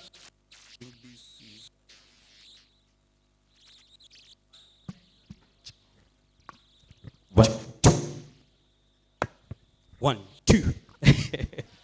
Okay. So, the Gospel Commission is the great missionary what? Charter of Christ's kingdom. This is to say, if there is anything that is great in the kingdom of Christ, it is not even healing the sick. It is not even prophesying to tell people what is going to come tomorrow. It is not you telling us about all these things and heaping up all the languages of men and even of angels. You may know all the prophecies and tell us even about the Vatican and what have you. But that is not the great thing in the kingdom of Christ. In the kingdom of Christ, the great thing is the Great Commission. Are we together? Yes. And that is what we have as a great thing in the youth movement. And this is what stands as our aim, to take the Advent message to all the world. Are we together? Yes. And thus, as we close this, we end with a commission, just to remind us that Christ repeated this before he ascended to heaven. What did he say? What did he say? Having gone. You pause there. You see, when the Bible has a comma, you also do what? You pause. Are we together? Okay. I want to ask you a very simple question because we are a youthful audience. When you say having, what kind of participle is it? What kind of tense is it? Pardon? Continuous. It is in the present and continuous. Are we together? Yes. So it is in the present and continuous. So Jesus was telling them to say, when do you begin preaching the gospel? You begin it presently and continue. So if we had preached yesterday, should we preach today? Yes. If we taught today, should we teach tomorrow? Yes. In the present and continuous, we should keep going. So the I will go should be an anthem in the present and continuous. Only that this year we are not saying I will go. We are simply saying we are going. But we are going grounded in the Bible. But focused on what? On the mission. Then as we go, what do we do? As we go, what do we do? We disciple. Now, the word to disciple, it means that as you are a teacher. Now, you guys have graduated. You are no longer disciples. Go make disciples. The word disciple simply means somebody who sits at the feet of Jesus. It's like a pupil. A pupil. I think that is how we pronounce it back home in my Zambian manners. But P-U-P-I-L, how do you pronounce that? Okay, that one. Pupil. They are found in kindergarten, isn't it? The teacher should guide them on how they should go. This is the imagery of everyone that we preach to. So, the disciples graduated. They became apostles. Are we together? The word apostle means somebody who is sent. So, you are sent to make disciples, to make those who sit at the feet of Jesus. And since you are apostles, be patient as Jesus was patient on them. In kindergarten, when the teacher tries to make them form a handwriting, does the teacher give up?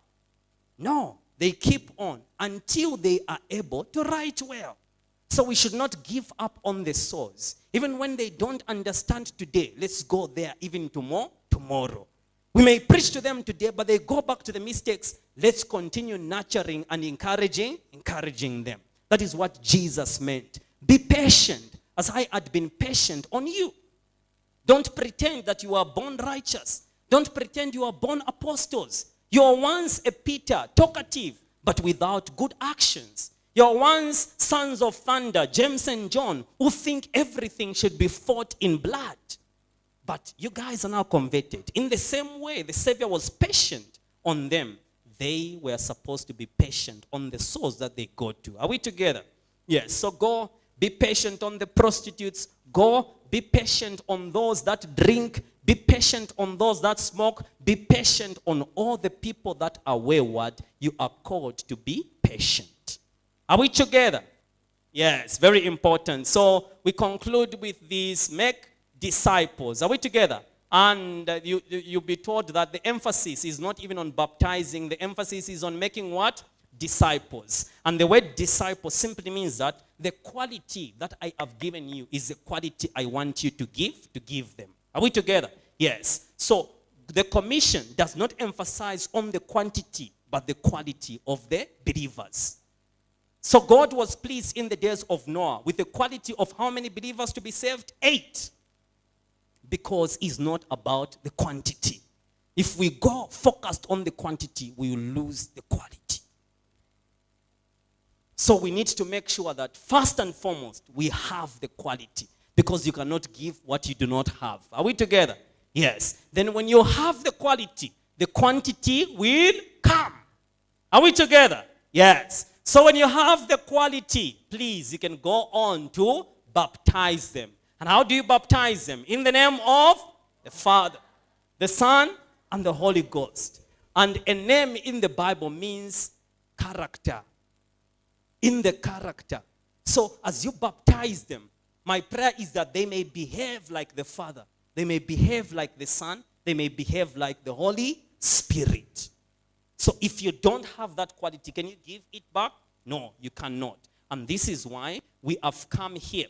We were here for the summit to be revived so that this quality can be retained in us, to be equipped for this quality, to be empowered that we may arise and shine, for the light has come and the glory of the Lord has risen upon us.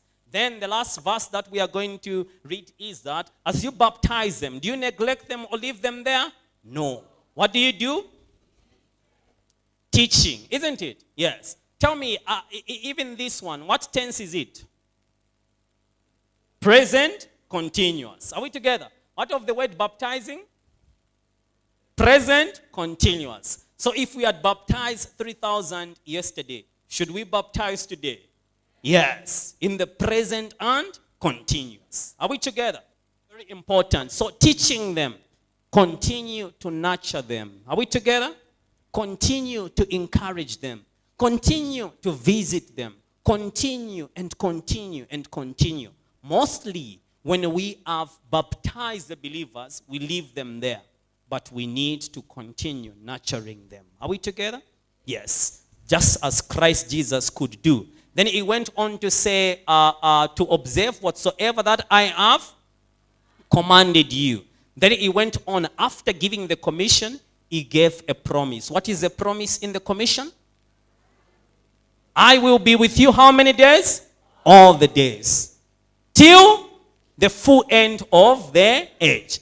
Now, does this promise belong to everyone? Huh? Everyone. Even those who don't preach. Even those who do not have the commission. No. The promise in the Great Commission is only for those who do what Jesus has said. No promise in the Bible is without a condition. Even the promise about Jesus to say you have eternal life, it comes with a condition: you believe in him. Are we together? Yes. This promise that I am with you. So don't just mention it anyhow. You can only claim it if you do what Jesus has told you. Are we together? Yes. Then you are sure that he's going to be with you even to the end of the age. So as we are gathered here, I know there are those who are claiming this promise which is in our aim, this promise which is to take the Advent message. This is a promise that Jesus has given us to say, if you do this, I'm going to be with you to the end of the age. So I want to see those who are saying today, as we have come to a close, that you would want God to help you because you have realized it's not by power, neither by might. You're asking for the Holy Spirit to be filled so that this message can be practical in you. This message can be experimental in you, that you may be true to the theme, not only on lip service, on a recitation to take the Advent message to all the world when you do nothing about it. There is a brother in here, there is a sister in here who is saying, I want to be serious on this. I know it is not by power, neither by might. I want God to help me by his Spirit, that I may be a youth who take the aim seriously. Is there anyone in here? Is there anyone? Is there anyone? All right, let me pray for us as we end. Our Father, our hands are raised up unto you. From you comes our help. Our help comes from the Lord who created the heavens and the earth. The Lord who gave us this commission. As we are here, we have come with a realization that we cannot do this by mighty. We can't do it by power. We have tried oftentimes by power and by mighty, but we have failed. We ask for the outpouring of the Holy Spirit upon all these young people, upon all who are in here, upon all who could be listening and following online. Father, we ask that the Spirit of God will fill us so that we will be able to stand true to our great commission. We pray, dear Father, that you may help us. We know you have the power to help us. In the same way that you gave us the commission, give us the power that comes with this commission, that we will be able to take this Advent message to all the world. Bless us, even with the promise to be with us to the end of the age. For this we pray, believing and trusting in the mighty name of our Lord and Savior, Christ Jesus. Amen.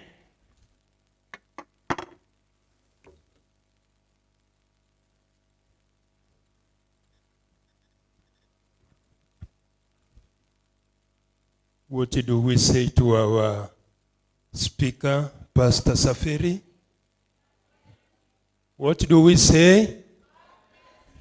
Thank you so much, Pastor, for such a wonderful session. So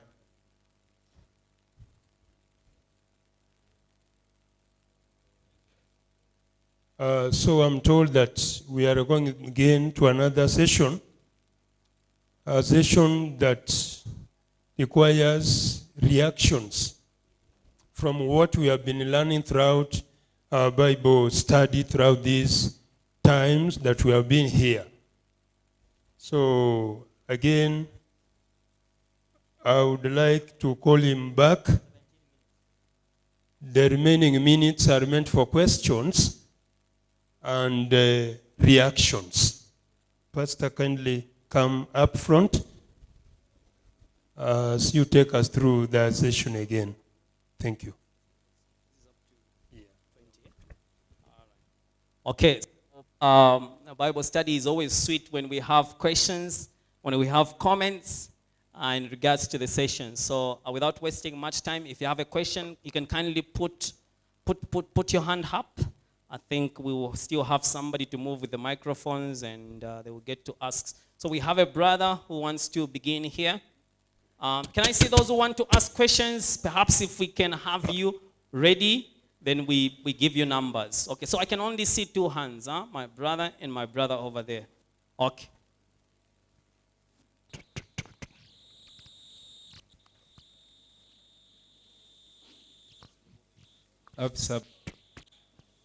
Happy Sabbath.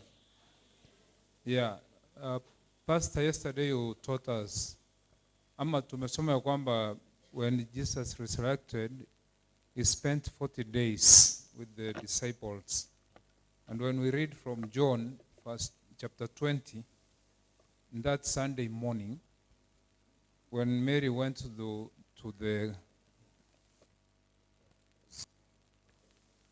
the tomb of Jesus Christ, in verse 17, Jesus said unto her, touch me not, for I am not yet ascended to my Father, but go to my brethren and say unto them, I ascend unto my Father and your Father, and to my God and your God.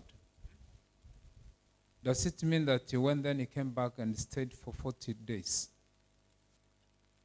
Pardon, just pardon the last part.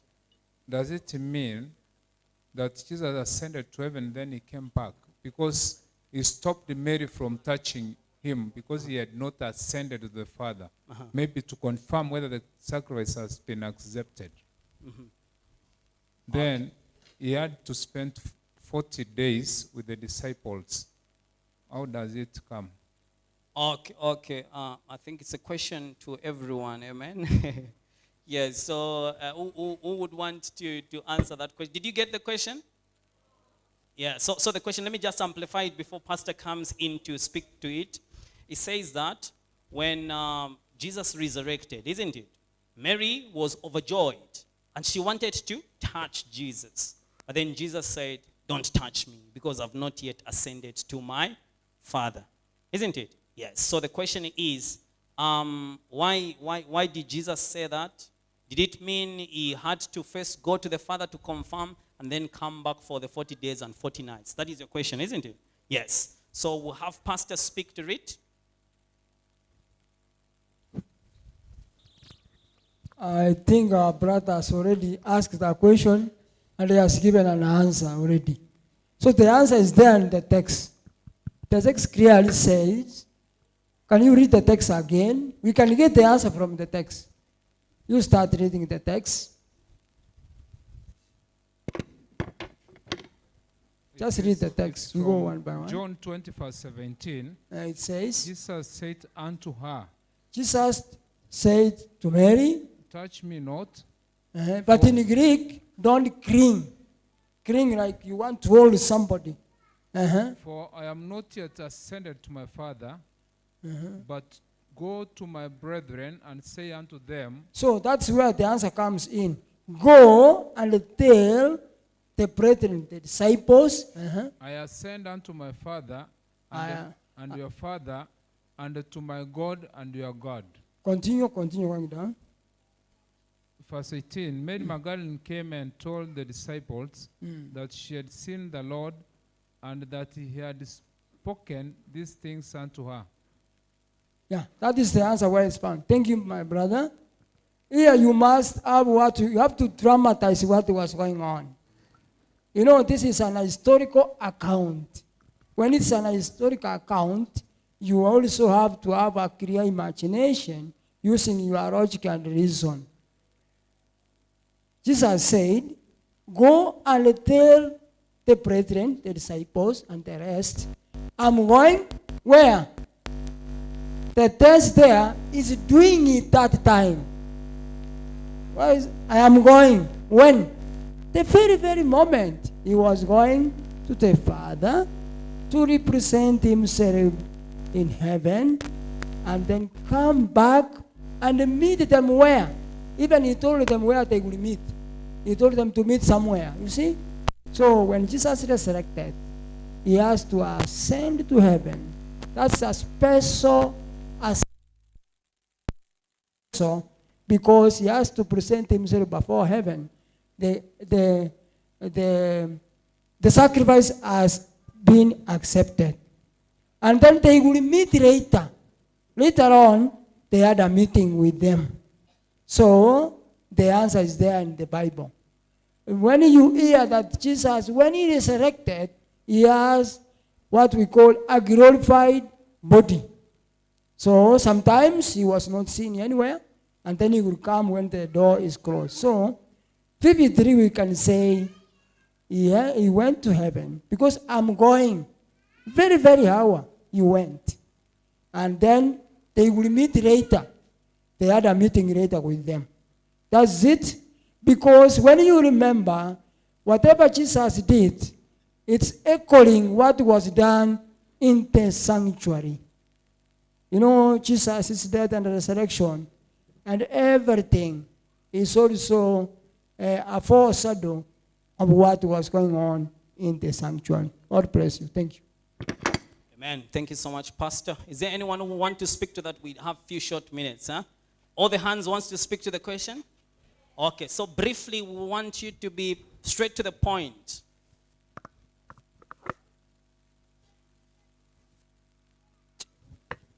Happy Sabbath. Happy day. Happy Sabbath. I want to read from the book of 3. Jesus refused to receive the homage of his people until he knew that his sacrifice had been accepted by the Father, and until he had received the assurance from God himself that his atonement for the sins of his people had been full and humble, that through his blood they might gain eternal life. Jesus immediately ascended to heaven and presented himself before the throne of God, showing upon his brow, his hands and feet, but he refused to receive the coronet of glory and royal robe, and also refused the adoration of the angels as he had refused the homage of Mary until the father signified that his offering was accepted. So I believe that the main reason why Christ never received that homage from Mary was that until he's sure that the plan of redemption was accepted by the Father. Thank you. Okay, let's have the sister speak in a minute's time. Then we can conclude about the question. Eh?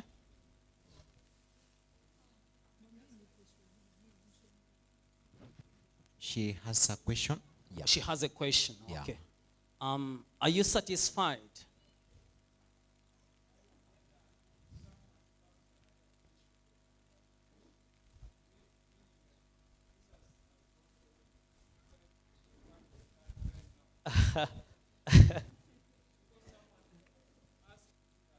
Okay. And another understanding about it is that this is the other view about the same. Eh? Because when you get to another text, which is Luke chapter 24, verse 39, the Bible says, behold, this is Jesus again saying, behold my hands and my feet, that it is I myself. And see, for a spirit does not have flesh and bones, and see me have. Are we together? So at this particular time, Jesus is now imploring the disciples to touch him. But at first, he refused that Mary should touch him. So another thing is that Jesus Christ did not want that overjoyed Mary to spring into her touching Jesus, and perhaps also remove the disciples from having that experience. So they have to be gathered together to confirm that he has really what? Resurrected. Are we together? Yes. So that this experience, the confirmation can be done at once. That becomes very important. I stand to agree that when he resurrected, he spent 40 days and 40 nights until after 10 days. So the confirmation of Jesus was after the 50 days. This is what we call Pentecost. As he was getting anointed after the Father had confirmed that. That is what the confirmation, the anointing is what had to pour upon the disciples as the Holy Spirit. The sacrifice has been established and confirmed by the Father. That should be the understanding about that text. Are we together? Yes. Pastor, okay, let me give Pastor to speak to this. It's like we have only one question. So there are more questions here, Pastor. Yeah? Okay. We have more questions to respond to. So we want to first establish this question, then we go to some other things. Eh? Yes. Yes, so that we don't lose our eyes from the commission. Eh? Yeah. Okay. Please give Pastor Matanya. Happy Sabbath. The question which has been asked, the answer to that question is the way Pastor responded. But there's something I want also to put you to understanding. Jesus was 100% human and 100% divine. If you ask a question, who died on the cross of Calvary? It's a hard question for this forum, but you can also think about this.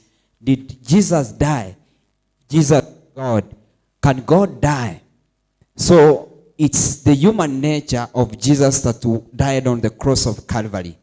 And when Jesus resurrected, he still bore that human nature. But it's not Jesus himself who resurrected himself. The Bible says God resurrected him. So Jesus had a mission. He had to go to heaven. And he had to be glorified the way Pastor said. And for him to accomplish that, Jesus needed no human intervention. He had to seek divine intervention from God. Thank you. Thank you. Thank you so much. I think we need to proceed. Eh? Okay. Pastor, you want to speak? All right. Pastor puts that clear. Then perhaps the other thing, we can throw it to further Bible study. Is it okay? Let us make it very clear, because our brother asks a question within a question. Jesus is coming the second time. He came the first time in what sense is coming the second time?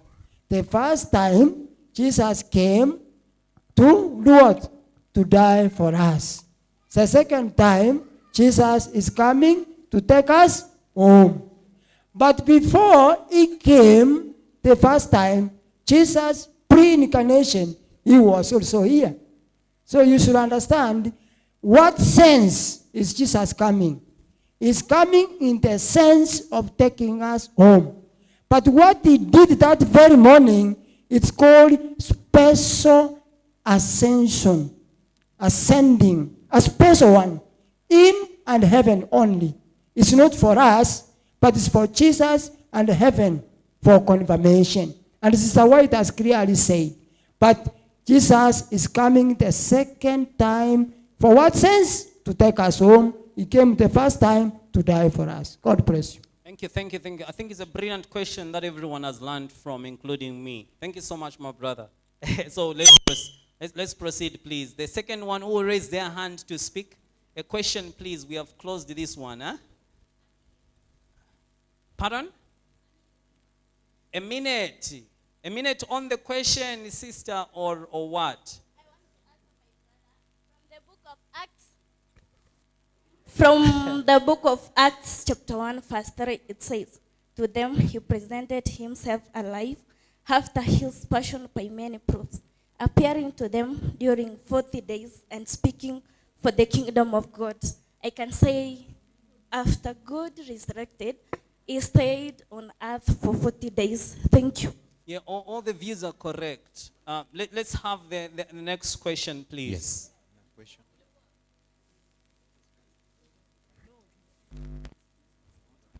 I have a question. Yes, sister.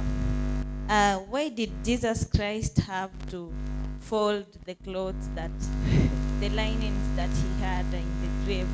I don't think it was specifically for neatness, because he took his time to fold them. He separated them. Why did he have to do that? Oh, sister is saying it cannot only be for neatness, it could be having some spiritual bearing. Eh? Okay, somebody respond to that quickly. I think it's a very simple question, please. Yeah. Why did he have to fold? Happy Sabbath. Happy day. And happy day. Happy Sabbath. So, I don't remember the verse, but I'll try to respond. Yes. There is a point where it is written kwamba the body of Christ was being stolen from the tomb.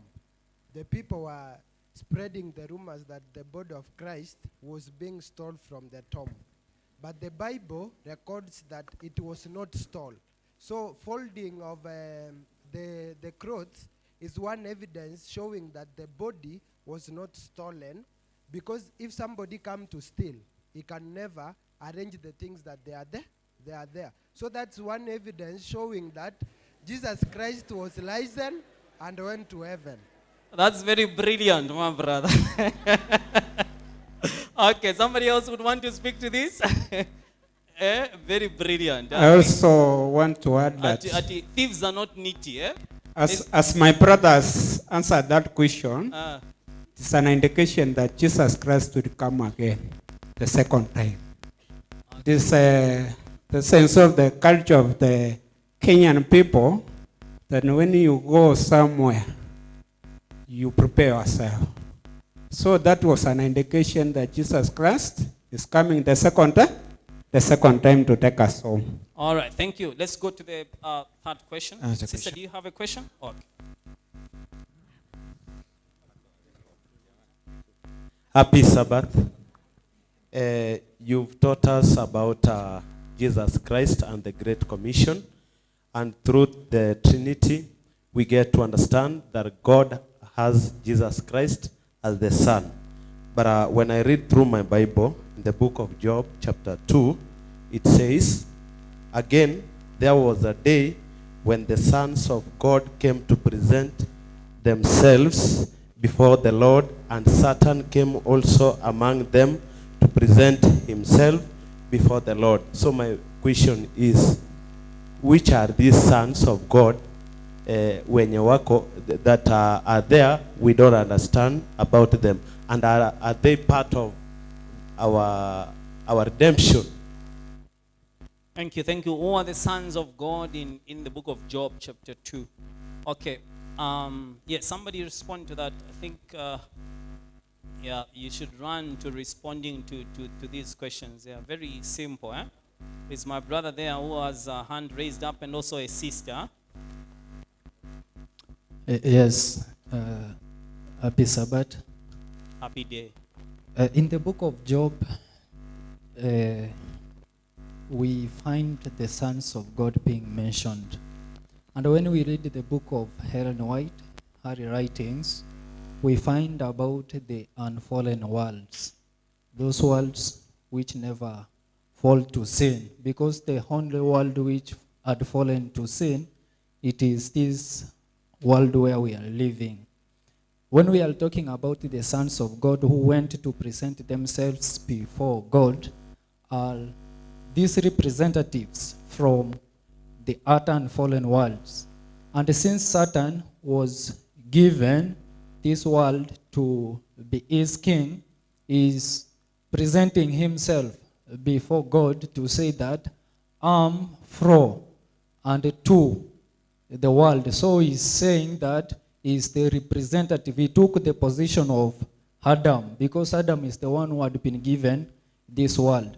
So the sons which are being mentioned in the book of Job are the representatives from the earth and fallen worlds. That is what I can say concerning the same. Okay, I think we also had a sister who wanted to speak to the same. Was it a question or you wanted to respond to that? Pardon? Response. Okay, please respond.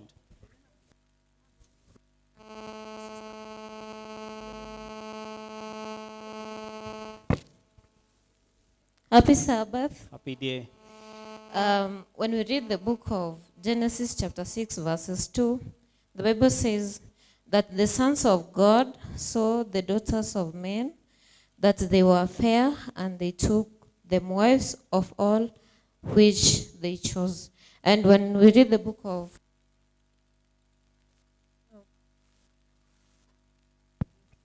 Job chapter 1 verse 2, it says that the sons of God went to God, and also Satan went to God. So according to my understanding, the sons of God represented the fallen angels or the descendants of Seth, because when we read through the book of Genesis 6 verse 2 is when we get that these fallen angels are the ones who intermarried with the descendants of the lineage of Cain to give birth to Nephilims. Thank you.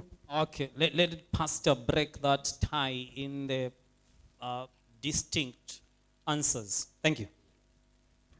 Happy Sabbath.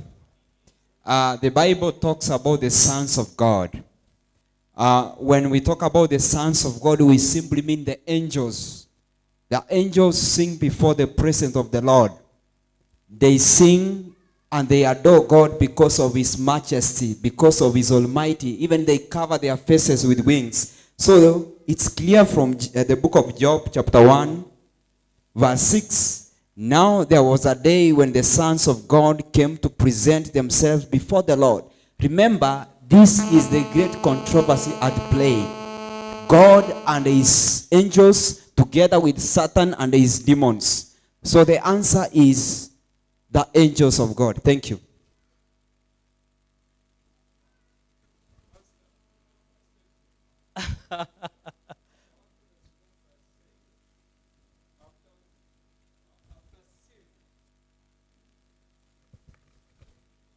Before sin, God had only one begotten son.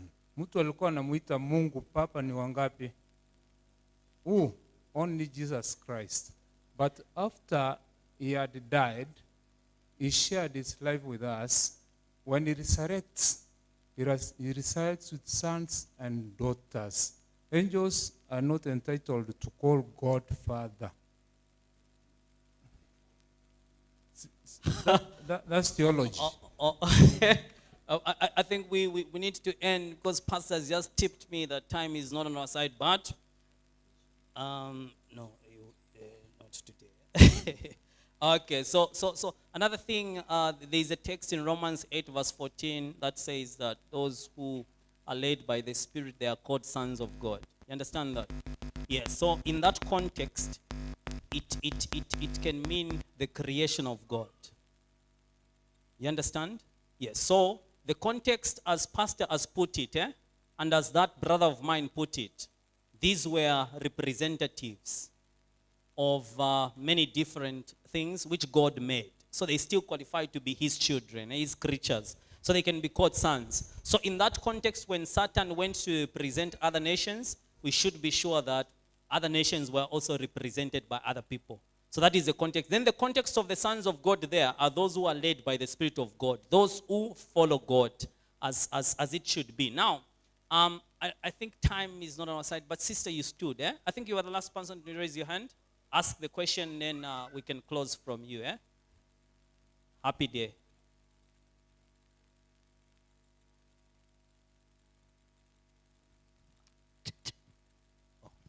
Happy Sabbath. Happy day. Okay, my questions come from the laws of Moses. The specific law of Moses regarding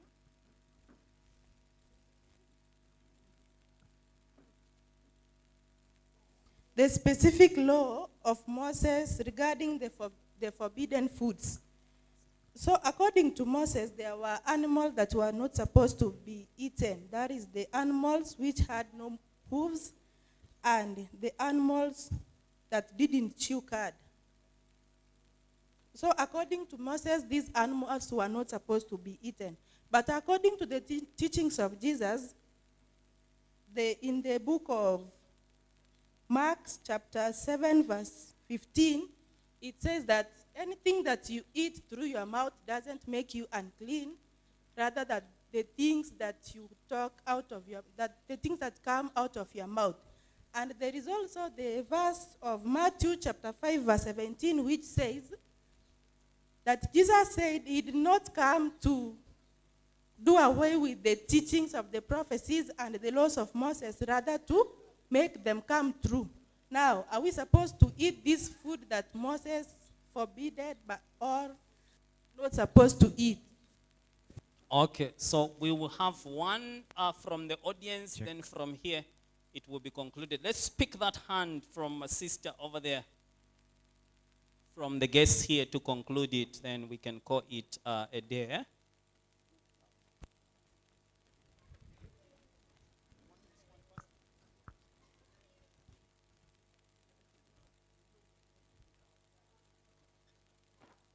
Yes. Oh, I thought it was you, sister. Imekuja huku. Huh? Kuja huku. Oh, I thought it was that. Yeah, I saw her raise her hand first. Okay, so we can give you 30 seconds each. Okay. The question ameuliza ni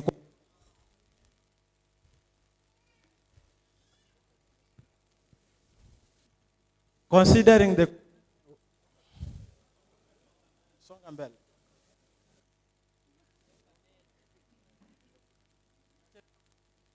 Considering the ambacho tunakula kutoka nje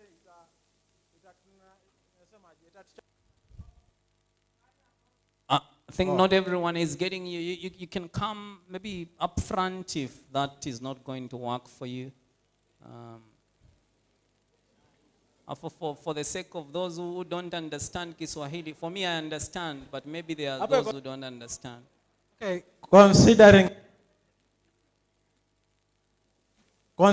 the question ameuliza ni kwamba yale ambayo tunakula kutoka nje ati kwamba haitatuchafua. Yale ambayo tunawaza ndio Yesu alikuwa anarifaa. Yale ambayo unawaza kutoka ndani ndio yanakuchafua kuja nje. Lakini ukiona yale ambayo unakula kwamba hayatakuchafua, ni kwamba unaweka ni kama afya yako itakuwa hatarini kuharibika, kwa sababu chemicals ambazo tunakula kutoka nje ndio zinaharibu miili yetu, na yale ambayo yanatoka kutoka akilini mwetu ndio inatuchafua, kwamba ile ndio inakuwa harmful compared na saile yale ambayo yanatoka nje. Unayoyasikia si mazito compared na yale ambayo yanatoka kutoka kwa mdomo yako na yale ambayo yanatoka kutoka kwa moyo wako. So ili kujibu dada yangu ni kwamba kuna yale ambayo tunayasema kutoka kwa midomo yetu ndio yanaweza kutuchafua compared na yale ambayo yanatoka kutoka nje kuja ndani. Okay, thank you so much, brother. Let's have the sister to speak. Then we can have pastor conclude on it because of time. And the rest of us will have another summit. So you guys should not worry. Happy Sabbath. Happy day. So I'd like to respond to the sister, to the question my sister has posed. And she's asking of diet and the law of God, the laws of Moses in the Old Testament, that is. So I'd like to begin with saying that in the Garden of Eden, when God is creating man, He's giving them a command. He's telling them to eat from all the trees of the garden and fail to eat from the tree that is in the midst of the garden. So we are told that because after eating that, they are going, okay, that fruit is for having the knowledge of good and evil. So when Moses is telling us that there is clean and unclean, it is to be rightly understood that from the beginning, there was evil and good. There was clean and unclean. So as well, when we read from the New Testament, we see of the leaven and unleaven. We see of right food and wrong food. So I'll say that once God has commanded us, so let us heed, because diet is very important. That is what I love to say. Okay, thank you so much. Bring the mic, please.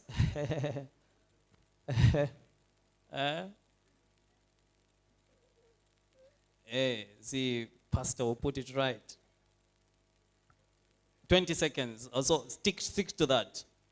You have been persistent. This is why you have the mic now. Hello. Yes. There is something that we are making a mistake there. Yes. The rules of Moses, with the reference of the verse she has given, that's Matthew chapter 7, verse 15. In Matthew chapter 7, verse 15 says that whatever you eat, it doesn't define what comes out of your mouth. That one has nothing to do with the foodstuffs. Yes. The message clear in the book of Matthew chapter 7, verse 15, it talks about the message you consume.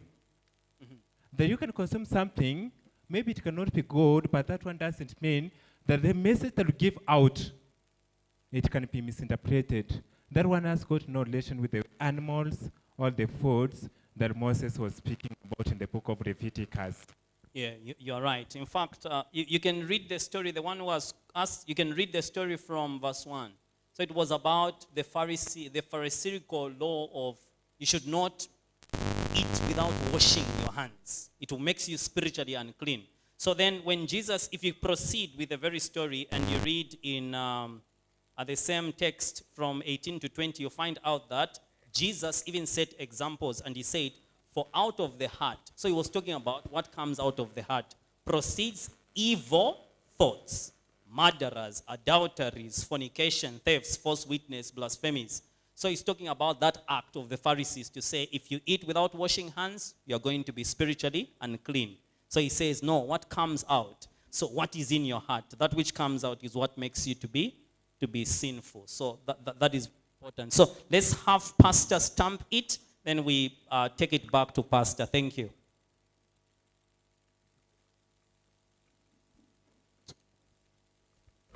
I'm happy with that question because it's trying to create something. Yes. In Genesis, there were trees there and there were literally fruits. But one fruit was not supposed to be eaten. The issue is not about the fruit, but disobeying and start eating it. So when you come, the one Jesus and the Pharisees, the food which was before them, they were all clean food. So you must understand that the Pharisees will never and will never see even food which is not clean. So the issue there was washing of hands. And Jesus was telling them, you think that when they eat without washing hands, they are defiled? No. What comes from your mouth, you Pharisees, even if you wash your hands and you eat, is very bad. So we can say clearly, the context there were no unclean food. The issue was they were eating without washing hands because they were very angry. And the Jews and the Pharisees, you must wash your hands. So the text does not talk about unclean animal. You get it now? So usually when you read a text, try to go to the immediate text. The text before it, ask yourself, who were the audience? What was the purpose of this text? Then you can clearly come out and understand the truth is there in the text. Thank you.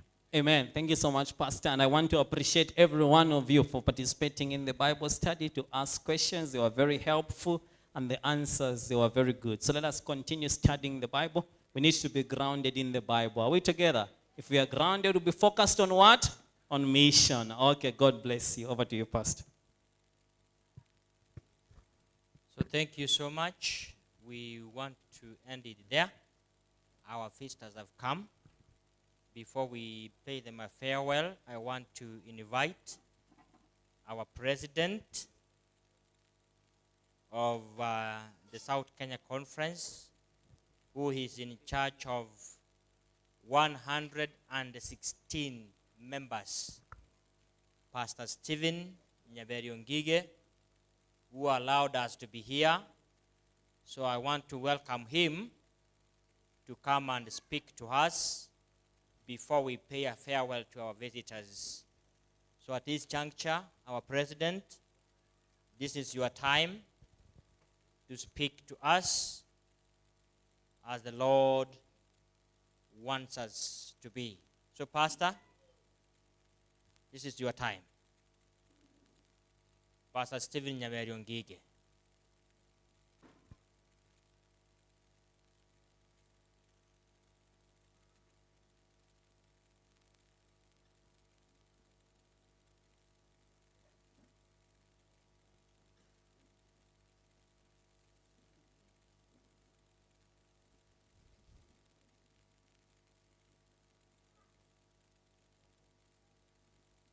Okay. Where are the choristers? Choristers. Mungu. Mungu atukuzwe. Hiyo ya pastor, tuende naye. Mungu atukuzwe. Tuimbe. Mungu atukuzwe kwa mambo makuu, upendo wake ulitupa Yesu, aliyejitoa maisha yake tuwe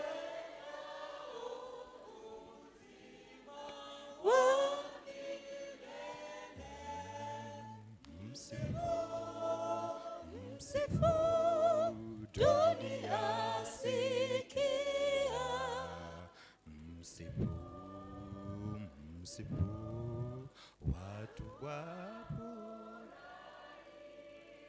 na uje Baba kwa Yesu mwana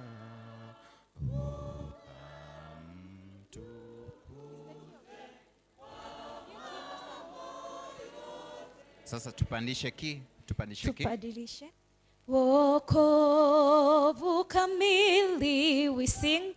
Wokovu kamili zawadi kwetu.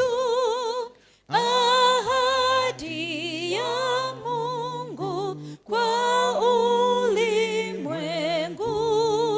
Wanaomwamini na kuungama mara moja, wale husamehewa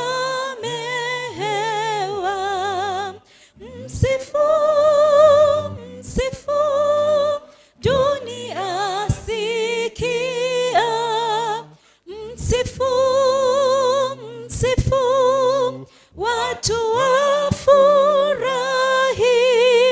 na uje kwa Baba, kwa Yesu mwana, ukamtukuze kwa mambo yote. Alitufundisha mambo makuu, alihakikisha wokovu wetu, lakini zaidi ajabu kubwa, Yesu atakuja na tutamwona. Msifu, msifu, dunia sikia.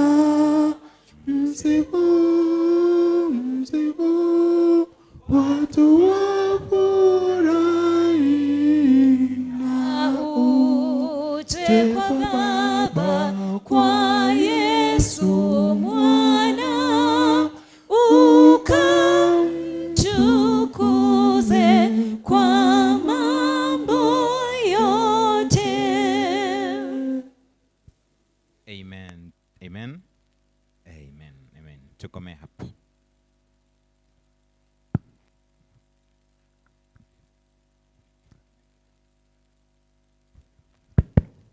So thank you. I want to invite our president to speak to us.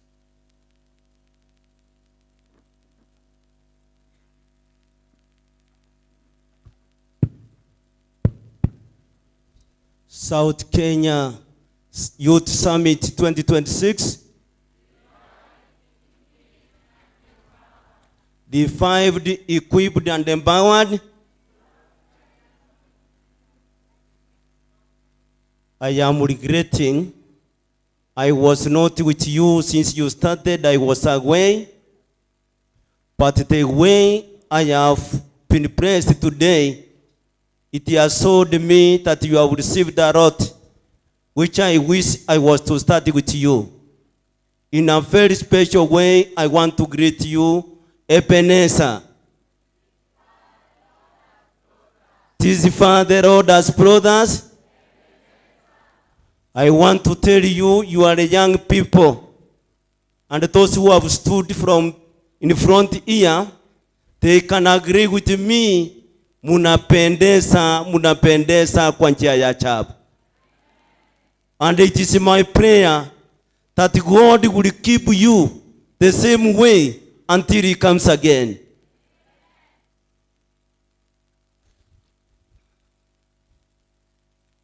I am very happy to see the programs the way they have been conducted. Very much blessed.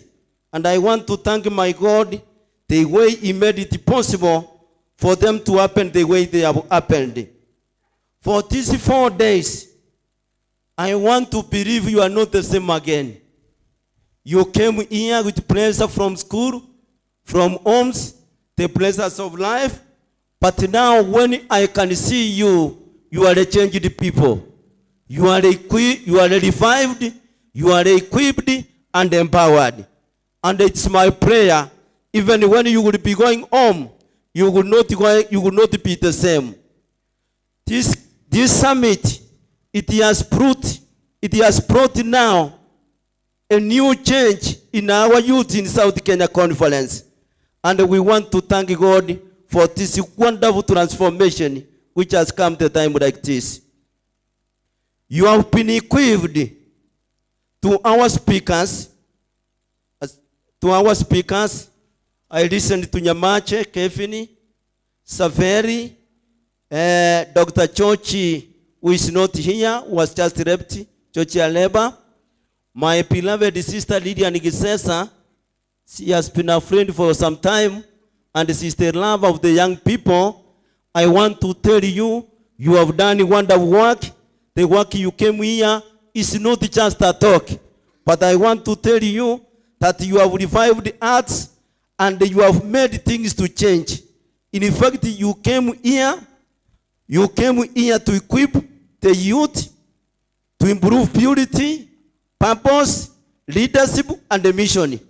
You did not just inspire the youth, but you prepared them for the great mission in the South Kenya Conference. To our youth director, Pastor Yaki Umaeta, and your team, we saw the labor behind the scenes, the planning meetings, the prayers, the sacrifice. You equipped this summit with excellence. The conference sees you with thank and sees you, and we want to thank you for this great work. May God strengthen you for the next assignment as you work together with your team. Youth being equipped means no more excuse. I want to say now, as you will be leaving this place, you have known the truth, you have received the training and the testimony. I want to urge you, go and use all the three. In 2 Timothy 1:7, for God gave us a spirit of not of fear, but of power and love and self-control. Empowerment is for mission. Go and start Bible studies. Go and witness in your schools, in your homes, wherever you will be. Make Jesus to be the first, the best, and last in your lives. Go and lead your churches. The harvest is ready, and the South Kenya youth, you are the laborers. Go and do the best. A special honor to our beloved sponsors, and I want to request them to stand up. When I talk about the sponsors, I am happy that they have known themselves. I am addressing Sister Mayor Jordan and Candy Lingaling, the Friends of South Kenya Conference. And I want to believe their home is in South Kenya Conference and their bedroom is in Mwata School. That is what I strongly believe. You are not only sponsoring this youth summit, you are also sponsoring a building, the building of teachers' houses of Mwata School of the Deaf. And I saw the children, the pupils from Mwata, and I want to request them to stand up. Mayor and the Candy, they have been martyrs of these children. And we want to tell you that the conference, South Conference, has acknowledged what you have done. It is beyond human sacrifice. And I want to assure you, my sisters, there is nothing which is done out of love. Any act done out of love, it would never go unnoticed before the eyes of God. I am standing here saying that the God of heaven will keep blessing you, will make every provision as you will be staying in this planet Earth, waiting for the second coming of our Lord Jesus Christ. It is not just sponsoring the building and sponsoring the summit. You have done much. If I will be given a book to write, I will write 96 pages book for what you have done to South Kenya Conference and specifically to Mwata. May God bless you in Jesus' name. Now you can request. My pupils, I want to thank you. You have made all the youths of South Kenya Conference to be beneficiaries. I know this was made for you, but through God's grace, it has been extended to all youths in South Kenya Conference. My teachers of Mwata, the principal I think is around. I want to request the principal and the teachers to stand. Teachers of Mwata, I think even Mishongoas is among those teachers. You are a wonderful people. You do a work which some of us cannot be able to do. You make a person to be a person, although having some challenges, but still you make two ends meet. My teachers, may God of heaven bless you for the wonderful work you do. May God continue to bless you in Jesus' name. They can sit now. My two sisters, as you are standing, my two sisters, My two sisters stand. I am asking Mayor and the Candy to stand. To keep on standing. The congregation, my youth, I want you to tell them, we love you. We thank you and we love you. Can you say to them? Start by saying, we thank you and we love you. Our two sisters, may God bless you. May God bless you. In absence, I want to thank the family of our brother Solomon Yomache, plus the wife. We were not to know you, was it not them? They are a wonderful people. They brought to us wonderful people as you are. And I want to pray for them, God to continue blessing them because they are generous to their friends. You know, some people are very selfish when it comes to friends. More especially those friends who are beneficial. They are very selfish. But the family of Omache, they have been very generous. And it is my prayer that the God of heaven could continue blessing them. My final charge to you youths. The summit tent is coming down now. It is coming to an end. But your tent of witness is going up. Revive daily in prayer and the word. Equip yourself with godly character and competency. Empower others, especially the vulnerable, like our friends at Mwata School of the Deaf. South Kenya Conference is not raising spectators. We are raising soldiers, soldiers of the cross, who are revived, equipped, and empowered for Jesus. Go in peace, go in power, go with purpose. Jesus is coming soon, and South Kenya Conference youth must be ready for that. May the Lord bless you and keep you until we meet again in Jesus' name. Pastor Maeta. Pastor Maeta alikuwa ameenda sehemu. Sasa Nyamache ukienda, tunaomba uwasalamie mahali unaenda. My two sisters, we are all so grateful. You brought us visitors. You brought us Melody and Happy, who are not here now. We are very happy and we want to request them. You continue the way you requested them and they accompany you. We are also asking them to extend that request by asking also to accept South Kenya to be their home, Mwata to be their bedroom. Thank you so much. May God continue blessing you. Hopefully on Monday, we want to invite you to the office of South Kenya Conference.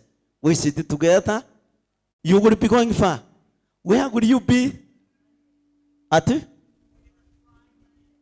On Monday, you will be there, you will come. You will not be available. Oh, okay, thank you. Even though it has not happened, I want to believe we have said enough, and may God bless you. When you will be going to your country, greet those people, tell them we love them in Jesus' name. How do you say to our president? How do you say again? So I want to call all my leaders from station leaders, all station leaders to come up front, to line up here. We want to give to them. We want to give our station leaders where Epiphany is among them.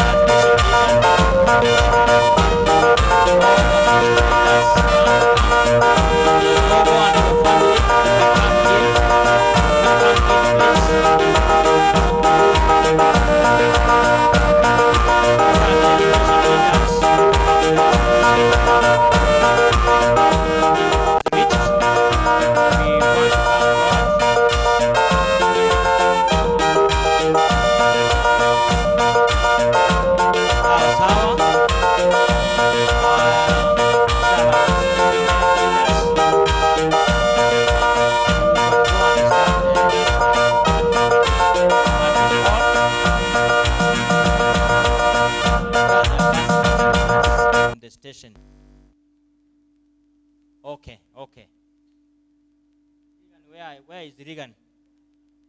Regan Amanda.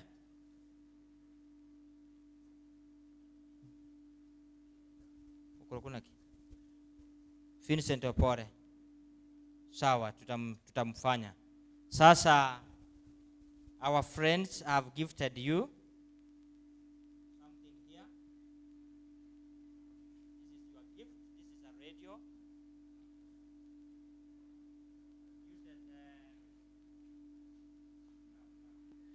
Used as solar.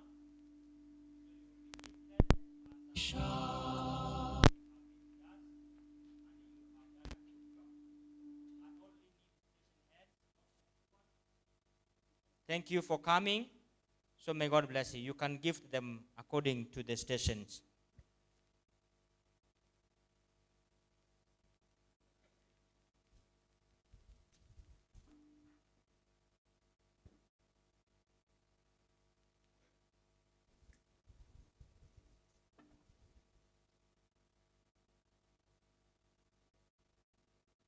So thank you. That is a radio. It has a Bible. It has all the Ellen G. White writings. It has sermons. Yes. And children's stories and children's sermons. So that is your, use it well, and may God bless you as you are going to use it. So cameraman, wherever you are, you can take pictures as my youth representative is giving them. So may God bless you for the wonderful job you have done to make this occasion to be a colorful one. It has been so great. You have been moving up and down, sleepless nights. Sometimes rain rained on you the other day when you were looking for someone. This was a wonderful time that we have spent together. So we want to thank God for you, that you came.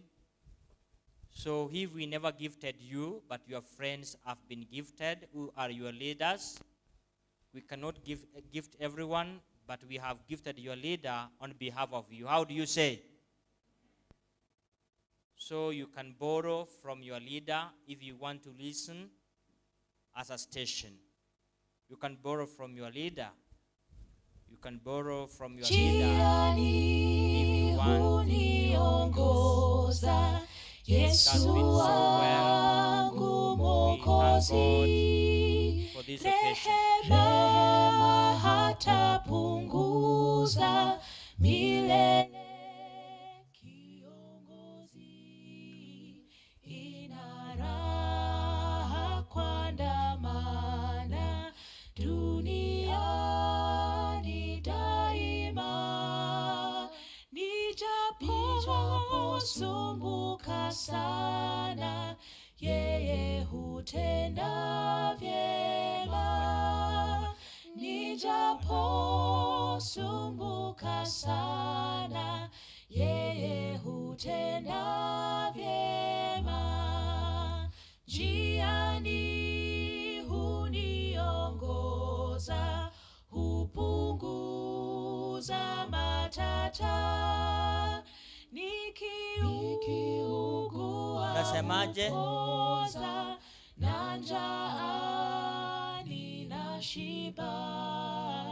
Lichokapo guu langu, nguvu zikapungua. Jiwe lilo mbele yangu hunibubujika. Jiwe lilo mbele yangu hunibubujika. Njiani huniongoza kwa pendo zilizokuu. Mwisho utanituliza kwake Baba yangu juu, nikivikwa kutokufa, nikae na Mwokozi, nitamsifu sana sifa, kweli ni kiongozi, nitamsifu sana sifa, kweli ni Mnasemaje? kiongozi. Now take us a picture. Nitamsifu sana sifa, kweli ni kiongozi, nitamsifu sana sifa, kweli ni kiongozi.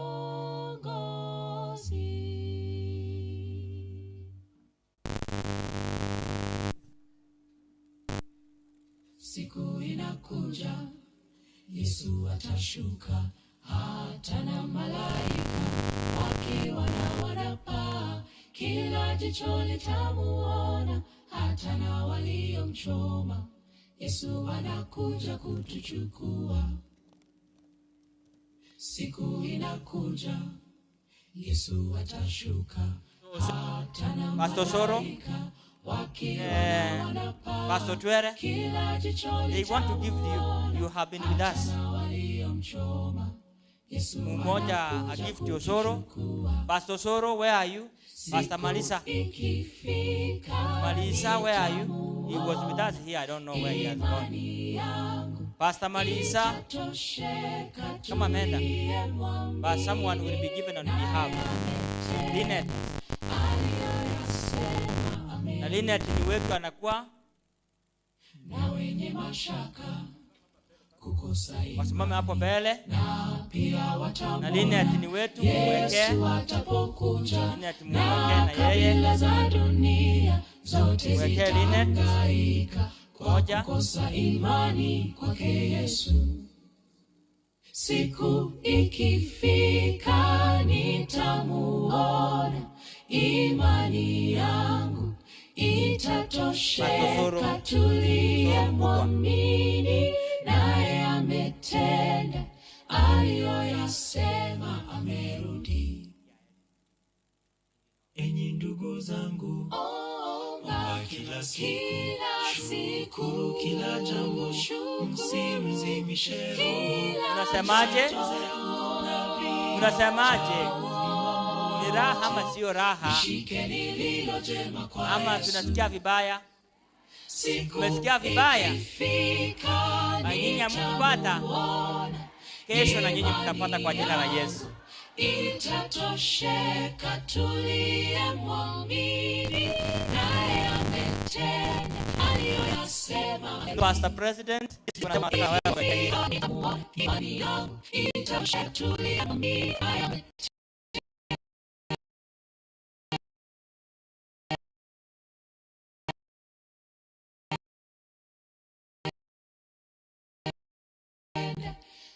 Aliyoyasema amerudi.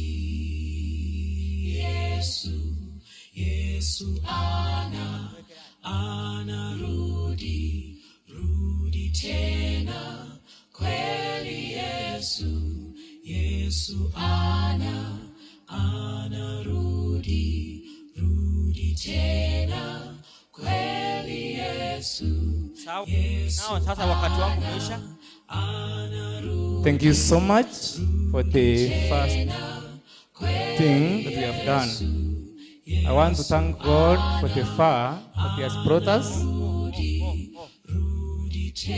Melewa na one of our leaders, the Union Ray representative, Dr. Mbogo Duncan is with us. Please, you can salute, sir. That is our Union representative from our South Kenya conference, Dr. Duncan Mbogo. Thank you, my pastor. Now, I want to see my area coordinators wote wakijipanga huko nyuma. DJ tanisaidia muziki wa marching na roton. Kiongozi wangu pita hapa nyuma, nataka kuona kutoka huko. Our cameraman tutawachukua from the park wakikuja hapa mbele. Tunataka kufanya tarehe ya mwisho ya mkutano wa siku ya leo. Na hakika tunataka kupatia our chief guests a present to remember South Kenya Conference that they came here and we really love you. We enjoyed the time we were with you. We want to appreciate you. We don't have much to give, but accept our little that we have. We have some presents for you. And we want to hand over at this time. This is the time we want to hand over our presents to our guests.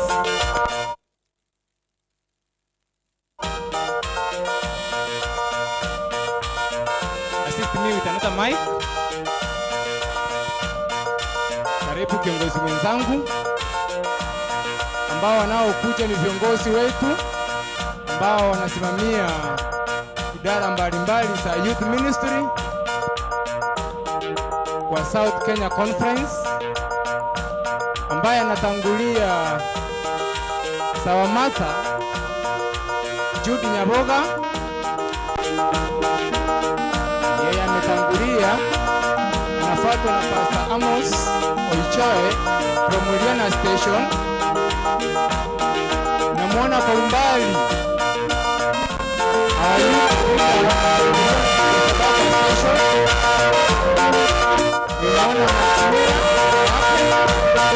nimemwona Ricky katika station. Nimemwona Gabriel from station, wakiwa wanatembea kwa mwendo wa polepole, wanatabasamu. Tumekosa maneno ya kusema pai, inakuwa ngumu. To say goodbye is not easy for us. Our visitors, I want to say that we really enjoyed the time we were with you. Saying bye is hard for us, but we have to accept that the time has come now to leave, and I know that God will help us. We meet one that days. Thank you. Thank you so much. DJ? Thank you. We want to appreciate our guests for their time they have been with us here, their sacrifice, and everything, the effort they have done. Now we want to gift our guests. Silence, please. Silence. And I want to, because they have marched in the order, we want to appreciate the first, our president, the South Kenya Conference president. Kindly, Pastor President, I will stand and receive your gift. Pastor, kindly come and receive your gift. You give a room because of the camera. Sister Madam Judith Nyaboga, please march forward and gift our president. We want to say thank you to our president kwa sababu ya muda wako na kwa sababu ya kutukubalia tuwe hapa mpaka siku ya leo. Thank you so much our Hatukuwa na mengi, tungefanya makubwa, lakini we say thank you for allowing us to be here. Thank you so much. Thank you. And then next we want to gift our duty director, the South Kenya Conference duty director. Our pastor, I will request you to stand. It's our Apple. And this will be done by our youth secretary, Brother Joseph Sangara. Kindly. And before you give, I want to say a word. I want to say thank you to our director. You have really spent your time, sleepless night, to have this Youth Summit today. You have persevered a lot. I want to say that God keep you safe. Our present is something for a little time, but we want to pray that God keep you safe until He comes again. Thank you. Our Able Secretary.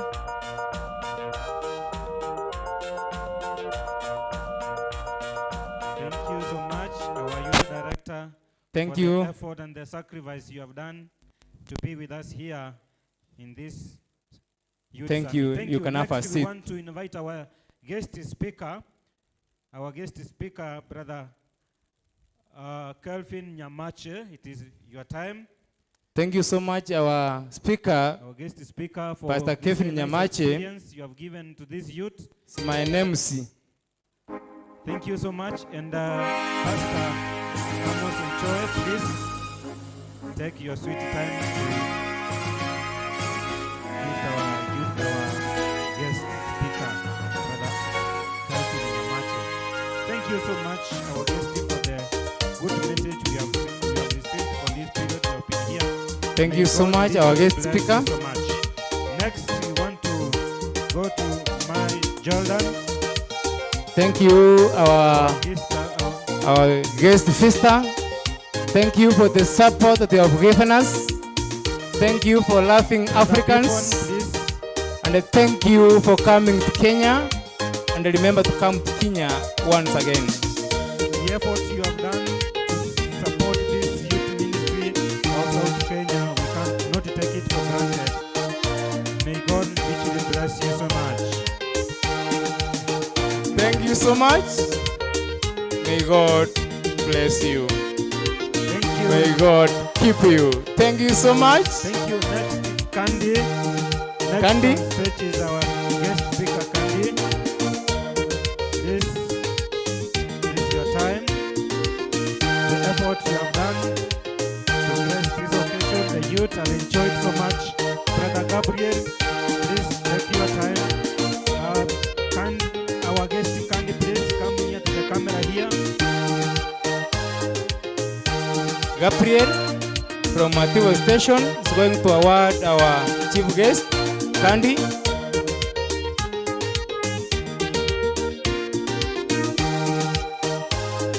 Thank you so much. Thank you. Our guest for coming all the way from the United States of America. Thank you so much. We thank God for that. Feel Next most is welcome. Dr. George. Dr. George. Dr. George seems that he's not around. Not around. Next is Lilian. Cesar. Thank you so much for the good work you have done to this. Thank you. We will take it for Dr. Alepa. Kindly, madam, receive for Receive yours first. Lilian Albert. Sister Lilian, the camera, please.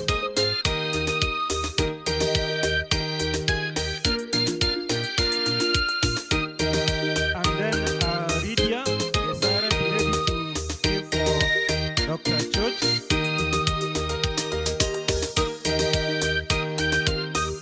thank you. Now she's receiving for Dr. Arepa.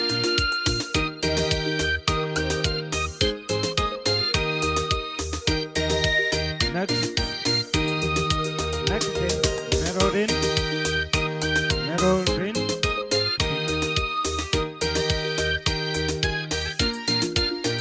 We request Mine to receive for Merorin. Marilyn. You come for Marilyn.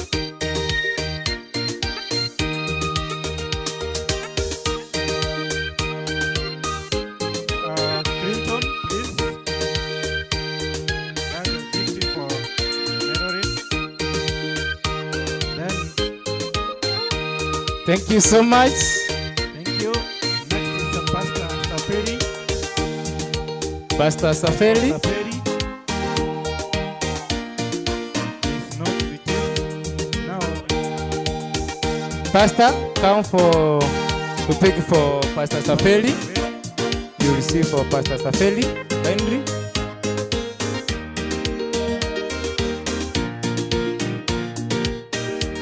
Come and pick Safeli.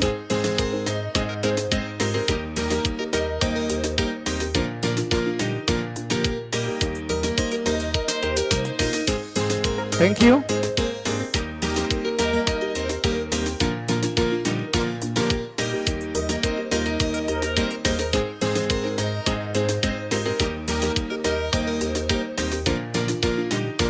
Thank you so much, my readers, for the good work that you have done. I think now you can have a seat as the principal, the chief principal, Mwata School for the Deaf, as he comes up front.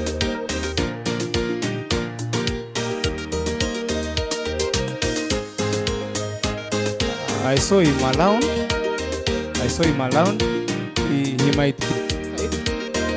He might be outside. Please call him.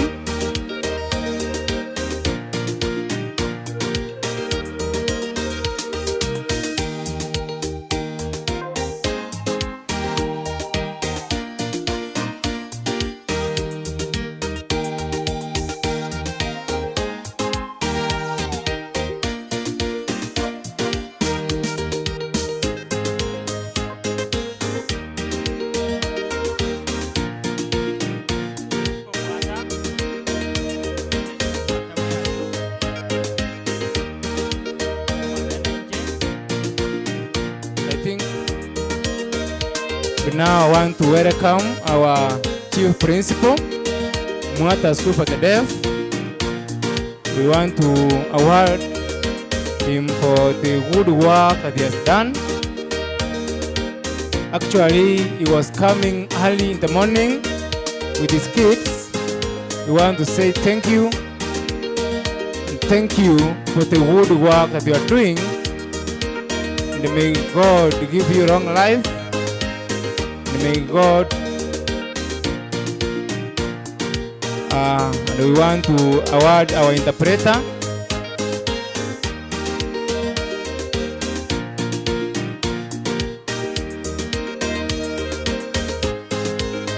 We want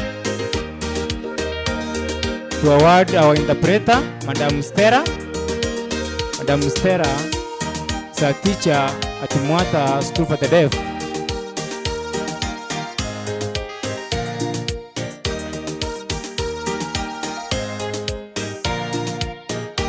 Thank you. We want to welcome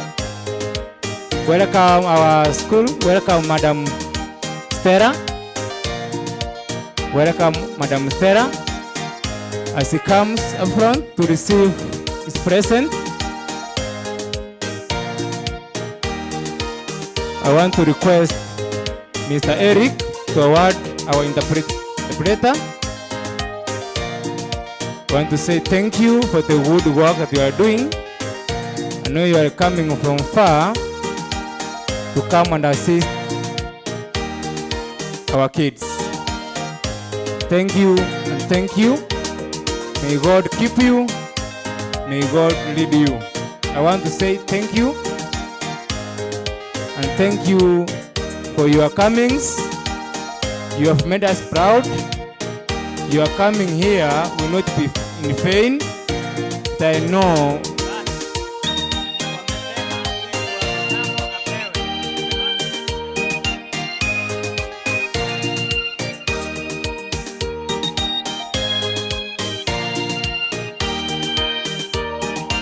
okay, allow us to call.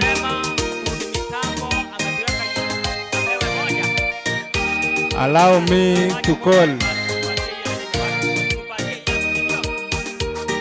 Allow me to call.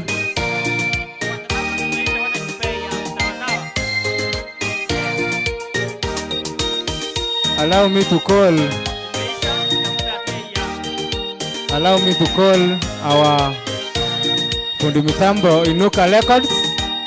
Frank, you can come for your present. Frank, you can come for the present. I know you have done a good job. You have done it wonderfully. May God keep you. May God guarantee you a long life, a healthy life. Thank you. Thank you so much.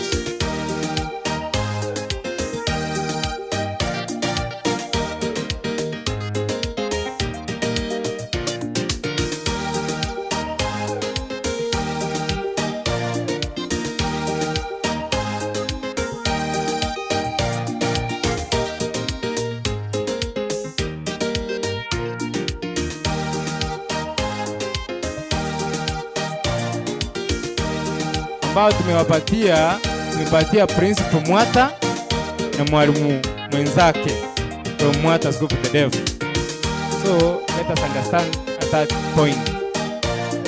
Thank you. Allow me to hand over the mic to my leader. Welcome. Thank you so much. Sasa tungependa kuwaita wageni wapige kwa yeye. Want to recognize our education director.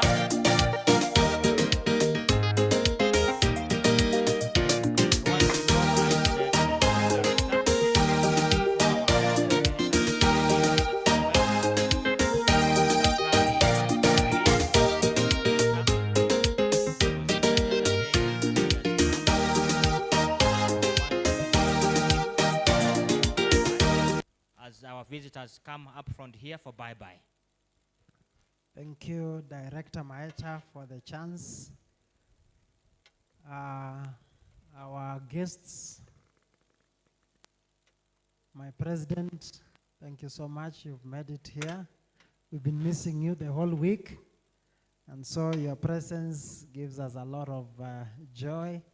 You know, you are the father of all of us. So your presence makes even the visitors to feel at home. So karibu sana, thank you very much. I was not with you in the morning. I had a special function at one of our churches around. I was the guest there. And then yesterday, I injured my leg, so that's why I'm dressed like this. But I want to thank God for the opportunity. Before I thank our guests, we have received a special guest here, one of the pastors that trained in Baraton, who Candy sponsored. You paid for his fees. For 4 years he was in the university. Let him come and greet you, and then so that Candy will see that his boy has grown. Praise God. Happy Sabbath. I am the product of Candy Ringaling.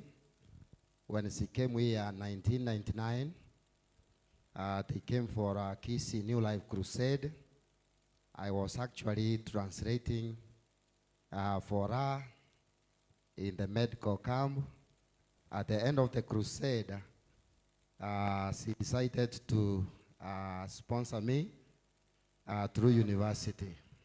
I'm here to thank you, Sister Candy. Thank you so much. I graduated 2004. You even took me to masters. I did my masters with money, and I have grown up now. Even I have a son. I know you don't know, I have a son here. Just come, my son. This is my son. His name is Caleb, me. This boy is in university, second year, Maseno University. He's training to become a teacher. Thank you so much. And the immediate follower is a daughter whom we even named Candy. She's already married. She graduated from University of Nairobi. So these are your two products. I thank God for you. Thank you so much. Say your name. My name is Charles Omwega. I proceeded, I did a doctor in divinity, so I am Dr. Charles Omwega. Thank you so much. Thank you. Omwega Charles. Actually, when Candy sponsored Charles Omwega, is the same time that Candy sponsored Pastor Michira. So both of them, and they happen to be Semos. So Michira's wife and Pastor Michira's wife and Pastor Omwega's wife, they are sisters. Anyway, thank you very much. So you can see our visitors have been here for long. They're actually Kenyans. They could be holding 2 passports, 2 citizenship, Kenyan citizenship and American citizenship. Thank you very much for coming. We want to wish you God's blessings. You have really blessed the young people. The young people, I want to say, God bless you. The things that you have learned when you get back to your churches, make use of them. Those who are in the universities, remain calm, be an example, be a light at the universities. Those of you who are in secondary school that are resuming back to school on Monday, may the Lord bless you. We always remind you, please don't ban the schools, don't ban the teachers. They love you. They are your other parents in school. We also love you. Don't shift a lot of burdens on us, because at the end of the day, when you do distractions, it is shifted to your parents. They pay for everything. So don't burden them. They are already burdened in paying your fees. Don't burden them anymore. But I know that while here, you've received seasoned messages that you will take back to the institutions and share what you've learned to your colleagues. Otherwise, thank you very much. God bless you. Thank you also for coming, our visitors. Thank you so much. We want to wish you well. In my mother tongue, we say Angikande, meaning that next time again, tomorrow, we need you. We need another one, another summit of this nature. How many of you tell our visitors, another summit? Thank you very much. God bless you. When you get back, say hello to your parents. Wish you all the best.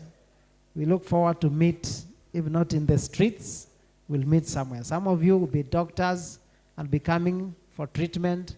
Some of you are teachers, will be coming, will be bringing our grandchildren to your schools. You'll be teaching them. So you're great men and women. May God bless you in Jesus' name. Now, our visitors, you can come up front, all of you. For those people who are around, you can come. Our visitors, the 3 of you, and the last one up at the back. Lillian, you can come and give us a bye-bye before you leave. That is the Kisii way of doing things. So Candy, you are also among these. So you can sit down, please. I start from Lillian. You give a farewell. Then you give it to Candy. Then you give it to Maya. Good evening once again. Good evening. I hope, how many of us did not make it during the 2 days other than today's Sabbath? Thank you. Thank you for the feedback that you are giving. Remember we said we equip to empower. The church needs professionals of all walks of life. And those professionals are not going to come from outside, they are going to come from you. We don't want people getting into careers just because their parents have told them or they have think that I can do this. Understand yourself. Do what? Understand yourself. Be informed. Research on the kind of career that you want to get into before settling into it. Set your goals and work towards those goals. Remember we said nothing comes on a silver platter, but we need to plan for it, and our God of heaven is going to bless your plans if you are requesting him to come and bless your plans, as it tells us in Proverbs 16 verse 3. A skilled person will walk before kings, and that is there Let us meet as serious professionals. I have just been wondering about how I are the kind of people we need. We need people who are empowered in the church, people who can support mission, people who can sponsor mission. It doesn't have to come from externally, but of course we are very grateful, but we can also sponsor mission in God's church. If we don't meet, I will not manage to be here with you. I have a funeral at home. I'm proceeding to my home. I lost a nephew on Sunday. When the speaker was saying that you never know what will happen after this, within 5 minutes you can lose a life. I am not threatening anybody, but at all times, let us be prepared. May God bless you until we meet again. If we meet in the corridors, feel free to greet us and let us share what we are able to share. Thank you. God bless you.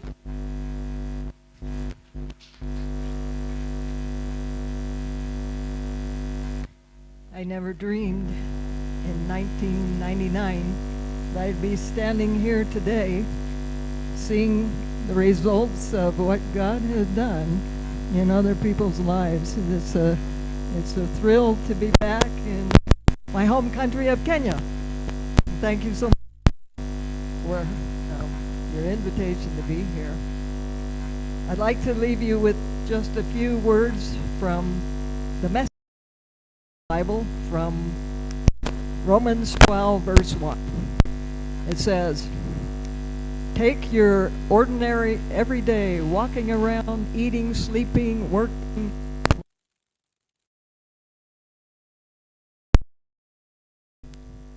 because embracing what God has done for you is the best thing that you can do for Him. So always remember, God loves you. He is your creator, your redeemer, your identity. He is your life. Enjoy abundant peace with God.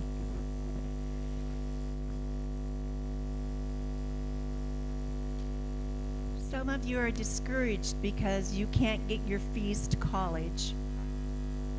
Some of you are asking for sponsorship.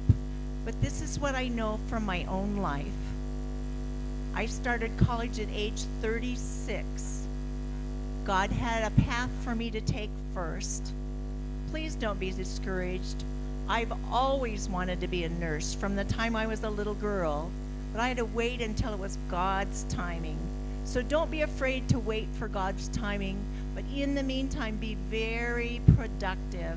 Keep working toward your goals. Keep living your life for God, because He will bring you at the right time to the right place.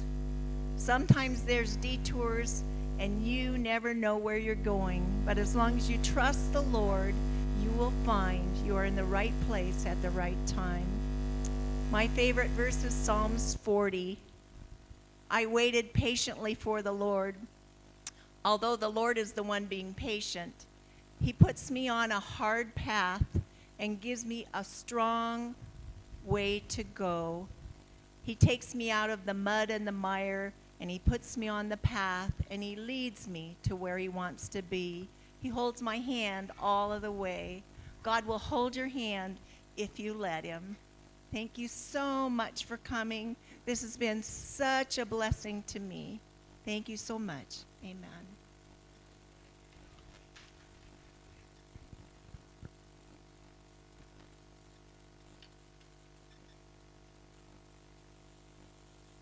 It is still Sabbath. Happy Sabbath.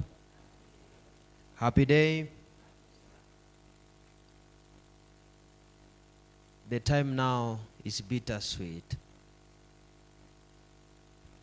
Sweet because I can see your brimming faces. And I can tell from a distance that the conference that we are almost finishing has had an impact in you. Bitter because it is time to say farewell. Farewell, my brothers and sisters, till we meet again. I thank you for your friendship. I thank you for your patience. I thank you for your generosity. And I thank you for staying with us from the very beginning to the very end. All of you are very, very special. I believe that we'll keep connecting. I believe that we'll keep interacting. We belong to this generation, and there are many ways in which we can connect. We can connect in TikTok. We can connect in Facebook. We can connect in WhatsApp. We can connect in LinkedIn. My name is actually Kelvin Nyamache in all those platforms. Let's connect. I always share uplifting messages, and I believe that you have a lot to learn. Allow me also bring you greetings. Rihanna and Nyabimwa district youths from your elder Chindiba Joshua, and Masimba Station and Riaisomba district from Daktari Peter Omari Onderi. All the best, shine and persist. May greener be the pastures that you'll be treading upon, and may blessed be your future. Amen.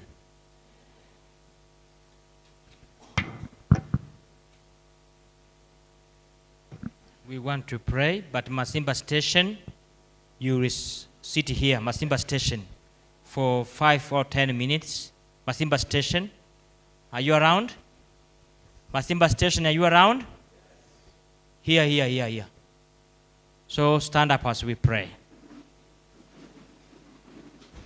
Pastor, our president, you can come and pray as we end the meeting for this afternoon. We will come back here at 7:30 as usual, then we will break at 9. Let us pray. Glory and honor to you, our heavenly Father. The far we have come with you. We want to thank you, God, for all of the provisions which you have made as we have gone through this summit. Bless all the attendees in this meeting. Even as we are going to depart, fill us with wisdom and knowledge, power, and your word, so that when we go, we witness you as the true God and your Son you sent, Jesus Christ. Thank you for our feasters. Thank you for Candy and the mayor who traveled from very far because of this great mission. As we depart now, God, we pray for your Holy Spirit to continue administering us in all ways. In Jesus' name we pray. Amen.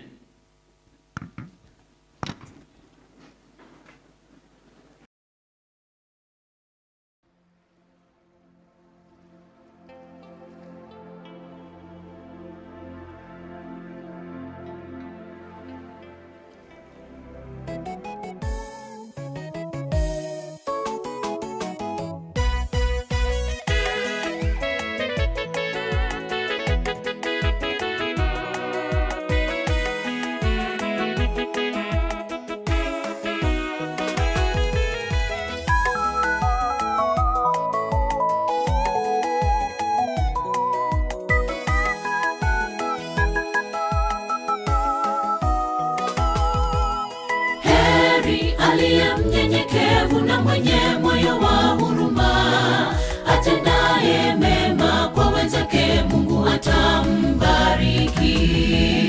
Heri aliye mnyenyekevu na mwenye moyo wa huruma, atendaye mema kwa wenzake, Mungu atambariki.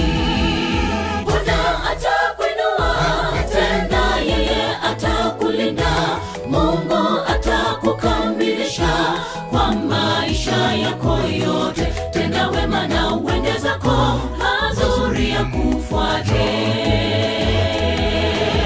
Bwana atakuinua, tena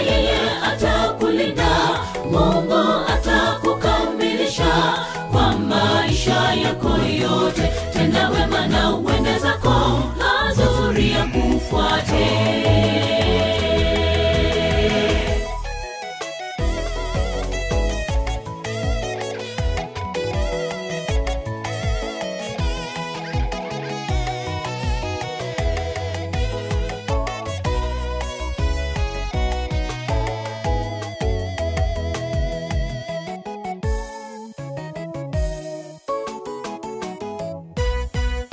Heri wale wenye rehema, maana watapata rehema. Heri wenye njaa na kiu ya haki, hawatashibishwa. Heri wale wenye rehema, maana watapata rehema. Heri wenye njaa na kiu ya haki, hawatashibishwa. Bwana atakuinua tena, yeye atakulinda. Mungu atakukamilisha kwa maisha yako yote. Tenda wema na uende zako, mazuri ya kufuate. Bwana atakuinua tena, yeye atakulinda. Mungu atakukamilisha kwa maisha yako yote. Tenda wema na uende zako, mazuri ya kufuate.